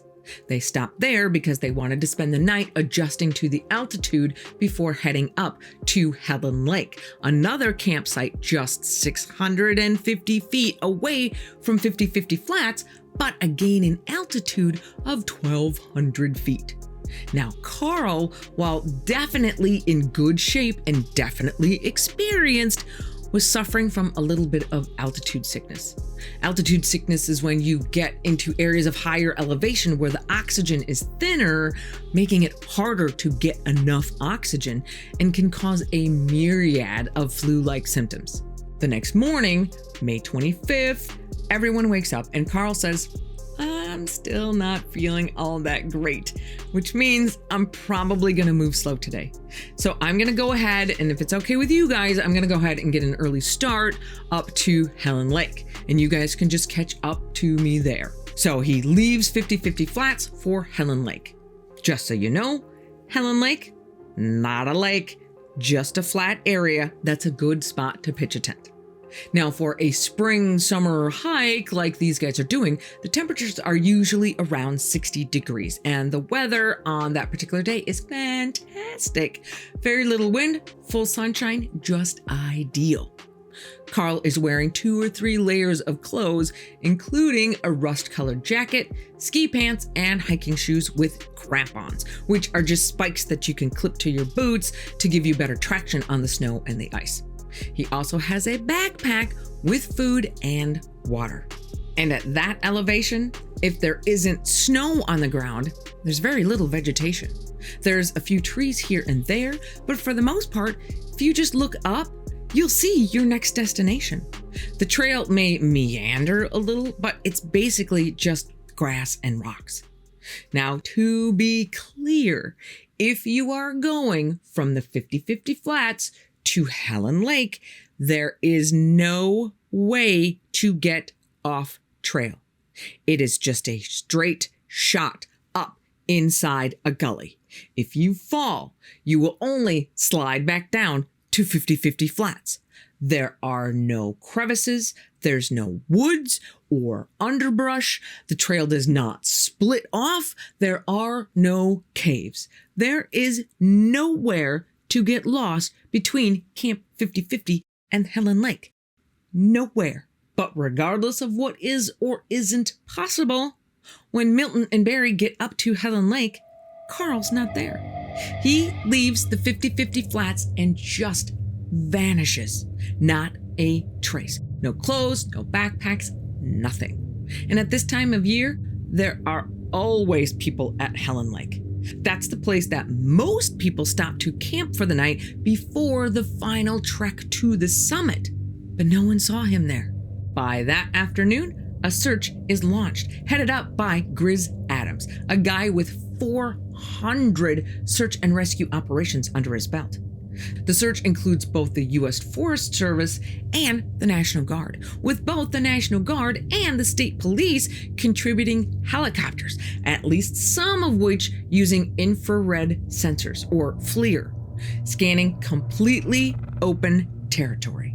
And infrared picks up body temperature, so if anything warmer than the ground temperature is there, the infrared sensors would pick it up. But you guessed it, nothing. The next morning, 50 people, including rangers, volunteers, and scent dogs, start searching the trails, including a few climbers that are helicoptered to the top of the mountain to search starting at the top and working their way down, just in case Carl kept going beyond Helen Lake. But any experienced hiker knows to stick to the plan. And the plan was hike to Helen Lake. So Carl should have stopped right there. That was the rendezvous point. That was the plan. Meet there before starting the next stage of the climb. But no one finds a thing. No snowy footprints heading off the trail, and the scent dogs pick up nothing. Grizz Adams, the head of the search and rescue operation, actually spoke with David Paulides, who most of you know as the author of the Missing 411 book series. And Grizz told David, "In 35 years, I have never had this happen to me. We were all over that mountain." He was not on the mountain. Now, as far as what happened to Carl, Grizz had this to say. That's the million-dollar question. He either went up it or in it, but he is not on it. In addition, a spokeswoman for the Siskiyou Sheriff's Department released this. "We've just looked everywhere we can look, and we just don't know where else to look." And it's not like he's out in the middle of the deep woods in the middle of nowhere. In fact, there were a bunch of other people around Helen Lake at the time of his disappearance, and no one sees him? I'm starting to think harder about those Lemurians. So what happened to him? Well, there are a couple of options. Suicide by mountain? Not likely. He had a great family life and was tackling the very last piece he needed to complete his bucket list goal of summiting all 58 county peaks. Maybe some kind of altitude-induced dementia or other health-related event? Well, things like that are not uncommon for a man of his age, but even if something did happen to him, where would he go? If he collapses on the trail, his friends would find him. And if he lapses into some kind of fugue state where he has no idea where he is and wanders off, the infrared sensors would find him. Animal attack. Nope. There are no large mammals that live at this high of an altitude. Foul play? Maybe. But it's determined that neither of his friends have any motive for killing him. Not to mention the fact that you would have to be pretty stupid to kill someone at that spot, considering there is absolutely no place to hide a body. In the 25 years that have passed, not a trace of Carl has ever been found. This is one of those total head-scratcher cases where being taken by the Lemurians is about the only option left. Now, if there is a whole civilization of people living within the mountain, they are going to have to get out of the mountain on occasion, right? And how would they do that? Well, we already know their vehicle of choice is the cigar-shaped airship. Sounds funny, but there have been UFO sightings around Mount Shasta for over 100 years. Of the top 300 UFO hotspots in the world, Mount Shasta is ranked 13th. Some people have seen metallic objects hovering in the air, while others report light formations around the mountain peak, so way higher than a normal drone can fly. And they just disappear. One of the more widely known recent sightings is the flying jellyfish of 2008. The Mount Shasta Herald reported that the residents of the McLeod area saw what looks like a giant glowing jellyfish hovering over the mountain. It made no noise, but it looked like it had a fire burning inside of it. We don't have any pictures of this one, but last year, someone captured this footage while looking out the window of an airplane.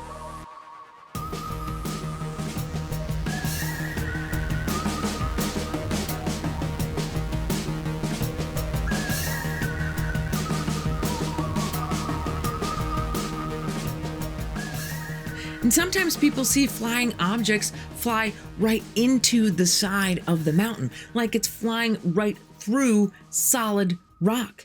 I told you those Lemurians were getting bored inside that mountain. Mount Shasta is one of the few places in the world that can boast a very unique weather phenomena called lenticular cloud formation. And when you see these pictures, it's easy to see why stories abound about UFO activity on the mountain.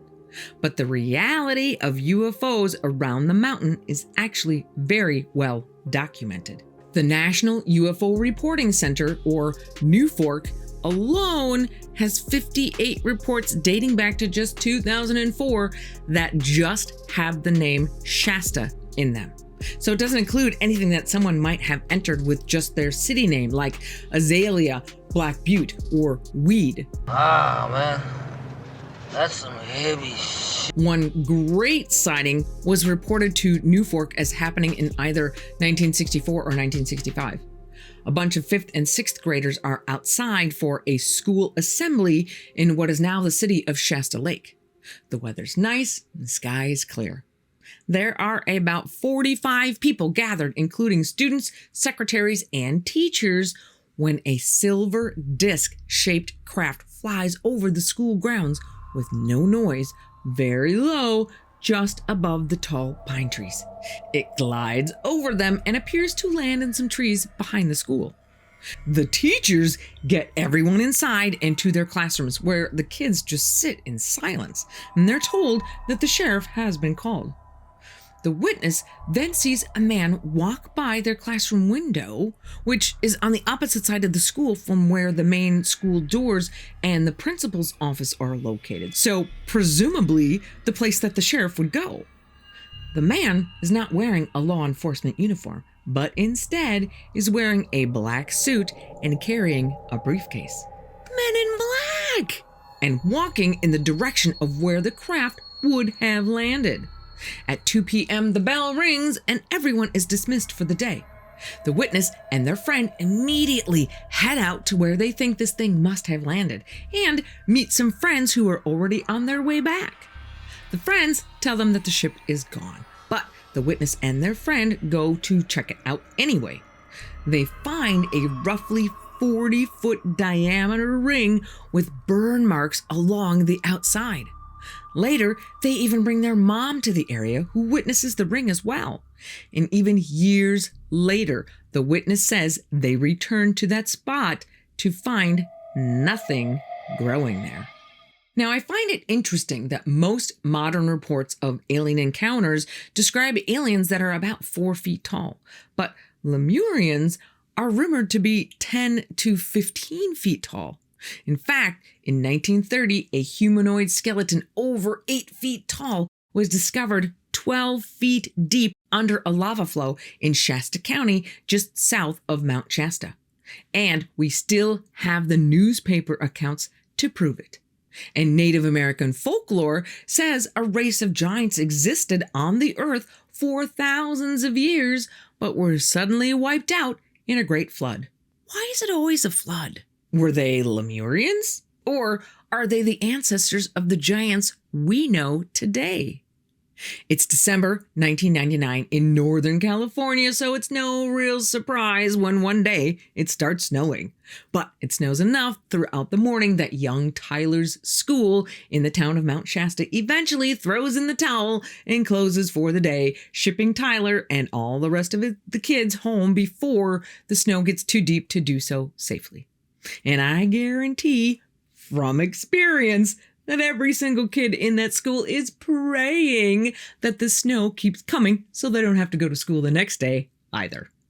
When Tyler gets home, surprise, his dad has the rest of the day off too and says, "Hey, Tyler, want to go sledding?" Well, of course, that's a stupid question to ask a young boy with a free afternoon and a snowstorm.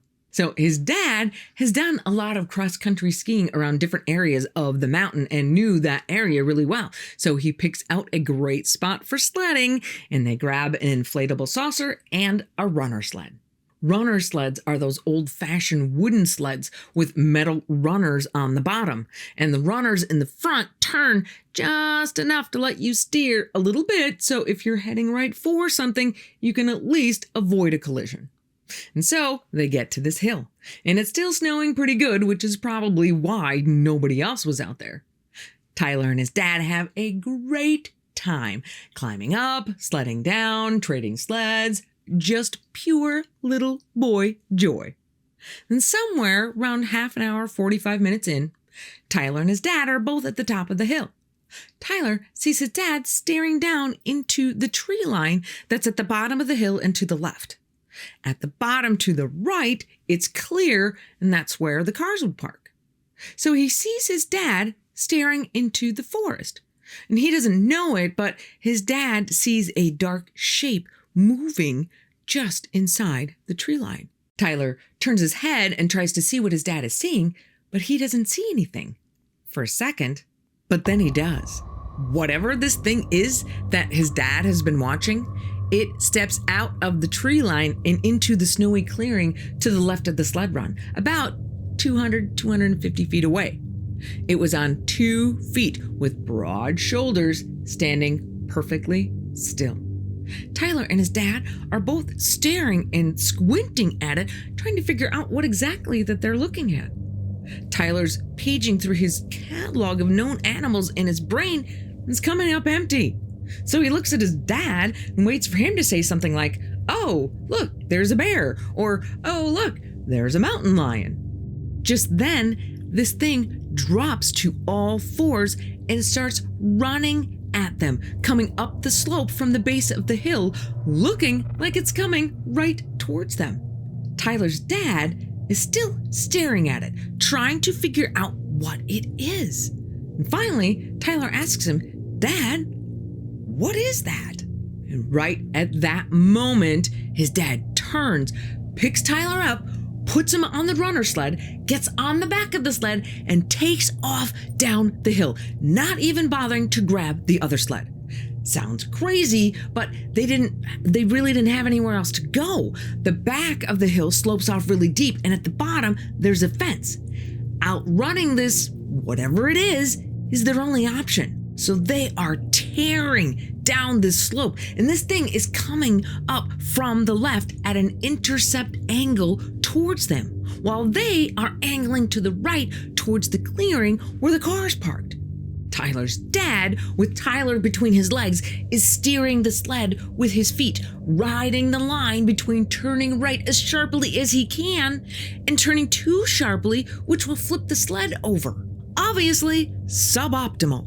Tyler doesn't even want to know what is happening, so he covers his face with his hands until the need to know just becomes too much and he peeks between his fingers. He sees this thing coming right towards them from the left with large black shoulders, still running on all fours. And it's close enough now that he can see that what looked before like front legs are actually arms. It has shiny black hair, a big brow ridge on its flat face, a thin, wide mouth with long black hair around it, big, round eyes, and it's galloping right at them. His dad yells, "Get out of here!" as they pass it, barely beating it to the interception point. They were so close that Tyler thought this thing was going to reach out and just knock them both off the sled. But it didn't. They continue down to the bottom of the hill where Tyler's dad pushes him off the sled, stands up, picks Tyler up by the arm, and they both start running, leaving the sled behind. More snow has fallen in the tracks that they had made coming in, and Tyler is running as fast as he can, but the snow is thick and deep. His dad just says, "Don't look back." Tyler keeps running, but he can't help it. He looks back and he sees the thing, and it looks like it's stopped and it's heading back up the hill. He keeps running and after a few seconds looks again. Now it's at the top of the hill, pacing back and forth, standing upright again. As they're both running towards the car, they see coming up this small slope some men that look like they're in the military, including guns. His dad says, "Hello," as one of the men steps forward ahead of the others and starts talking to his dad. They both turn and start walking away from Tyler, so he can't quite hear them, but it sounds like his dad is telling him what just happened. The two men chat for a minute or so when the military man gestures for the other soldiers to move out. They're going in the wrong direction. Tyler is just about to say something when his dad turns and looks at him, telling Tyler with his look, "Be quiet, don't say anything." Tyler shuts his mouth and the men continue on their way. Then the lead military guy starts patting down his dad, looking for something. And at first, Tyler thinks he's looking for weapons, but the more he thinks about it, he realizes the guy's not looking for weapons. He's looking for a camera or anything else that could blow up this cover up. He finds nothing, lets him go, and Tyler and his dad walk back to their car and go home. And it isn't until some time later that Tyler's dad tells him that he deliberately sent those soldiers in the wrong direction. He said that when they were coming down the slope on the sled, he looked in the face of this animal, this Sasquatch, running on all fours, and saw in its face this overwhelming fear, and that this thing just wanted to be left alone. And we would certainly be remiss if we didn't also include Sasquatch's close cousin, Batsquatch. The stories of Batsquatch begin with the eruption of Mount St. Helens in Washington in the 1980s. But one day in 2009, Paul Dale Roberts from Haunted and Paranormal Investigations International gets a phone call. The caller says that he and his friend were hiking around Mount Shasta, and out of one of the crevices in the side of the mountain flies out this big creature, as tall as a man, as stocky as Hulk Hogan, and leathery wings with a span of about 50 feet. This thing was so freaky that even with a camera in his hands, he was too freaked out to get a picture. Now I hear you yelling out there, "What? No picture?" Well, once you come face to face with a Batsquatch, let me know how you react. At first, he thought maybe it was a pterodactyl, but after looking up a picture of a pterodactyl, he says that's not it. The head is more like that of a bat or a fox. It was flying or gliding really fast and finally flew into a clump of trees and vanished. And for all you Dogman fans out there who probably think I've forgotten about you, I have not. This little tale comes from Redditor 420 Blazeit. He and his wife are driving south on Highway 97, which is on the north side of Mount Shasta. It's around midnight, and they're driving through a heavily wooded area with no streetlights, so all they have is the car's headlights. They round a corner and see something fast and low to the ground dart across the street about 50 to 60 yards ahead of them. But that brief moment is enough for him to see the glowing animal eyes and a body that is the size and shape of a big dog. The body wasn't 100% clear because the car's headlights hadn't quite reached that section of the road yet, but that does mean that the glowing eyes are not glowing from eye shine. They're just glowing. He asks his wife, "Did you see that?" And his wife says, "Yup." So when they get to the exact point in the road where the animal had crossed, he slows the car and they both look to see if there's anything there. Is there a dog man? Nope, something weirder. There's a man dressed in army fatigues walking down the road. He doesn't even look at them. He just keeps walking. It's pitch black and he doesn't have any type of light with him. He is only lit up by their headlights. They both get full body chills and are properly creeped out. Now, when we're talking about these areas that just seem to be focal points of high strangeness, we expect to hear stories of UFOs and cryptid sightings. But Shasta also has its fair share of tales that are just plain weird. In 2011, a man from Los Angeles is hiking the Pacific Crest Trail near Mount Shasta when he hears the beautiful singing of a woman's voice. Now, he follows the voice and becomes lost in the woods, only to be abducted and taken to a dark chamber in a cave.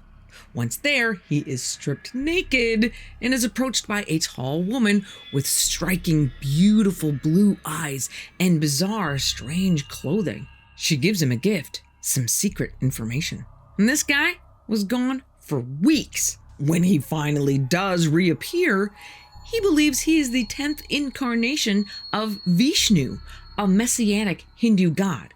He changed his name to Lord Kelki and never divulges the secret information given to him by the mysterious woman. Another strange event is in an article written by Andrew Thomas and published in the Australian Flying Saucer Review in 1962. A very curious event happened around the mountain in 1931. A forest fire was raging around the mountain, threatening to consume everything in sight, when out of nowhere, a foggy mist appears and advances in the direction of the fire line. And when the mist meets the fire stops in its tracks and is contained while it either burns itself out or is able to be extinguished. Once the fire is out, locals could see a clear line of demarcation where the mist had protected the forest around the mountain. Let's not forget that Mount Shasta is also the location of events that are just weirdly terrifying. Brent Swancer, writing for Mysterious Universe, reports a tale sent to him personally. Back in the 1980s, a man decides to take advantage of the beautiful sunny day and goes for a walk on one of the hiking trails in the area. As he's strolling along, the picture-perfect weather turns gray and sour on a dime. And he's just standing there, wondering what the hell is going on with the weather, when he sees a thick, soupy mist coming from the forest in front of him, spreading through the brush on the ground. And he's just standing there, trying to process this misty mass that looks like it came out of a 1950s horror film. 2 deer come bolting from the trees, with one of the deer flying right past him just a few feet away, totally ignoring him. The other one stops in the same clearing he's in and just kind of freezes. Then this mist, which had just kind of been hugging the ground, speeds up. When it reaches the deer's feet, the deer goes into convulsions and falls to the ground. That's when he sees this bigger wall of fog coming from the trees that heads straight for the deer. The fog is about as thick and dense as fog can get, more of like a blob-like mass, and it stops right at the fallen deer. After a few minutes, the fog dissipates, the mist rolls away, and the sky is bright and sunny again. But no deer. It's gone. No body, blood, bones, nothing. It didn't get up and run away, because he would have seen that.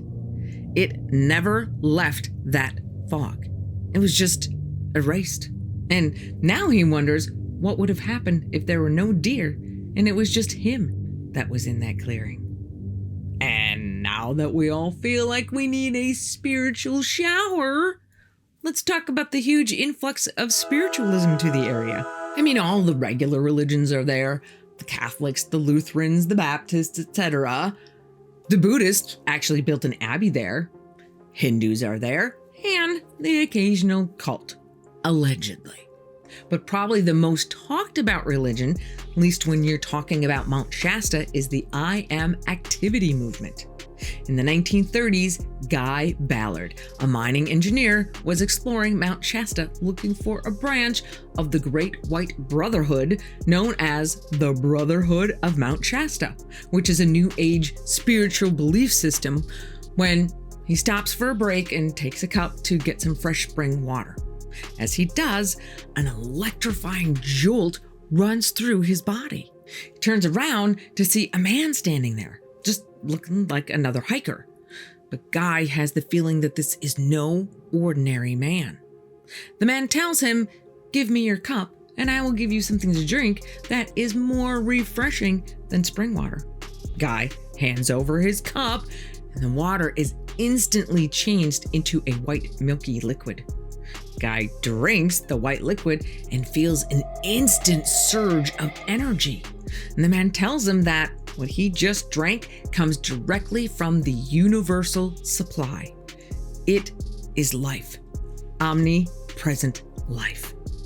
The man goes on to reveal himself as being the one and only Count of Saint Germain, which is a name some of you might recognize because he's pretty famous in the paranormal world as the immortal man who never ages beyond 45 years old. Guy and his wife Edna go on to take the teachings of Saint Germain and use them to found the I Am Activity movement and the Saint Germain Foundation. It wasn't a small movement either. At its peak, it had over 1 million followers. But then Guy dies and some followers leave. And then Edna is sued for copyright infringement, and some more followers leave. But the I Am activity movement is still around. And if you're so inclined, you can go to see the I Am reading room in Mount Shasta City. Interesting note, that copyright infringement case, they were sued by the family of Frederick S. Oliver. Remember? The guy who channeled Philos the Atlantean?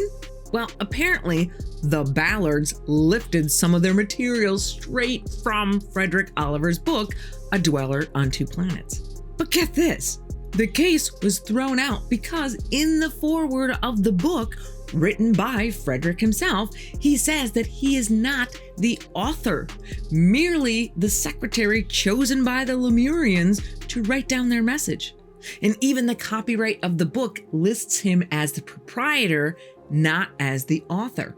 So if he didn't write it, then the Ballards didn't infringe on anything. Wow! One thing that cannot be denied is that there are a whole lot of people out there who feel a spiritual connection to this mountain, which is believed to be one of the 7 sacred peaks on Earth. A full 25 to 50% of the tourists who visit the mountain and the city of Mount Shasta come looking for some kind of spiritual experience, also known as spiritual tourists. And there are plenty of companies in the area to help them, offering guided vision quests, shamanic awakenings, vortex visits, and crystal collections. The area is home to more than 100 different spiritual sects or religions and dozens of New Age businesses. And many of those tourists never leave, instead opting to heed the call of the mountain. Louis Elbinger, a retiree who started a donation-based tea shop in Mount Shasta, says, "I was called. The mountain called me. When I'm walking through the forest, I feel like I'm walking through a cathedral." Few places on this earth speak to everyone, natural and supernatural alike, like Mount Shasta. And if you ever do decide to go visit this breathtaking place of energy and mystery, make sure you heed the warning of the local natives. Do not go above the tree line. That area is reserved for the sky people.